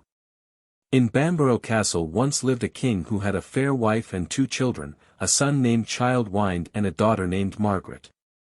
Childe went forth to seek his fortune, and soon after he had gone the queen his mother died. The king mourned her long and faithfully, but one day while he was hunting he came across a lady of great beauty, and became so much in love with her that he determined to marry her. So he sent word home that he was going to bring a new queen to Bamborough Castle. Princess Margaret was not very glad to hear of her mother's place being taken, but she did not repine but did her father's bidding. And at the appointed day came down to the castle gate with the keys all ready to hand over to her stepmother.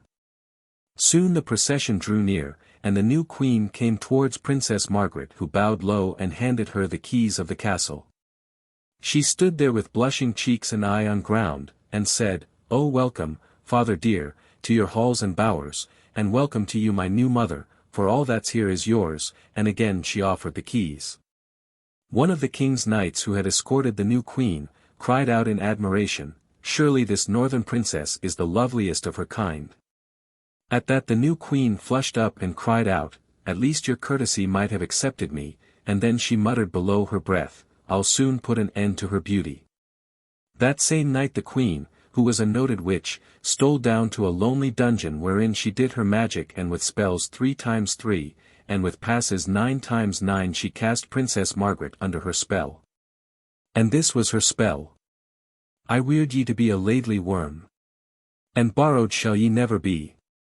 Until Childe, the king's own son, come to the heugh and thrice kiss thee. Until the world comes to an end. Borrowed shall ye never be." So Lady Margaret went to bed a beauteous maiden, and rose up a laidly worm. And when her maidens came in to dress her in the morning they found coiled up on the bed a dreadful dragon, which uncoiled itself and came towards them. But they ran away shrieking, and the laidly worm crawled and crept, and crawled till it reached the heugh or rock of the Spindlestone, round which it coiled itself, and lay there basking with its terrible snout in the air. Soon the country round about had reason to know of the laidly worm of Spindleston-Heugh. For hunger drove the monster out from its cave, and it used to devour everything it could come across. So at last they went to a mighty warlock and asked him what they should do. Then he consulted his works and his familiar, and told them, "The laidly worm is really the Princess Margaret, and it is hunger that drives her forth to do such deeds. Put aside for her 7 kine, and each day as the sun goes down, carry every drop of milk they yield to the stone trough at the foot of the heugh, and the laidly worm will trouble the country no longer. But if ye would that she be borrowed to her natural shape, and that she who bespelled her be rightly punished, send over the seas for her brother, Childe." All was done as the warlock advised. The laidly worm lived on the milk of the 7 kine, and the country was troubled no longer. But when Childe heard the news, he swore a mighty oath to rescue his sister and revenge her on her cruel stepmother. And 33 of his men took the oath with him. Then they set to work and built a long ship, and its keel they made of the rowan tree. And when all was ready, they out with their oars and pulled sheer for Bamborough Keep. But as they got near the keep, the stepmother felt by her magic power that something was being wrought against her, so she summoned her familiar imps and said, Childe is coming over the seas, he must never land. Raise storms, or bore the hull, but nohow must he touch shore. Then the imps went forth to meet Childe's ship, but when they got near, they found they had no power over the ship, for its keel was made of the rowan tree. So back they came to the Queen Witch, who knew not what to do. She ordered her men-at-arms to resist Childe if he should land near them, and by her spell she caused the Laidly Worm to wait by the entrance of the harbour.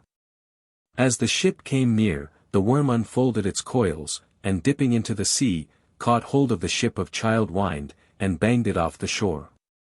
3 times Childe urged his men on to row bravely and strong, but each time the Laidly Worm kept it off the shore.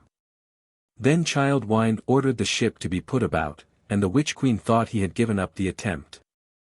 But instead of that, he only rounded the next point and landed safe and sound in Buttle Creek, and then, with sword drawn and bow bent, rushed up followed by his men, to fight the terrible worm that had kept him from landing. But the moment Childe had landed, the Witch Queen's power over the Laidly Worm had gone, and she went back to her bower all alone, not an imp, nor a man-at-arms to help her, for she knew her hour was come. So when Childe came rushing up to the Laidly Worm, it made no attempt to stop him or hurt him, but just as he was going to raise his sword to slay it, the voice of his own sister Margaret came from its jaws saying, "Oh, quit your sword. Unbend your bow. And give me kisses 3. For though I am a poisonous worm, no harm I'll do to thee." Childe stayed his hand, but he did not know what to think if some witchery were not in it. Then said the Laidly Worm again, "Oh, quit your sword, unbend your bow. And give me kisses 3. If I'm not one ere set of sun, one never shall I be." Then Childe went up to the Laidly Worm and kissed it once, but no change came over it. Then Childe kissed it once more, but yet no change came over it. For a 3rd time he kissed the loathsome thing, and with a hiss and a roar the Laidly Worm reared back, and before Childe stood his sister Margaret. He wrapped his cloak about her, and then went up to the castle with her. When he reached the keep, he went off to the Witch Queen's bower, and when he saw her, he touched her with a twig of a rowan tree. No sooner had he touched her than she shriveled up, till she became a huge ugly toad, with bold staring eyes and a horrible hiss. She croaked and she hissed, and then hopped away down the castle steps, and Childe took his father's place as king, and they all lived happy afterwards. But to this day, the loathsome toad is seen at times, haunting the neighborhood of Bamborough Keep, and the wicked Witch Queen is a Laidly Toad. The Cat and the Mouse. The Cat and the Mouse played in the malthouse. The cat bit the mouse's tail off. "Pray, puss, give me my tail." "No," says the cat, "I'll not give you your tail, till you go to the cow, and fetch me some milk." First she leapt and then she ran, till she came to the cow, and thus began. "Pray, cow, give me milk, that I may give cat milk, that cat may give me my own tail again." "No," said the cow, "I will give you no milk, till you go to the farmer, and get me some hay." First she leapt, and then she ran, till she came to the farmer, and thus began. "Pray, farmer, give me hay, that I may give cow hay, that cow may give me milk, that I may give cat milk, that cat may give me my own tail again." "No," says the farmer, "I'll give you no hay, till you go to the butcher and fetch me some meat." First she leapt, and then she ran, till she came to the butcher, and thus began. "Pray, butcher, give me meat, that I may give farmer meat, that farmer may give me hay, that I may give cow hay, that cow may give me milk, that I may give cat milk. That cat may give me my own tail again." "No," says the butcher, "I'll give you no meat, till you go to the baker and fetch me some bread. First she leapt and then she ran, till she came to the baker, and thus began. Pray, baker, give me bread, that I may give butcher bread, that butcher may give me meat, that I may give farmer meat, that farmer may give me hay. That I may give cow hay, that cow may give me milk, that I may give cat milk, that cat may give me my own tail again. Yes, says the baker, I'll give you some bread. But if you eat my meal, I'll cut off your head. Then the baker gave mouse bread, and mouse gave butcher bread, and butcher gave mouse meat, and mouse gave farmer meat, and farmer gave mouse hay, and mouse gave cow hay, and cow gave mouse milk, and mouse gave cat milk.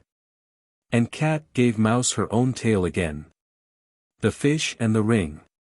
Once upon a time, there was a mighty baron in the north country who was a great magician that knew everything that would come to pass.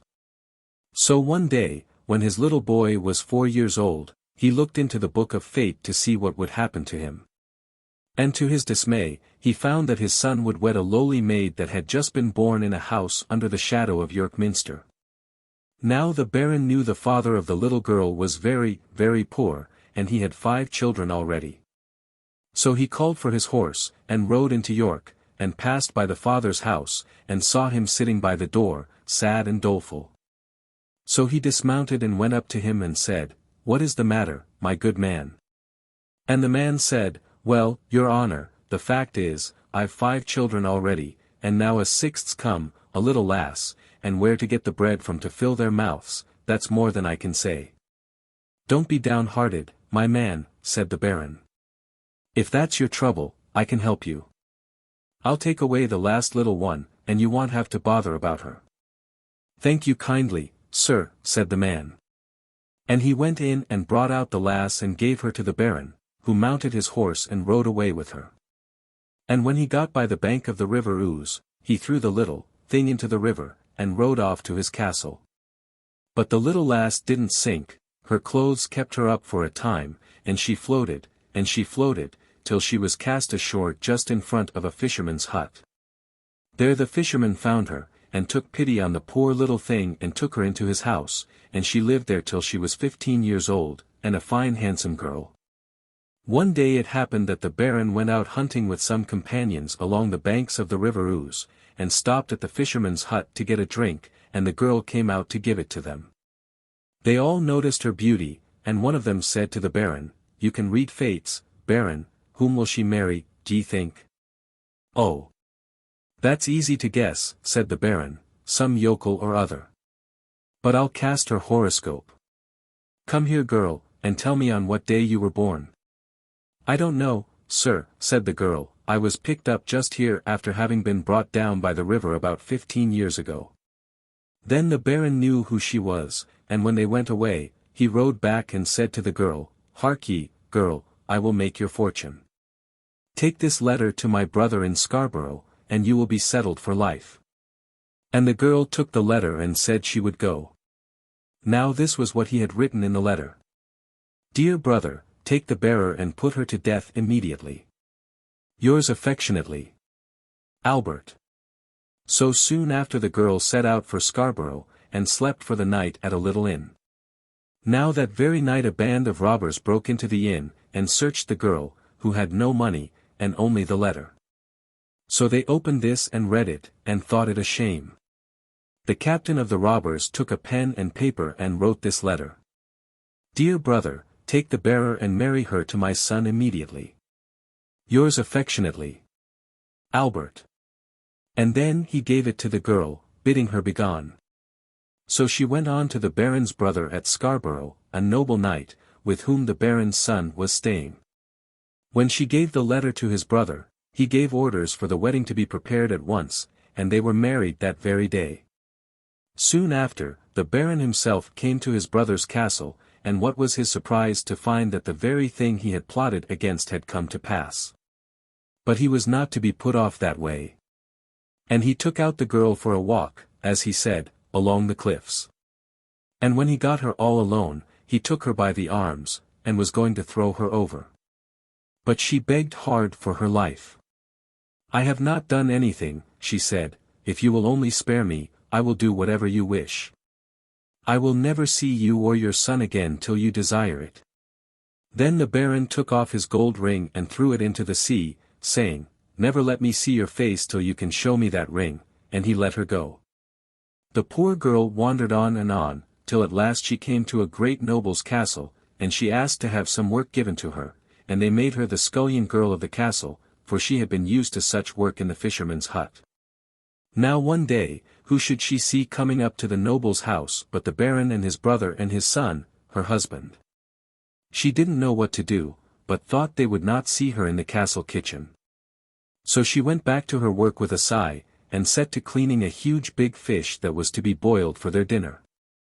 And, as she was cleaning it, she saw something shine inside it, and what do you think she found? Why, there was the Baron's ring, the very one he had thrown over the cliff at Scarborough. She was right glad to see it, you may be sure. Then she cooked the fish as nicely as she could, and served it up. Well, when the fish came on the table, the guests liked it so well that they asked the noble who cooked it. He said he didn't know, but called to his servants, "Ho, there, send up the cook that cooked that fine fish." So they went down to the kitchen and told the girl she was wanted in the hall.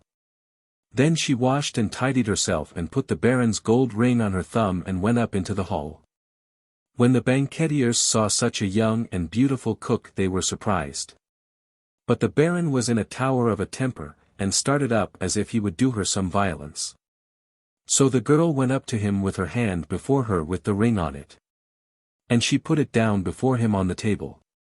Then at last the Baron saw that no one could fight against fate, and he handed her to a seat and announced to all the company that this was his son's true wife.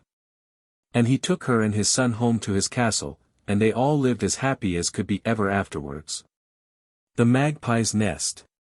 Once upon a time when pigs spoke rhyme, and monkeys chewed tobacco, and hens took snuff to make them tough, and ducks went quack, quack, quack, oh. All the birds of the air came to the magpie and asked her to teach them how to build nests. For the magpie is the cleverest bird of all at building nests. So she put all the birds round her and began to show them how to do it. First of all she took some mud and made a sort of round cake with it. "Oh, that's how it's done," said the thrush, and away it flew, and so that's how thrushes build their nests. Then the magpie took some twigs and arranged them round in the mud. "Now I know all about it," says the blackbird, and off he flew, and that's how the blackbirds make their nests to this very day. Then the magpie put another layer of mud over the twigs. "Oh, that's quite obvious," said the wise owl, and away it flew. And owls have never made better nests since. After this the magpie took some twigs and twined them round the outside. "The very thing," said the sparrow, and off he went, so sparrows make rather slovenly nests to this day. Well, then Madge Magpie took some feathers and stuff and lined the nest very comfortably with it. "That suits me," cried the starling, and off it flew, and very comfortable nests have starlings. So it went on, every bird taking away some knowledge of how to build nests, but none of them waiting to the end. Meanwhile Madge Magpie went on working and working without looking up till the only bird that remained was the turtle dove, and that hadn't paid any attention all along, but only kept on saying its silly cry, "Take two, Taffy, take two oh." At last the magpie heard this just as she was putting a twig across. So she said, "One's enough." But the turtle dove kept on saying, "Take two, Taffy, take two oh." Then the magpie got angry and said, "One's enough I tell you." Still the turtle dove cried, "Take two, Taffy, take two oh." At last, the magpie looked up and saw nobody near her but the silly turtle dove, and then she got rare angry and flew away and refused to tell the birds how to build nests again. And that is why different birds build their nests differently. Kate Crackernuts. Once upon a time there was a king and a queen, as in many lands have been. The king had a daughter, Anne, and the queen had one named Kate, but Anne was far bonnier than the queen's daughter, though they loved one another like real sisters. The queen was jealous of the king's daughter being bonnier than her own, and cast about to spoil her beauty. So she took counsel of the hen wife, who told her to send the lassie to her next morning fasting. So next morning early, the queen said to Anne, "Go, my dear, to the hen wife in the glen, and ask her for some eggs." So Anne set out, but as she passed through the kitchen she saw a crust, and she took and munched it as she went along. When she came to the hen wife she asked for eggs, as she had been told to do. The hen wife said to her, "Lift the lid off that pot there and see." The lassie did so, but nothing happened. "Go home to your Minnie and tell her to keep her larder door better locked," said the hen wife. So she went home to the queen and told her what the hen wife had said. The queen knew from this that the lassie had had something to eat, so watched the next morning and sent her away fasting. But the princess saw some country folk picking peas by the roadside, and being very kind she spoke to them and took a handful of the peas, which she ate by the way. When she came to the hen wife's, she said, "Lift the lid off the pot and you'll see." So and lifted the lid but nothing happened. Then the hen wife was rare angry and said to Anne, "Tell your Minnie the pot won't boil if the fire's away." So Anne went home and told the queen. The third day the queen goes along with the girl herself to the hen wife. Now, this time, when Anne lifted the lid off the pot, off falls her own pretty head, and on jumps a sheep's head. So the queen was now quite satisfied, and went back home. Her own daughter, Kate, however, took a fine linen cloth and wrapped it round her sister's head and took her by the hand, and they both went out to seek their fortune. They went on, and they went on, and they went on, till they came to a castle. Kate knocked at the door and asked for a night's lodging for herself and a sick sister. They went in and found it was a king's castle, who had 2 sons, and one of them was sickening away to death and no one could find out what ailed him. And the curious thing was that whoever watched him at night was never seen any more. So the king had offered a peck of silver to anyone who would stop up with him. Now Katie was a very brave girl, so she offered to sit up with him. Till midnight all goes well. As 12 o'clock rings, however, the sick prince rises, dresses himself, and slips downstairs. Kate followed, but he didn't seem to notice her. The prince went to the stable, saddled his horse, called his hound, jumped into the saddle, and Kate leapt lightly up behind him. Away rode the prince and Kate through the greenwood, Kate, as they pass, plucking nuts from the trees and filling her apron with them. They rode on and on till they came to a green hill. The prince here drew bridle and spoke, "Open, open, green hill," and let the young prince in with his horse and his hound, and Kate added, and his lady him behind. Immediately the green hill opened and they passed in. The prince entered a magnificent hall, brightly lighted up, and many beautiful fairies surrounded the prince and led him off to the dance. Meanwhile, Kate, without being noticed, hid herself behind the door. There she sees the prince dancing, and dancing, and dancing, till he could dance no longer and fell upon a couch. Then the fairies would fan him till he could rise again and go on dancing. At last the cock crew, and the prince made all haste to get on horseback. Kate jumped up behind, and home they rode. When the morning sun rose they came in and found Kate sitting down by the fire and cracking her nuts. Kate said the prince had a good night, but she would not sit up another night unless she was to get a peck of gold. The second night passed as the first had done. The prince got up at midnight and rode away to the green hill and the fairy ball, and Kate went with him, gathering nuts as they rode through the forest. This time she did not watch the prince, for she knew he would dance and dance, and dance. But she sees a fairy baby playing with a wand, and overhears one of the fairies say, 3 strokes of that wand would make Kate's sick sister as bonny as ever she was. So Kate rolled nuts to the fairy baby, and rolled nuts till the baby toddled after the nuts and let fall the wand, and Kate took it up and put it in her apron. And at cockcrow they rode home as before, and the moment Kate got home to her room she rushed and touched and 3 times with the wand, and the nasty sheep's head fell off and she was her own pretty self again. The third night Kate consented to watch, only if she should marry the sick prince. All went on as on the first 2 nights. This time the fairy baby was playing with a birdie.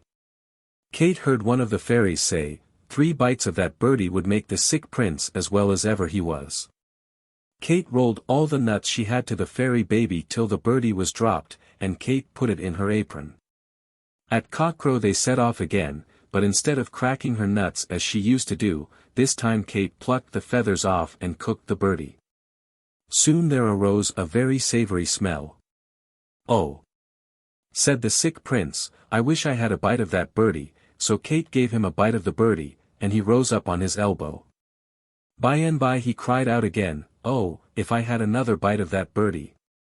So Kate gave him another bite, and he sat up on his bed. Then he said again, "Oh, if I only had a third bite of that birdie." So Kate gave him a third bite, and he rose quite well, dressed himself, and sat down by the fire, and when the folk came in next morning they found Kate and the young prince cracking nuts together. Meanwhile his brother had seen Annie and had fallen in love with her, as everybody did who saw her sweet pretty face. So the sick son married the well sister, and the well son married the sick sister, and they all lived happy and died happy, and never drank out of a dry cappy. The Called Lad of Hilton. At Hilton Hall, long years ago, there lived a brownie that was the contrariest brownie you ever knew. At night, after the servants had gone to bed, it would turn everything topsy-turvy, put sugar in the salt cellars, pepper into the beer, and was up to all kinds of pranks. It would throw the chairs down, put tables on their backs, rake out fires, and do as much mischief as could be. But sometimes it would be in a good temper, and then, "What's a brownie?" you say. "Oh, it's a kind of a sort of a bogle, but it isn't so cruel as a redcap." What? You don't know what's a bogle or a redcap? Ah, me. What's the world coming to? Of course a brownie is a funny little thing, half man, half goblin, with pointed ears and hairy hide. When you bury a treasure, you scatter over it blood drops of a newly slain kid or lamb, or, better still, bury the animal with the treasure, and a brownie will watch over it for you, and frighten everybody else away. Where was I? Well, as I was saying, the brownie at Hilton Hall would play at mischief, but if the servants laid out for it a bowl of cream, or a knuckle cake spread with honey, it would clear away things for them, and make everything tidy in the kitchen. One night, however, when the servants had stopped up late, they heard a noise in the kitchen, and, peeping in, saw the brownie swinging to and fro on the jack chain, and saying, "Woe's me! Woe's me! The acorn's not yet fallen from the tree. That's to grow the wood. That's to make the cradle. That's to rock the bairn. That's to grow to the man. That's to lay me. Woe's me! Woe's me!" So they took pity on the poor brownie, and asked the nearest henwife what they should do to send it away. "That's easy enough," said the henwife, and told them that a brownie that's paid for its service, in aught that's not perishable, goes away at once.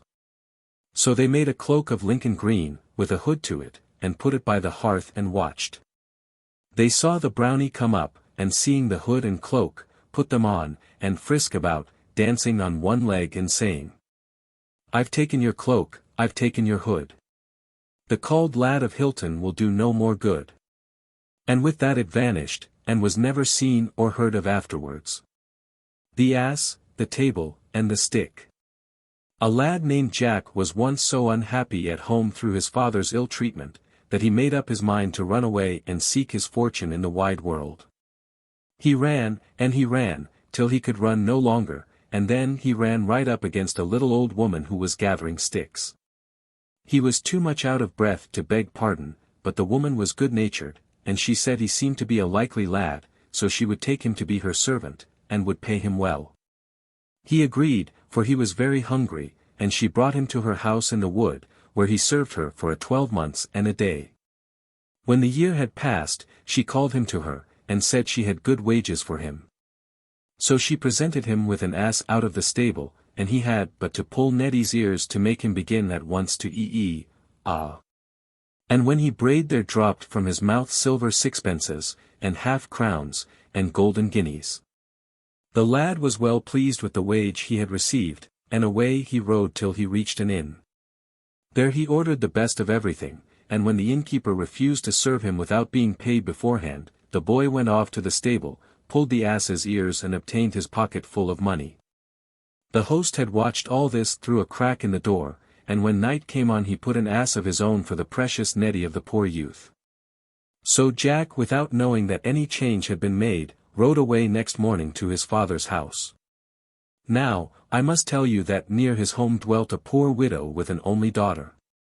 The lad and the maiden were fast friends and true loves. But when Jack asked his father's leave to marry the girl, "Never till you have the money to keep her," was the reply.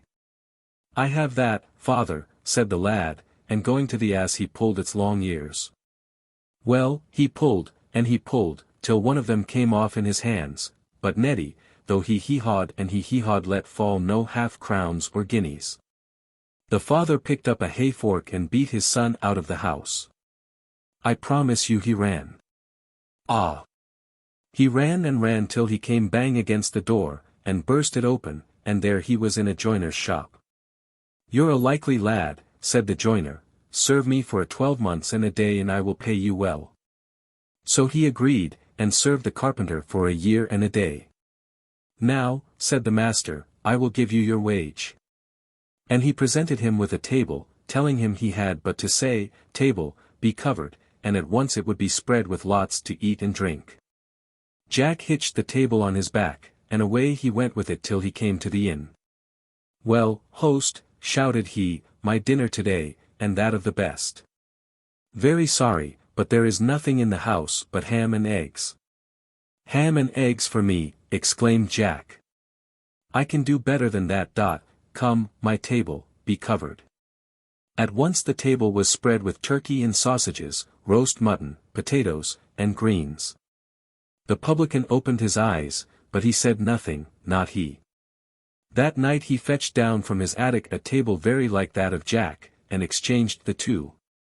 Jack, none the wiser, next morning hitched the worthless table onto his back and carried it home. "Now, father, may I marry my lass?" he asked. "Not unless you can keep her," replied the father. "Look here," exclaimed Jack. "Father, I have a table which does all my bidding." "Let me see it," said the old man. The lad set it in the middle of the room, and bade it be covered, but all in vain, the table remained bare. In a rage, the father caught the warming pan down from the wall and warmed his son's back with it so that the boy fled howling from the house, and ran till he came to a river and tumbled in. A man picked him out and bade him assist him in making a bridge over the river, and how do you think he was doing it? Why, by casting a tree across. So Jack climbed up to the top of the tree and threw his weight on it, so that when the man had rooted the tree up, Jack and the tree head dropped on the farther bank. "Thank you," said the man, "and now for what you have done I will pay you." So saying, he tore a branch from the tree, and fettled it up into a club with his knife. "There," exclaimed he, "take this stick, and when you say to it, 'Up stick and bang him,' it will knock any one down who angers you." The lad was overjoyed to get this stick, so away he went with it to the inn, and as soon as the publican appeared, "Up stick and bang him," was his cry. At the word the cudgel flew from his hand and battered the old publican on the back, rapped his head, bruised his arms, tickled his ribs, till he fell groaning on the floor. Still the stick belabored the prostrate man, nor would Jack call it off till he had got back the stolen ass and table.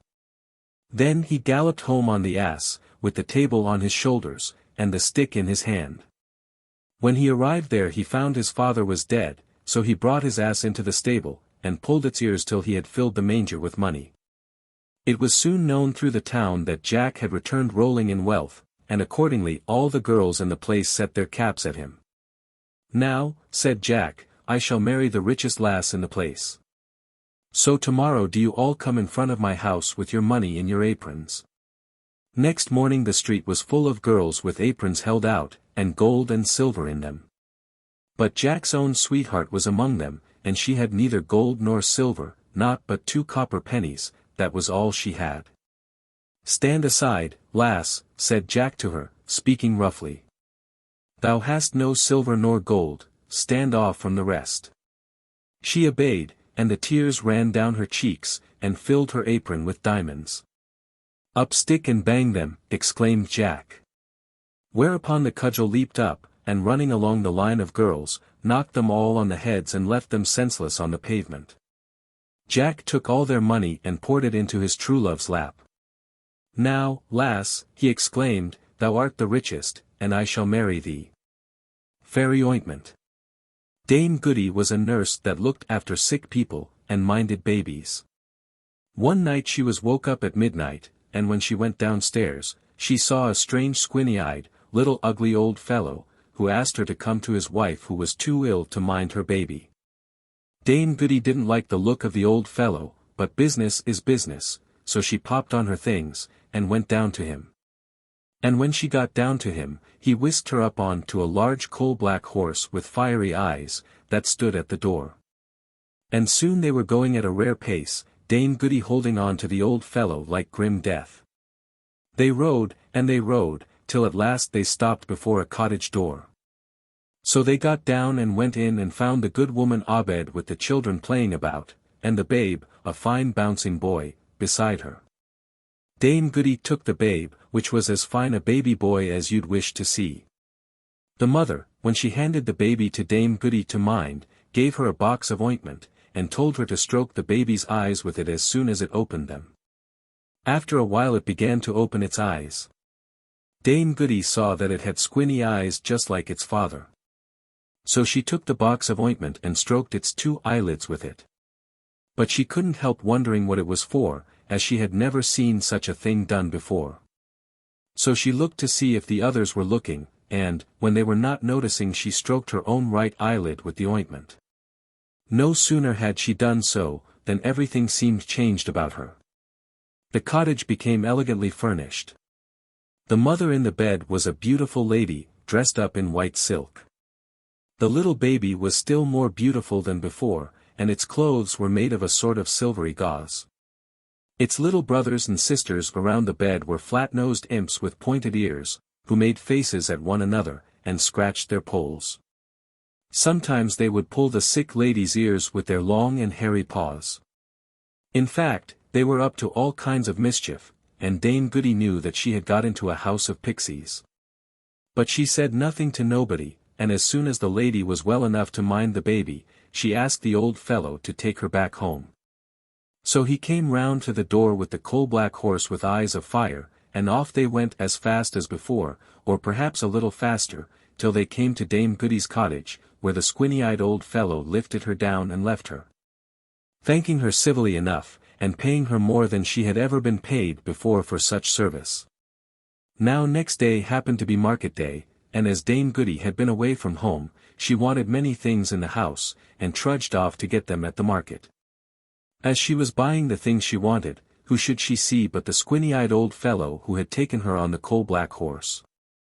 And what do you think he was doing?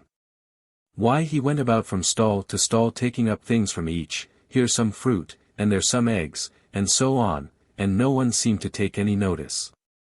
Now Dame Goody did not think it her business to interfere, but she thought she ought not to let so good a customer pass without speaking. So she ups to him and bobs a curtsy and said, "Gooden, sir, I hopes as how your good lady and the little one are as well as." But she couldn't finish what she was saying, for the funny old fellow started back in surprise, and he says to her. Says he, "What? Do you see me today?" "See you," says she, "why, of course I do, as plain as the sun in the skies, and what's more," says she, "I see you are busy too, into the bargain." "Ah, you see too much," said he. "Now, pray, with which eye do you see all this?" "With the right eye to be sure," said she, as proud as can be to find him out. "The ointment." "The ointment," cried the old pixie thief. "Take that for meddling with what don't concern you, you shall see me no more." And with that he struck her on her right eye, and she couldn't see him any more. And, what was worse, she was blind on the right side from that hour till the day of her death. The well of the world's end. Once upon a time, and a very good time it was, though it wasn't in my time, nor in your time, nor anyone else's time, there was a girl whose mother had died, and her father had married again. And her stepmother hated her because she was more beautiful than herself, and she was very cruel to her. She used to make her do all the servants' work, and never let her have any peace. At last, one day, the stepmother thought to get rid of her altogether, so she handed her a sieve and said to her, "Go, fill it at the well of the world's end and bring it home to me full, or woe betide you." For she thought she would never be able to find the well of the world's end, and, if she did, how could she bring home a sieve full of water? Well, the girl started off, and asked everyone she met to tell her where was the well of the world's end. But nobody knew, and she didn't know what to do, when a queer little old woman, all bent double, told her where it was, and how she could get to it. So she did what the old woman told her, and at last arrived at the well of the world's end. But when she dipped the sieve in the cold, cold water, it all ran out again. She tried and she tried again, but every time it was the same, and at last she sat down and cried as if her heart would break. Suddenly she heard a croaking voice, and she looked up and saw a great frog with goggle eyes looking at her and speaking to her. "What's the matter, dearie?" it said. Oh dear," she said, "my stepmother has sent me all this long way to fill this sieve with water from the well of the world's end, and I can't fill it no how at all." "Well," said the frog, "if you promise me to do whatever I bid you for a whole night long, I'll tell you how to fill it." So the girl agreed, and then the frog said, "Stop it with moss and daub it with clay. And then it will carry the water away." And then it gave a hop, skip and jump, and went flop into the well of the world's end. So the girl looked about for some moss, and lined the bottom of the sieve with it, and over that she put some clay, and then she dipped it once again into the well of the world's end. And this time, the water didn't run out, and she turned to go away. Just then the frog popped up its head out of the well of the world's end, and said, "Remember your promise." "All right," said the girl. For thought she, "What harm can a frog do me?" So she went back to her stepmother, and brought the sieve full of water from the well of the world's end. The stepmother was fine and angry, but she said nothing at all. That very evening they heard something tapping at the door low down, and a voice cried out, "Open the door, my hinny, my heart. Open the door, my own darling. Mind you the words that you and I spoke. Down in the meadow, at the world's end well." "Whatever can that be?" cried out the stepmother, and the girl had to tell her all about it, and what she had promised the frog. "Girls must keep their promises," said the stepmother. "Go and open the door this instant." For she was glad the girl would have to obey a nasty frog. So the girl went and opened the door, and there was the frog from the well of the world's end. And it hopped, and it skipped, and it jumped, till it reached the girl, and then it said, "Lift me to your knee, my hinny, my heart. Lift me to your knee, my own darling. Remember the words you and I spoke. Down in the meadow by the world's end well." But the girl didn't like to, till her stepmother said, "Lift it up this instant, you hussy. Girls must keep their promises." So at last she lifted the frog up onto her lap, and it lay there for a time, till at last it said, "Give me some supper, my hinny, my heart. Give me some supper, my darling. Remember the words you and I spake. In the meadow, by the well of the world's end." Well, she didn't mind doing that, so she got it a bowl of milk and bread, and fed it well. And when the frog had finished, it said, "Go with me to bed, my hinny, my heart. Go with me to bed, my own darling. Mind you the words you spake to me. Down by the cold well, so weary." But that the girl wouldn't do, till her stepmother said, "Do what you promised, girl, girls must keep their promises. Do what you're bid, or out you go, you and your froggy." So the girl took the frog with her to bed, and kept it as far away from her as she could. Well, just as the day was beginning to break, what should the frog say but, "Chop off my head, my hinny, my heart. Chop off my head, my own darling. Remember the promise you made to me. Down by the cold well so weary." At first the girl wouldn't, for she thought of what the frog had done for her at the well of the world's end. But when the frog said the words over again, she went and took an axe and chopped off its head, and lo! And behold, there stood before her a handsome young prince, who told her that he had been enchanted by a wicked magician, and he could never be unspelled till some girl would do his bidding for a whole night, and chop off his head at the end of it. The stepmother was that surprised when she found the young prince instead of the nasty frog, and she wasn't best pleased, you may be sure, when the prince told her that he was going to marry her stepdaughter because she had unspelled him. So they were married and went away to live in the castle of the king, his father, and all the stepmother had to console her was, that it was all through her that her stepdaughter was married to a prince. Master of all masters. A girl once went to the fair to hire herself for servant. At last a funny-looking old gentleman engaged her, and took her home to his house. When she got there, he told her that he had something to teach her, for that in his house he had his own names for things. He said to her, "What will you call me?" "Master or Mister, or whatever you please, sir," says she. He said, "You must call me Master of all masters." "And what would you call this?" pointing to his bed. "Bed or couch, or whatever you please, sir." "No, that's my barnacle." "And what do you call these?" said he pointing to his pantaloons. "Breeches or trousers, or whatever you please, sir." "You must call them squibs and crackers." "And what would you call her?" pointing to the cat. "Cat or kit, or whatever you please, sir." "You must call her white-faced simony." "And this now," showing the fire, "what would you call this?" "Fire or flame, or whatever you please, sir." "You must call it hot cockalorum, and what this?" he went on, pointing to the water. "Water or wet, or whatever you please, sir." "No, pondalorum is its name." "And what do you call all this?" asked he, as he pointed to the house. "House or cottage, or whatever you please, sir." "You must call it high topper mountain." That very night the servant woke her master up in a fright and said, "Master of all masters, get out of your barnacle and put on your squibs and crackers. For white-faced simony has got a spark of hot cockalorum on its tail, and unless you get some pondalorum high topper mountain will be all on hot cockalorum. That's all." The Three Heads of the Well. Long before Arthur and the Knights of the Round Table, there reigned in the eastern part of England a king who kept his court at Colchester.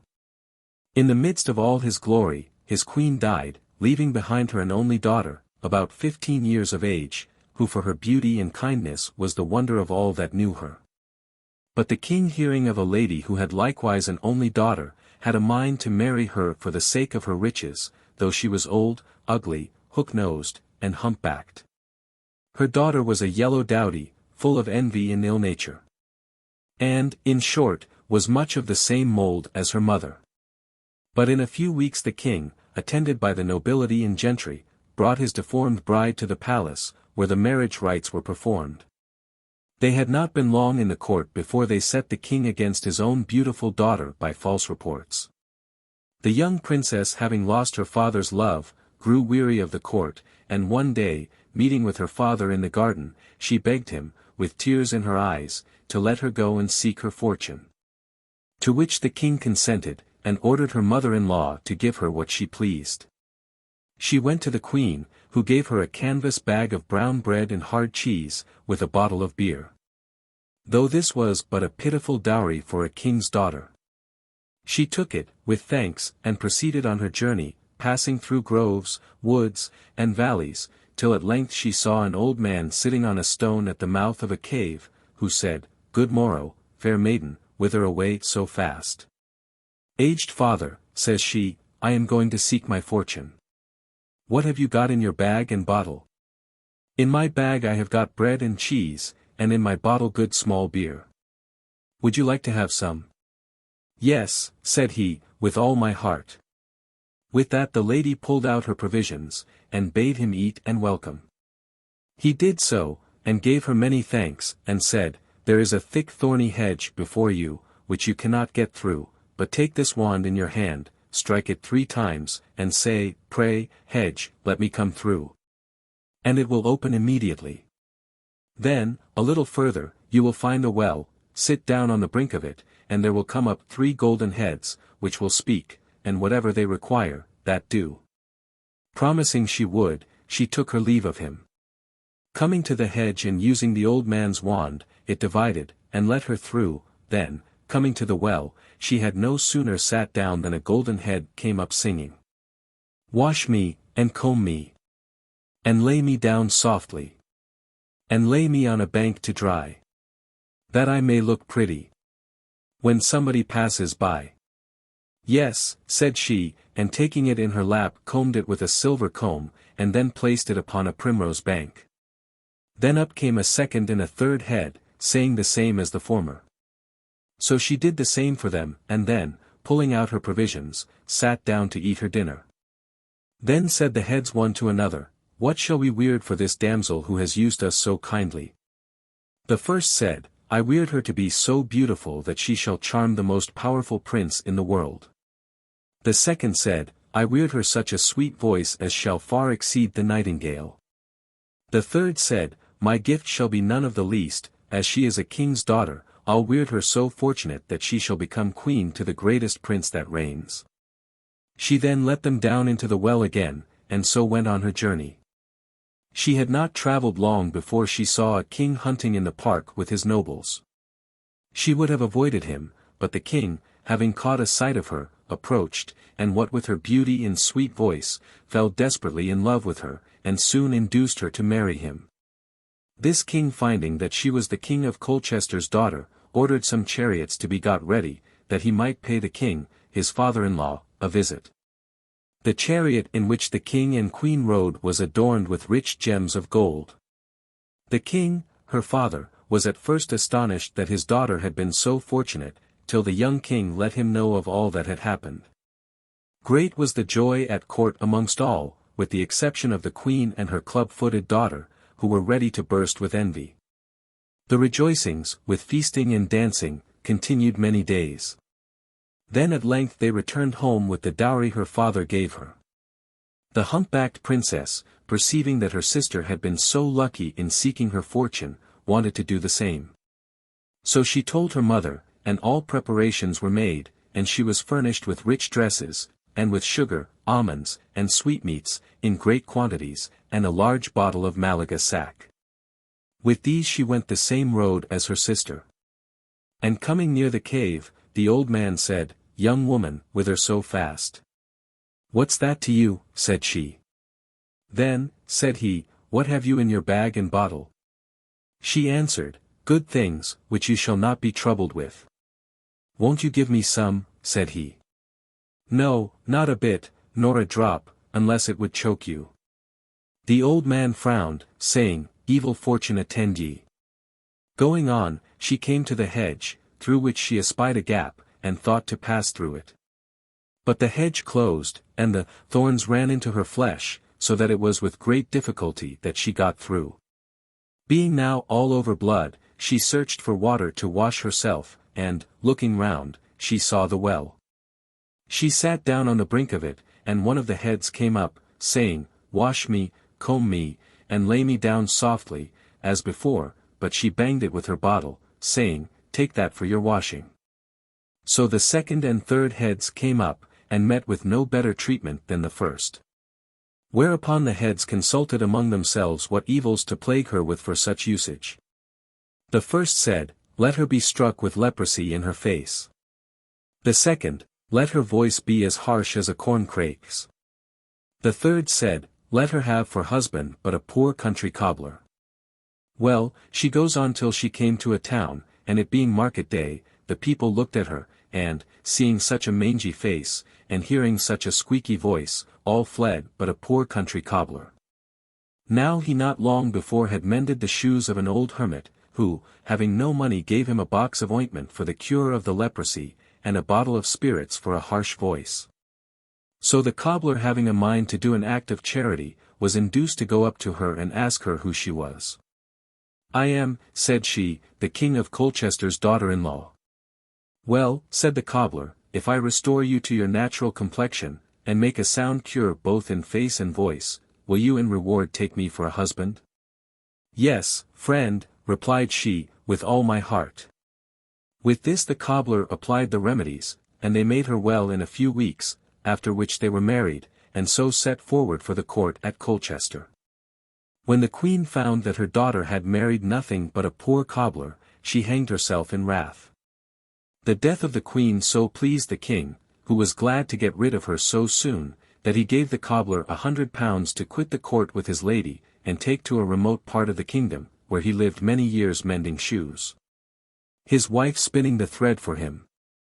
Oyez, oyez, oyez. The English fairy tales are now closed. Little boys and girls must not read any further.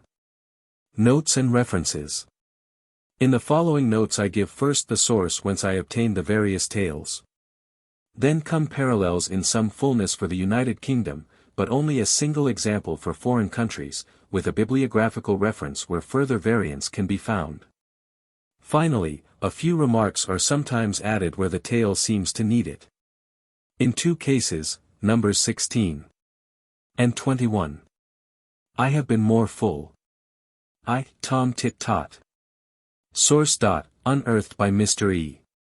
Claude from the Suffolk Notes and Queries of the Ipswich Journal, and reprinted by him in a paper on The Philosophy of Rumpelstiltskin in Folklore Journal, 7.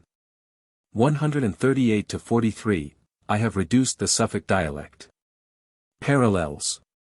In Yorkshire this occurs as Habitrot and Scantlie Mab, in Henderson's Folklore of Northern Counties, 221-6, in Devonshire as Duffy and the Devil, in Hunt's Romances and Drolls of the West of England, 239-47. In Scotland two variants are given by Chambers, Popular Rhymes of Scotland, under the title Whuppity Stoorie. The name-guessing wager is also found in Pirafool, printed by Mr. Andrew Lang in Longman's Magazine, July 1889, also Folklore, September, 1890. It is clearly the same as Grimm's Rumpelstiltskin, number 14. For other continental parallels see Mr. Claude's article, and Cosquin, Conte Pop. De Lorraine, I. 269 seq. Remarks. One of the best folk tales that have ever been collected, far superior to any of the continental variants of this tale with which I am acquainted. Mr. Claude sees in the class of name-guessing stories, a survival of the superstition that to know a man's name gives you power over him, for which reason savages object to tell their names. It may be necessary, I find, to explain to the little ones that Tom Tit can only be referred to as that, because his name is not known till the end. 2. The Three Sillies. Source. From Folklore Journal, 2. 40-3. To which it was communicated by Miss C. Byrne. Parallels. Professor Stevens gave a variant from his own memory in Folklore Record, 3. 155, as told in Essex at the beginning of the century. Mr. Tolman Smith gave another version in the Constitutional, July 1, 1853, which was translated by his daughter, and contributed to Melusine, T. 2. An Oxfordshire version was given in Notes and Queries, April 17, 1852. It occurs also in Ireland, Kennedy, Fireside Stories, page 9. It is Grimm's Clúige Else, number 34, and is spread through the world. Mr. Clouston devotes the 7th chapter of his Book of Noodles to the quest of the three noodles. 3. The Rose Tree. Source. From the first edition of Henderson's Folklore of Northern Counties, page 314, to which it was communicated by the Reverend S. Baring Gould. Parallels. This is better known under the title, Orange and Lemon, and with the refrain. My mother killed me. My father picked my bones. My little sister buried me under the marble stones. I heard this in Australia. Mr. Jones gives part of it in Folk Tales of the Magyars, 418-20, and another version occurs in 4 Notes and Queries, 6. For 96, Mr. I. Gollings informs me he remembers a version entitled Pepper, Salt, and Mustard, with the refrain just given. Abroad it is Grimm's Juniper Tree, number 47, where see further parallels. The German rhyme is sung by Margaret in the mad scene of Goethe's Faust. 4. Old Woman and Pig. Source. Halliwell's Nursery Rhymes and Tales, 114. Parallels. Cf. Miss Byrne, Shropshire Folklore, 529, also number 34. Infra, Cat and Mouse. It occurs also in Scotch, with the title, The Wife and Her Bush of Berries, Chambers's Pop Rhymes, page 57. Newell, Games and Songs of American Children, gives a game named, Club Fist, number 75, founded on this, and in his notes refers to German, Danish, and Spanish variants. Cf. Cosquin, 2. 36 Seek. Remarks. One of the class of accumulative stories, which are well represented in England. Cf. Infra, numbers 16, XX, 34. V. How Jack Sought His Fortune. Source. American Folklore Journal I, 227-8. I have eliminated a malodorous and un-English skunk. Parallels. Two other versions are given in the journal LC. One of these, however, was probably derived from Grimm's Town Musicians of Bremen, number 27. That the others came from across the Atlantic is shown by the fact that it occurs in Ireland, Kennedy, Fictions, pages 5 to 10, and Scotland, Campbell, number 11. For other variants, see R. Kohler in Gonzenbach, Sissel. Merkin, 2. 245. 6. Mr. Vinegar. Source. Halliwell, page 149. Parallels. This is the Hans im Gluck of Grimm, number 83. Cf. 2, Lazy Jack, Infra, number 27. Other variants are given by M. Cosquin, Conte Pop. De Lorraine, I. 241. On Surprising Robbers, see preceding tale. Remarks. In some of the variants the door is carried, because Mr. Vinegar, or his equivalent, has been told to mind the door, or he acts on the principle, he that is master of the door is master of the house. In other stories he makes the foolish exchanges to the entire satisfaction of his wife. Cf. Cosquin, I. 156-7. 7. Nick's Not Nothing. Source. From A Scotch Tale, Nicked Not Nothing, collected by Mr. Andrew Lang in Murrayshire, published by him first in Revue Celtique, t. 3, then in His Custom and Myth, page 89, and again in Folklore, September 1890. I have changed the name so as to retain the equivoque of the giant's reply to the king. I have also inserted the incidents of the flight, the usual ones in tales of this type, and expanded the conclusion, which is very curtailed and confused in the original. The usual ending of tales of this class contains the sale of bed incident, for which see Childe, I. 391. Parallels. Mr. Lang, in the essay, A Far-Travelled Tale, in which he gives the story, mentions several variants of it, including the classical myth of Jason and Medea. A fuller study in Cosquin, L.C., 2. 12-28. For the finger ladder, see Kohler, in Orient and Occident, 2. 3. 8. Jack Hannaford. Source. Henderson's Folklore of Northern Counties, 1st edition, page 319. Communicated by the Reverend S. Baring Gould. Parallels. Pilgrims from Paradise are enumerated in Clouston's Book of Noodles, pages 205, 214-8. See also Cosquin, L.C., I. 239. 9. Binnorie. Source. From the Ballad of the Twa Sisters o' Binnorie. I have used the longer version in Roberts's Legendary Ballads, with one or two touches from Mr. Allingham's shorter and more powerful variant in the Ballad Book. A tale is the better for length, a ballad for its curtness. Parallels. The story is clearly that of Grimm's Singing Bone, number 28, where one brother slays the other and buries him under a bush. Years after, a shepherd passing by finds a bone under the bush, and, blowing through this, hears the bone denounce the murderer. For numerous variants in ballads and folk tales, see Professor Childe's English and Scotch Ballads, edition 1886, I. 125, 493. 3. 499. X. Mouse and Mouser. Source. From memory by Mrs. E. Burne-Jones. Parallels. A fragment is given in Halliwell, 43, Chambers' Popular Rhymes has a Scotch version, the caddy sits in the kiln ring spinning, page 53. The surprise at the end, similar to that in Perrault's Red Riding Hood, is a frequent device in English folk tales. Cf. Infra, numbers 12, 24, 29, 33, Zli. 11. Cap o' Rushes. Source. Discovered by Mr. E. Claude, in Suffolk Notes and Queries, of the Ipswich Journal, published by Mr. Lang in Longinen's Magazine, Volume 13, also in Folklore, September 1890. Parallels. The beginning recalls King Lear. For Loving Like Salt, see the parallels collected by Cosquin, I. 288. The whole story is a version of the numerous class of Cinderella stories, the particular variety being the catskin subspecies analogous to Perrault's Peau d'Ane. Catskin was told by Mr. Burchell to the young primroses in The Vicar of Wakefield, and has been elaborately studied by the late H. C. Coote in Folklore Record, 3. 1-25.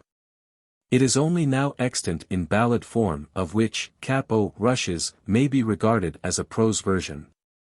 12. Teeny Tiny. Source. Halliwell, 148. 13. Jack and the Beanstalk. Source. I tell this as it was told me in Australia, somewhere about the year 1860. Parallels. There is a chapbook version which is very poor. It is given by Mr. E. S. Hartland, English Folk and Fairy Tales, Camelot Series, page 35, seek.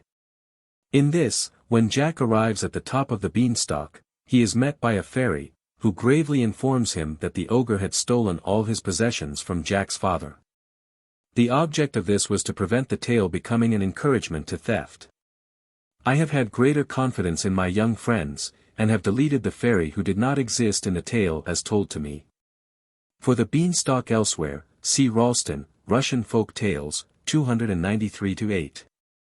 Cosquin has some remarks on magical ascents, I. 14. 14. Three Little Pigs. Source. Halliwell, page 16. Parallels. The only known parallels are one from Venice, Bernoni, trad. Pop, punt. 3, page 65, given in Crane, Italian Popular Tales, page 267, The Three Goslings. And a Negro Tale in Lippincott's Magazine, December, 1877, page 753, Tiny Pig. Remarks. As little pigs do not have hair on their chinny chin-chins, I suspect that they were originally kids, who have. This would bring the tale close to the Grimm's Wolf and Seven Little Kids, number 5. In Steel and Temple's Lambikin, Wide Awake Stories, page 71, the lambikin gets inside a drumikin, and so nearly escapes the jackal. 15. Master and Pupil. Source. Henderson, Folklore of Northern Counties, 1st edition, page 343, communicated by the Reverend S. Baring Gould. The rhymes on the open book have been supplied by Mr. Batten, in whose family, if I understand him rightly, they have been long used for raising the. Something similar occurs in Halliwell, page 243, as a riddle rhyme. The mystic signs in Greek are a familiar, counting out rhyme. These have been studied in a monograph by Mr. H. C. Bolton. He thinks they are survivals of incantations. Under the circumstances, it would be perhaps as well if the reader did not read the lines out when alone. One never knows what may happen. Parallels. Sorcerers' pupils seem to be generally selected for their stupidity, in folk tales. Friar Bacon was defrauded of his labor in producing the brazen head in a similar way. In one of the legends about Virgil he summoned a number of demons, who would have torn him to pieces if he had not set them at work. J.S. Tunison, Master Virgil, Cincinnati, 1888, page 30.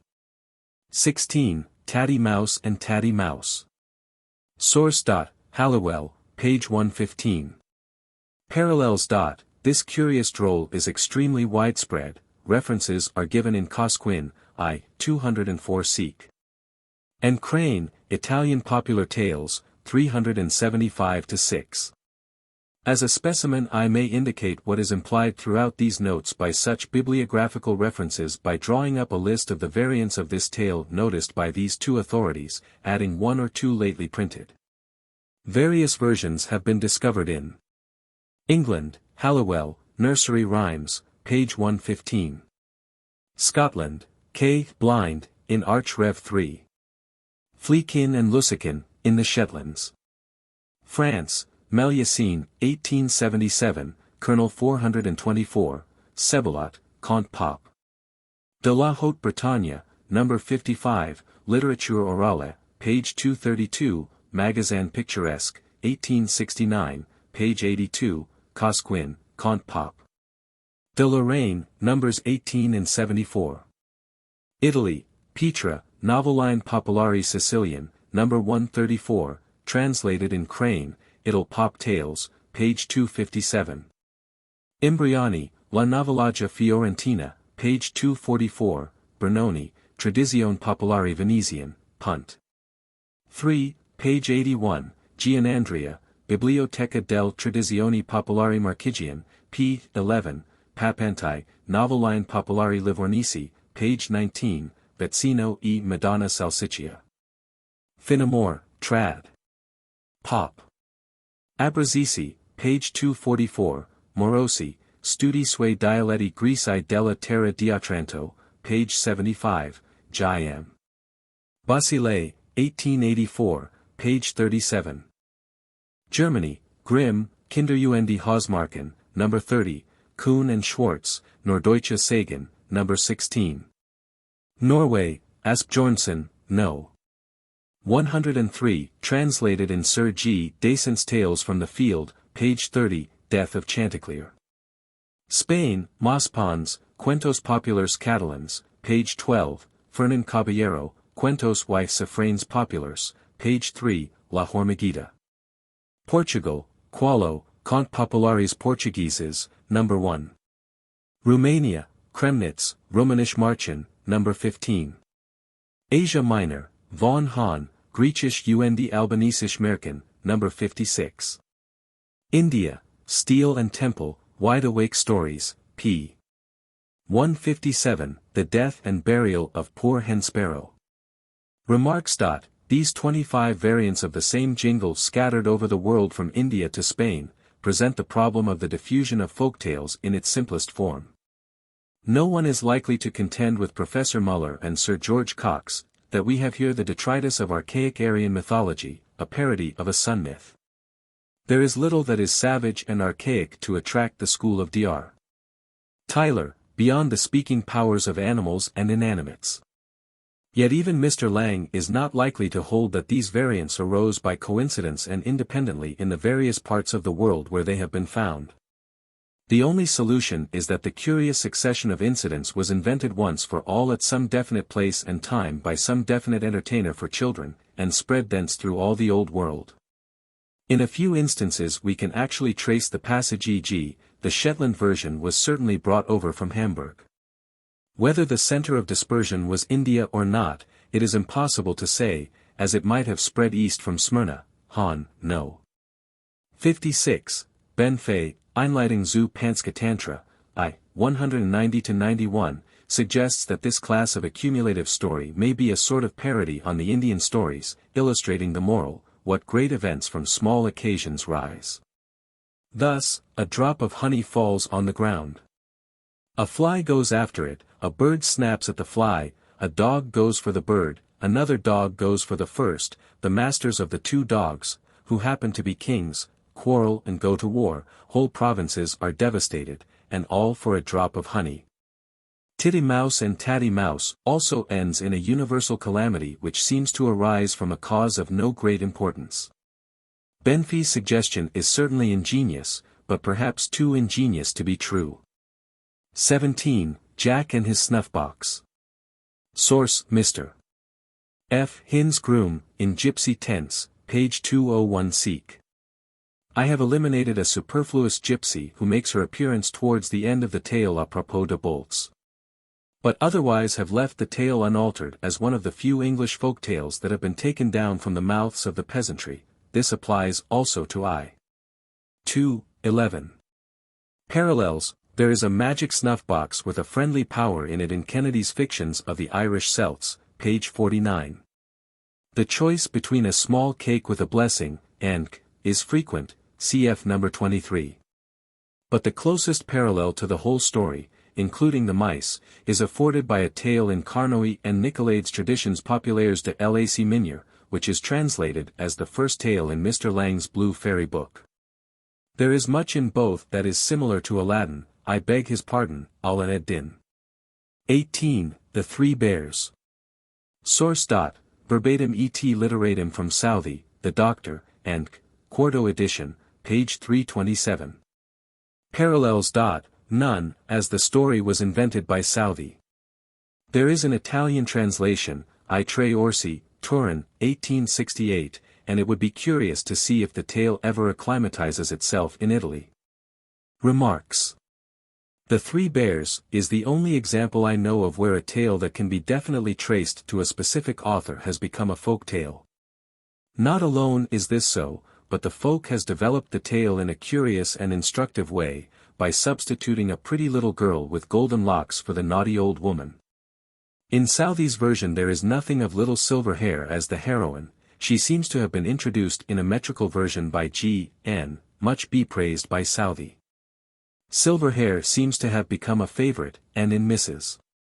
Valentine's version of The Three Bears, in the old fairy tales, the visit to the bear house is only the preliminary to a long succession of adventures of the pretty little girl, of which there is no trace in the original, and this in the old fairy tales. Oh, Mrs. Valentine! I have, though somewhat reluctantly, cast back to the original form. After all, as Prof. Dowden remarks, Southey's memory is kept alive more by The Three Bears than anything else, and the text of such a nursery classic should be retained in all its purity. 19. Jack the Giant Killer. Source. From two chapbooks at the British Museum, London, 1805, Paisley, 1814. I have taken some hints from Felix Summerlee's, Sir Henry Cole's, version, 1845. From the latter part, I have removed the incident of the giant dragging the lady along by her hair. Parallels. The chapbook of Jack the Giant Killer is a curious jumble. The second part, as in most chapbooks, is a weak and late invention of the enemy, and is not folkstomlich at all. The first part is compounded of a comic and a serious theme. The first is that of the valiant tailor, Grimm, number 20.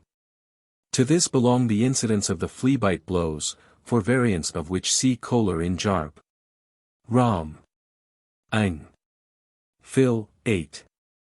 252, and that of the slit paunch, cf. Cosquin, L.C., 2. 51. The Thankful Dead episode, where the hero is assisted by the soul of a person whom he has caused to be buried, is found as early as the Cento Novelli Antiche in Straparola, 11. 2. It has been best studied by Kohler in Germania, 3. 199-209, cf. Cosquin, I, 214-5, 2. 14 and Note, and Crane, It'll Pop Tales, 350, Note 12. It occurs also in the curious play of Peele's The Old Wives' Tale, in which one of the characters is the ghost of Jack. Practically the same story as this part of Jack the Giant Killer occurs in Kennedy, Fictions of the Irish Celts, page 32, Jack the Master and Jack the Servant, and Kennedy adds, p. 38, in some versions Jack the Servant is the spirit of the buried man. The fee-fi-fo-fum formula is common to all English stories of giants and ogres. It also occurs in Peele's play and in King Lear, see note on Childe Roland. Messrs. Jones and Kropf have some remarks on it in their Magyar Tales, pages 340-1, so has Mr. Lang in his Perrault, page 63, where he traces it to the Furies in Aeschylus Eumenides. XX, Henny-Penny. Source. I give this as it was told me in Australia in 1860. The fun consists in the avoidance of all pronouns, which results in jaw-breaking sentences almost equal to the celebrated, "She stood at the door of the fish sauce shop, welcoming him in." Parallels. Hallowell, page 151, has the same with the title, "Chicken Licken." It occurs also in Chambers's Popular Rhymes, page 59, with the same names of the dramatis personae, as my version. For European parallels, see Crane, It'll Pop. Tales, 377, and authorities there quoted. 21. Childe Roland. Source. Jameson's Illustrations of Northern Antiquities, 1814, page 397. Seek, who gives it as told by a tailor in his youth, c. 1770. I have anglicized the Scotticisms, eliminated an unnecessary oxherd and swineherd, who lose their heads for directing the child. And I have called the Erlkonig's lair the Dark Tower on the strength of the description and of Shakespeare's reference. I have likewise suggested a reason why Burd Ellen fell into his power, chiefly in order to introduce a definition of Widershins. All the rest is the original horse, even including the erroneous description of the youngest son as the child or heir, cf. Childe Harold and Childe Wynd, infra, number 33. Unless this is some survival of Junior Right or Borough English, the archaic custom of letting the heirship pass to the youngest son. I should add that, on the strength of the reference to Merlin, Jameson calls Childe Roland's mother, Queen Guinevere, and introduces references to King Arthur and his court. But as he confesses that these are his own improvements on the tailor's narrative, I have eliminated them. Parallels. The search for the Dark Tower is similar to that of the Red Ettin, cf. Kohler on Gonzenbach, 2. 222. The formula, youngest best, in which the youngest of three brothers succeeds after the others have failed, is one of the most familiar in folktales, amusingly parroted by Mr. Lang in his Prince Prigio. The taboo against taking food in the underworld occurs in the myth of Proserpine, and is also frequent in folktales, Childe, I. 322. But the folktale parallels to our tale fade into insignificance before its brilliant literary relationships. There can be little doubt that Edgar, in his mad scene in King Lear, is alluding to our tale when he breaks into the lines.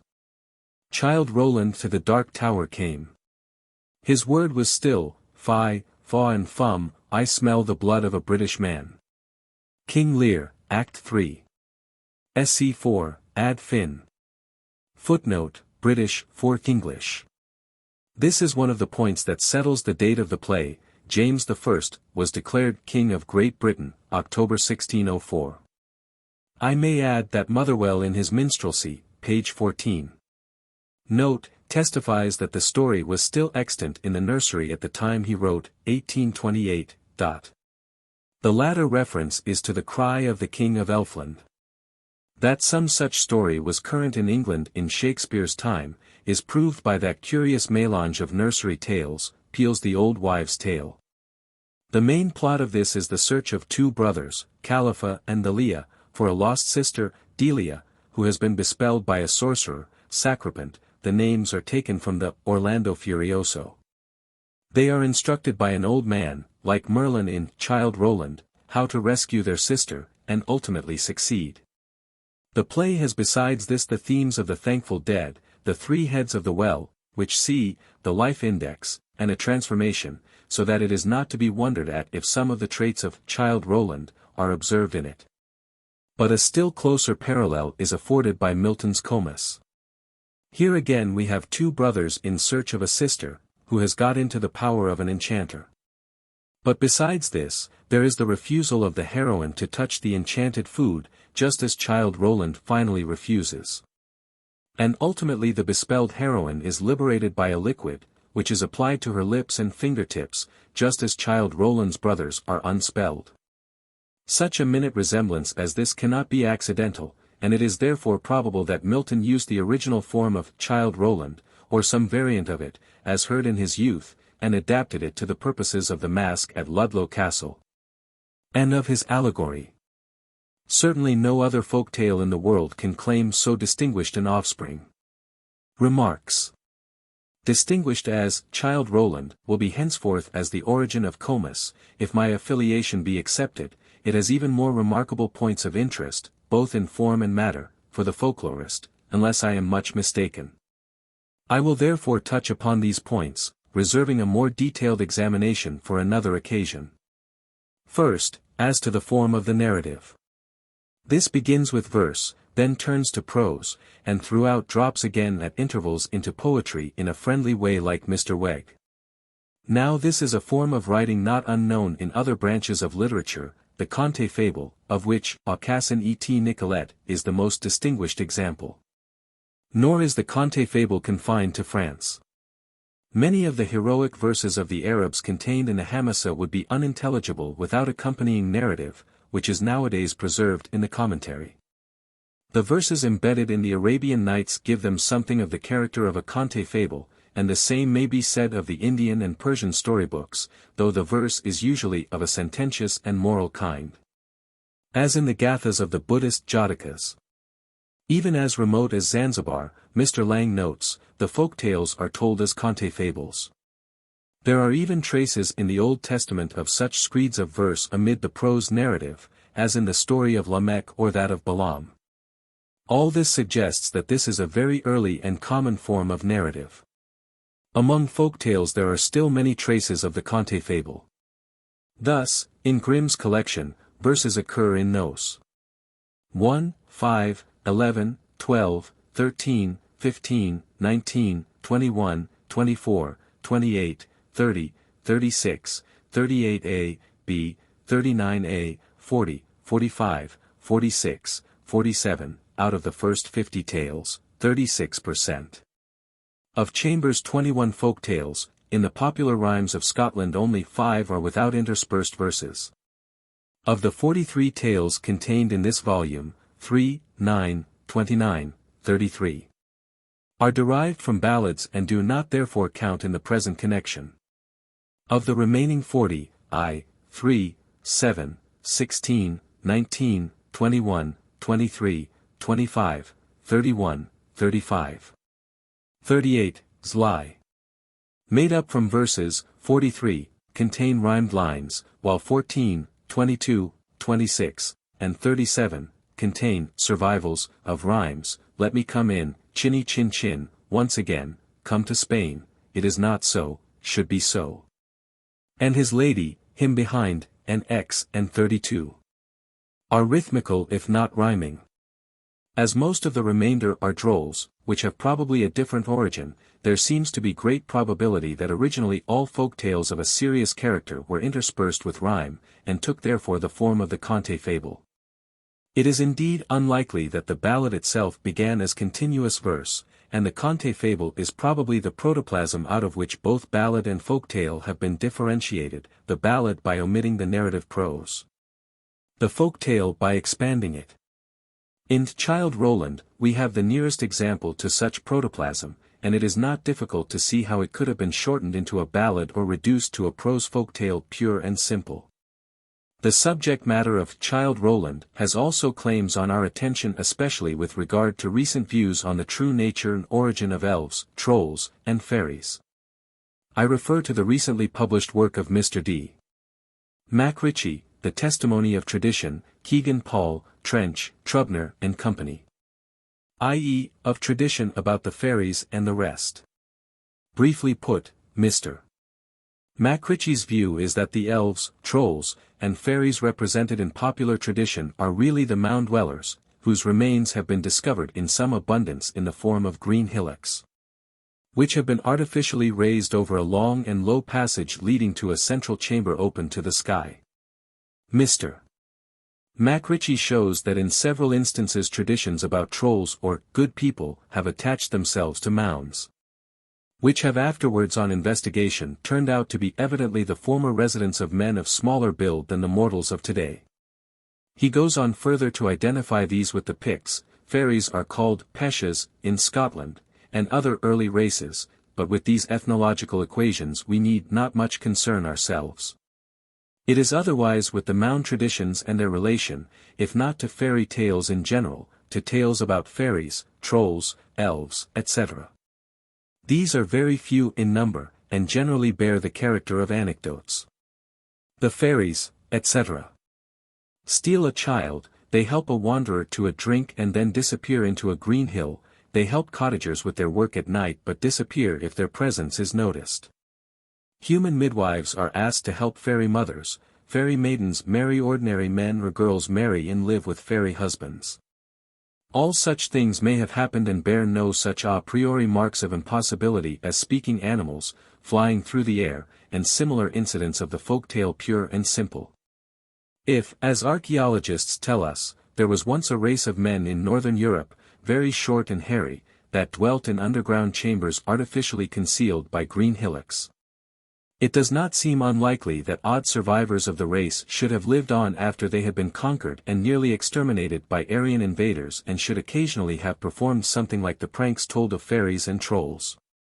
Certainly the description of the Dark Tower of the King of Elfland in Childe Roland has a remarkable resemblance to the dwellings of the good folk, which recent excavations have revealed. By the kindness of Mr. MacRitchie, I am enabled to give the reader illustrations of one of the most interesting of these, the Maze How of Orkney. This is a green mound some 100 feet in length and 35 in breadth at its broadest part.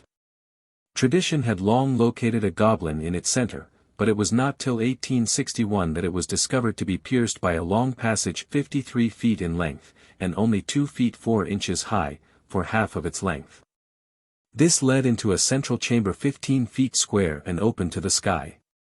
Now it is remarkable how accurately all this corresponds to the Dark Tower of Childe Roland, allowing for a little idealization on the part of the narrator.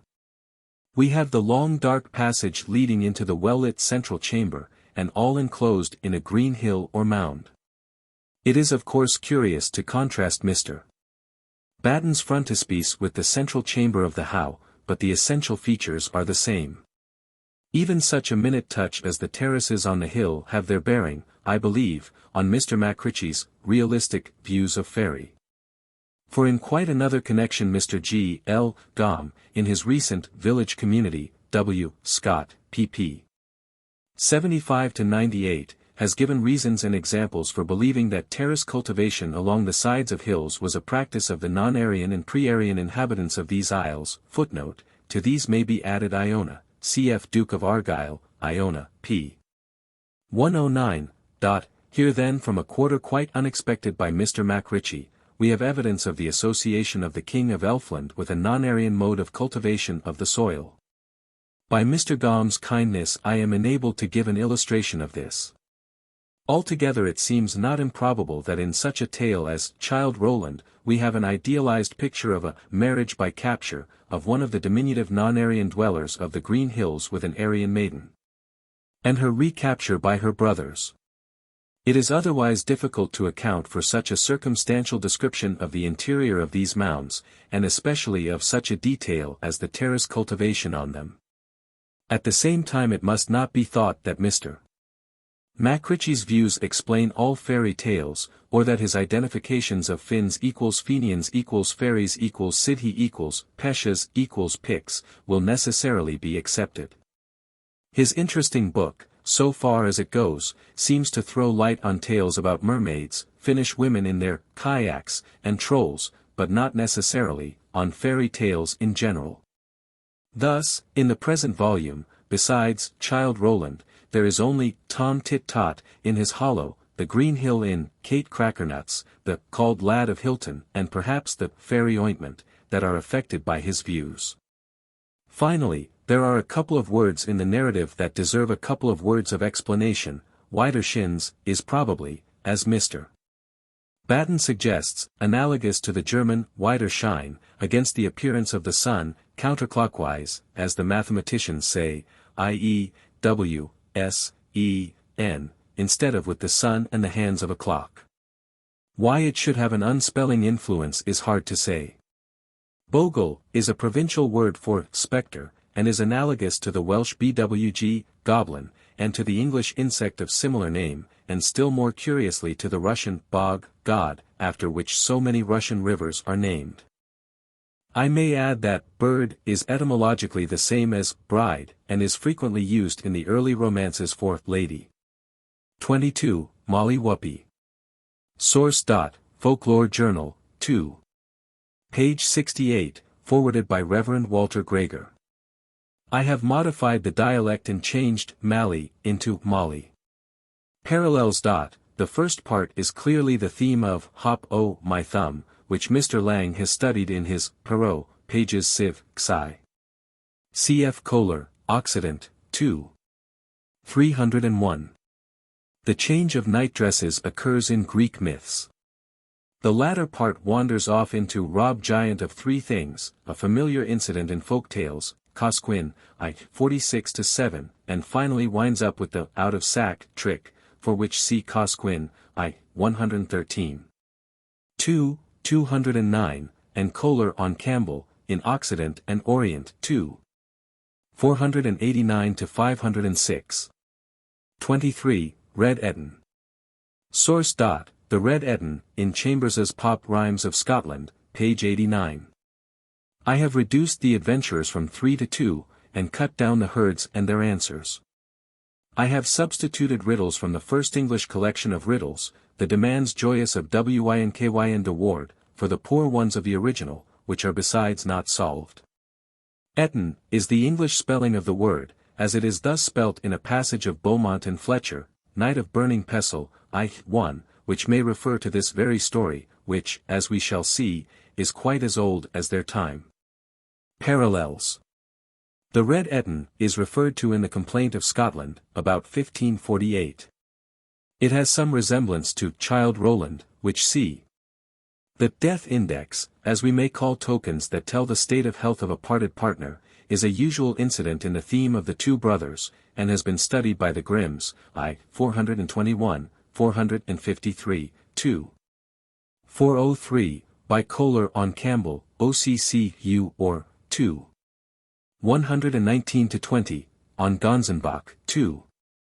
230, on Blade, 248, by Cosquin, LC, I. 70-2, 193, by Crane, It'll Pop Tales, 326, and by Jones and Kropf, Magyar Tales, 329.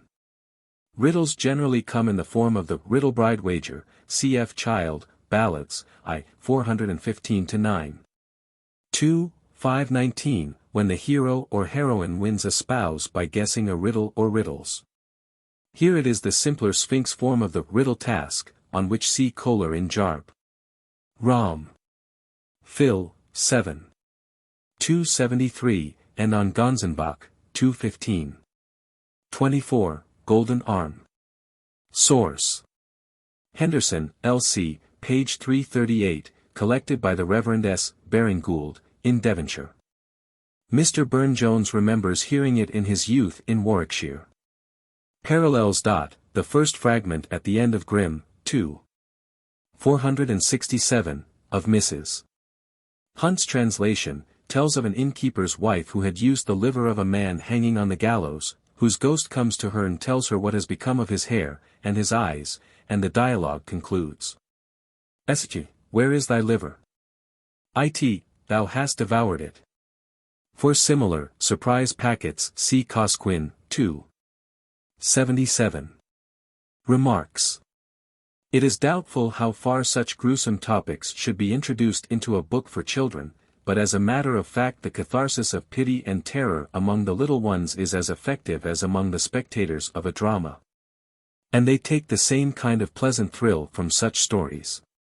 They know it is all make-believe just as much as the spectators of a tragedy. Everyone who has enjoyed the blessing of a romantic imagination has been trained up on such tales of wonder. 25. Tom Thumb. Source. From the chapbook contained in Halliwell, page 199, and Mr. Hartland's English Folk and Fairy Tales. I have omitted much of the second part. Parallels. Halliwell has also a version entirely in verse. Tom Thumb is Le Petit Poucet of the French, Domling of the Germans, and similar diminutive heroes elsewhere, cf. Dolan, Conte de ma mère Eloy, 326, but of his adventures only that in the cow's stomach, cf. Cosquin, 2. 190, is common with his French and German cousins. M. Gaston Paris has a monograph on Tom Thumb. 26. Mr. Fox. Source. Contributed by Blakeway to Malone's Variorum Shakespeare, to illustrate Benedict's remark in Much Ado About Nothing, I. 146, like the old tale, my lord, it is not so, nor, 'twas not so, but, indeed, God forbid it should be so, which clearly refers to the tale of Mr. Fox. The Forbidden Chamber has been studied by Mr. Hartland, Folklore Journal, 3. 193, seek. Parallels. Halliwell, page 166, gives a similar tale of an Oxford student, whose sweetheart saw him digging her grave. Mr. Fox is clearly a variant of the theme of The Robber Bridegroom, Grimm, No. 40, Mrs. Hunt's translation, I. 389, 395. And Cosquin, I. 180-1. 27, Lazy Jack. Source. Halliwell, 157. Parallels. The same story occurs in Lowland Scotch as Jock and His Mother, Chambers, L.C., 101, in Ireland, as I'll Be Wiser Next Time, Kennedy, L.C., 39-42. Abroad it is Grimm's Hans im Gluck, No. 83. The cure by laughing incident is common form in folktales, cf. Kohler on Gonzenbach, Sizzle. Merkin, 2. 210, 224, Jones and Kropf, Magyar Tales, 312. 28, Johnny Cake. Source. American Journal of Folklore, 2. 60. Parallels. Another variant is given in the same journal, page 277, where reference is also made to a version, The Gingerbread Boy, in St. Nicholas, May 1875. Chambers gives two versions of the same story, under the title, The Wee Bunnock, the first of which is one of the most dramatic and humorous of folktales. Unfortunately, the Scotticisms are so frequent as to render the droll practically untranslatable. The fate of Mr. Jack Sparrow, in Uncle Remus is similar to that of Johnny Cake. 29, Earl Mar's Daughter. Source. From the ballad of the same name as given in Mr. Allingham's ballad book, it is clearly a fairy tale and not a ballad proper. Parallels. The lover visiting his spouse in guise of a bird, is a frequent motif in folktales. XXX, Mr. Myaka. Source. From memory of Mrs. B. Abrahams, who heard it from her mother some X years ago, more than 40. I have transposed the two incidents, as in her version Tommy Grimes was a clever carver and carried about with him a carven leg. This seemed to me to exceed the limits of vraisemblance even for a folk tale. Parallels. Getting out of an ogre's clutches by playing on the simplicity of his wife, occurs in Molly Whuppie, No. 22, and its similars. In the Grimms' Hansel and Gretel, Hansel pokes out a stick instead of his finger that the witch may not think him fat enough for the table. Remarks. Mr. Myaka seems to have played the double role of a domestic providence. He not alone punished bad boys, as here, but also rewarded the good, by leaving them gifts on appropriate occasions like Santa Claus or Father Christmas, who, as is well known, only leave things for good children. Mrs. Abrahams remembers one occasion well when she nearly caught sight of Mr. Myaka. Just after he had left her a gift, she saw his shadow in the shape of a bright light passing down the garden. 31, Dick Whittington. Source. I have cobbled this up out of 3 chapbook versions, 1, that contained in Mr. Hartland's English Folktales, 2, that edited by Mr. H. B. Wheatley for the Villon Society, 3, that appended to Messrs. Besant and Rice's monograph. Parallels. Whittington's cat has made the fortune of his master in all parts of the Old World, as Mr. W. A. Clouston, among others, has shown, Popular Tales and Fictions, 2. 65-78, cf. Kohler on Gonzenbach, 2. 251. Remarks. If bow bells had pealed in the exact and accurate 19th century, they doubtless would have chimed. Turn again, Whittington. Thrice and a half Lord Mayor of London. For besides his 3 mayoralties of 1397, 1406, and 1419, he served as Lord Mayor in place of Adam Bam, deceased, in the latter half of the mayoralty of 1396. It will be noticed that the chapbook puts the introduction of potatoes rather far back. 32. The Strange Visitor. Source. From Chambers, L.C., 64, much anglicized. I have retained a late Weimau, though I candidly confess I have not the slightest idea what it means. Judging other children by myself, I do not think that makes the response less effective. The prosaic-minded may substitute, up late and little food. Parallels. The man made by installments, occurs in the Grimm's No. 4, and something like it in an English folk tale, The Golden Ball, A. P. Henderson, L.C., page 333. 33. The Laidly Worm. Source. From an 18th-century ballad of the Reverend Mr. Lamb of Narham, as given in Professor Childe's Ballads, with a few touches and verses from the more ancient version, Kempion. A florid prose version appeared in Monthly Chronicle of North Country Lore for May 1890. I have made the obvious emendation of "Oh quit your sword, unbend your bow." 4. "Oh quit your sword, and bend your bow." Parallels. The Ballad of Kemp Owen is a more general version which The Laidly Worm has localized near Bamborough. We learn from this that the original hero was Kemp or Champion Owain, the Welsh hero who flourished in the 9th century. Childe Wynd therefore equals Childe Owen. The Deliverance Kiss has been studied by Professor Childe, L.C. I. 207. A noteworthy example occurs in Boiardo's Orlando Innamorato, cc 25, 26. Remarks. It is perhaps unnecessary to give the equations, laidly worm equals loathly worm equals loathsome dragon, and, borrowed equals changed. 34. Cat and Mouse. Source. Halliwell, page 154. Parallels. Scarcely more than a variant of the Old Woman and Her Pig, No. 4, which see. It is curious that a very similar run is added by Bengali women at the end of every folk tale they tell, Lal Bihari Day, Folk Tales of Bengal, Pref.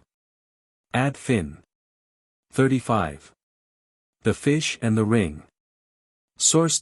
Henderson, L.C., page 326, from a communication by the Reverend S. Baring Gould. Parallels. Jonah rings have been put together by Mr. Clouston in his Popular Tales, I. 398, and the most famous are those of Polycrates, of Solomon, and the Sanskrit drama of Sakuntala, the plot of which turns upon such a ring. Letters to Kill Bearer have been traced from Homer downwards by Professor Kohler on Gonzenbach, 2. 220, and The Substituted Letter, by the same authority in OCCU or 2. 289, Mr. Baring Gould, who was one of the pioneers of the study of folk tales in this country, has given a large number of instances of the preordained marriage in folk tales in Henderson, L.C. 36, The Magpie's Nest. Source. I have built up the Magpie's Nest from 2 nidification myths, as a German professor would call them, in the Reverend Mr. Swainson's Folklore of British Birds, pages 80 and 166. I have received instruction about the relative values of nests from a little friend of mine named Katie, who knows all about it. If there is any mistake in the order of neatness in the various birds' nests, I must have learnt my lesson badly. Remarks. English popular tradition is curiously at variance about the magpie's nidificatory powers, for another legend given by Mr. Swainson represents her as refusing to be instructed by the birds, and that is why she does not make a good nest. 37. Kate Crackernuts. Source. Given by Mr. Lang in Longman's Magazine, Volume 14. And reprinted in Folklore, September 1890. It is very corrupt, both girls being called Kate, and I have had largely to rewrite. Parallels. There is a tale which is clearly a cousin if not a parent of this in Kennedy's fictions, 54 Seek, containing the visit to the Green Hill, for which see Childe Roland, a reference to nuts, and even the sesame rhyme. The prince is here a corpse who becomes revivified. The same story is in Campbell No. 13. The jealous stepmother is universally human. Cf. Kohler on Gonzenbach, 2. 206. 38. The Called Lad of Hilton. Source: Henderson's Folklore of Northern Counties, 2nd edition, published by the Folklore Society, pages 266-7. I have written the introductory paragraph so as to convey some information about brownies, bogles, and redcaps, for which Henderson, L.C. 246-53, is my authority.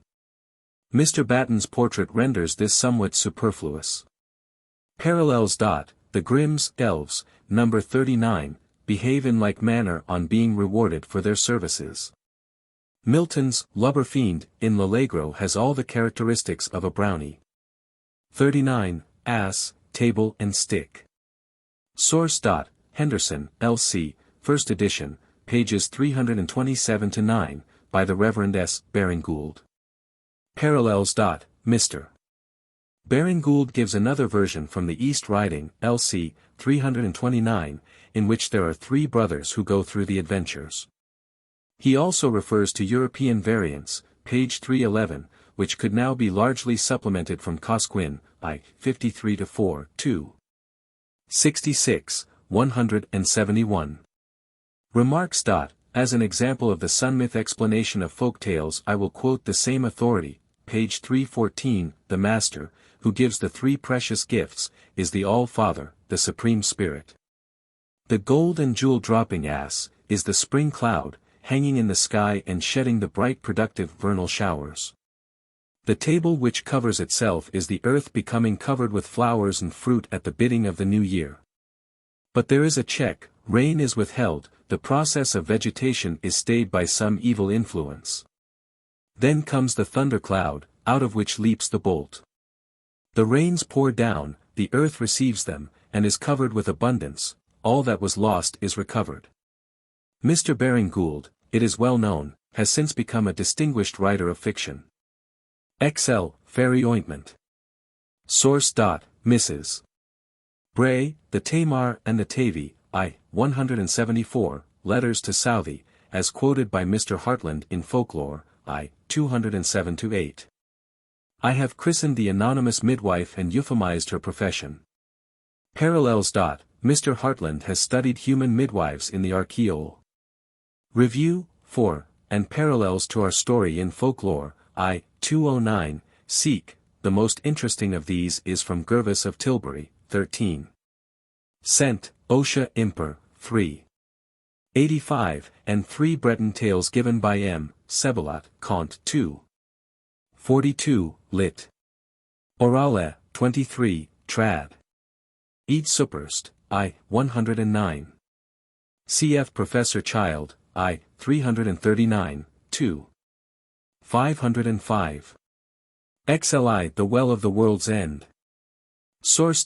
Leyden's edition of the Complaint of Scotland, page 234 seek. With additional touches from Halliwell, 162-3, who makes up a slightly different version from the rhymes. The opening formula I have taken from Mayhew, London Labour, 3. 390, who gives it as the usual one when tramps tell folk tales. I also added it to number 17. Parallels. Sir W. Scott remembered a similar story, see Taylor's Gammer Grethel, ad fin. In Scotland it is Chambers's Tale of the Paddo, page 87, Leyden supposes it is referred to in the complaint, c. 1548, as, the Wolf of the World's End. The well of this name occurs also in the Scotch version of the Three Heads of the Well, number 43. Abroad it is the Grimm's first tale, while frogs who would a-wooing go are discussed by Prof. Kohler, OCC.U. Orient 2. 330, by Professor Childe, I. 298, and by Messrs. Jones and Kropf, L.C., page 404. The sieve bucket task is widespread from the Danaids of the Greeks to the leverets of Uncle Remus, who, curiously enough, use the same rhyme, fill it with moss and dob it with clay. Cf. 2, number 23. 42, Master of all Masters. Source. I have taken what suited me from a number of sources, which shows how widespread this quaint droll is in England, I. in Mayhew, London Poor, 3. 391, told by a lad in a workhouse, 2, several versions in 7 notes and queries, 3. 35, 87, 159, 398. Parallels. Reverend W. Gregor gives a Scotch version under the title, The Clever Apprentice, in Folklore Journal, 7. 166, Mr. Hartland, in Notes and Queries, LC, 87, refers to Petraeus Fiabi Sissel, 3.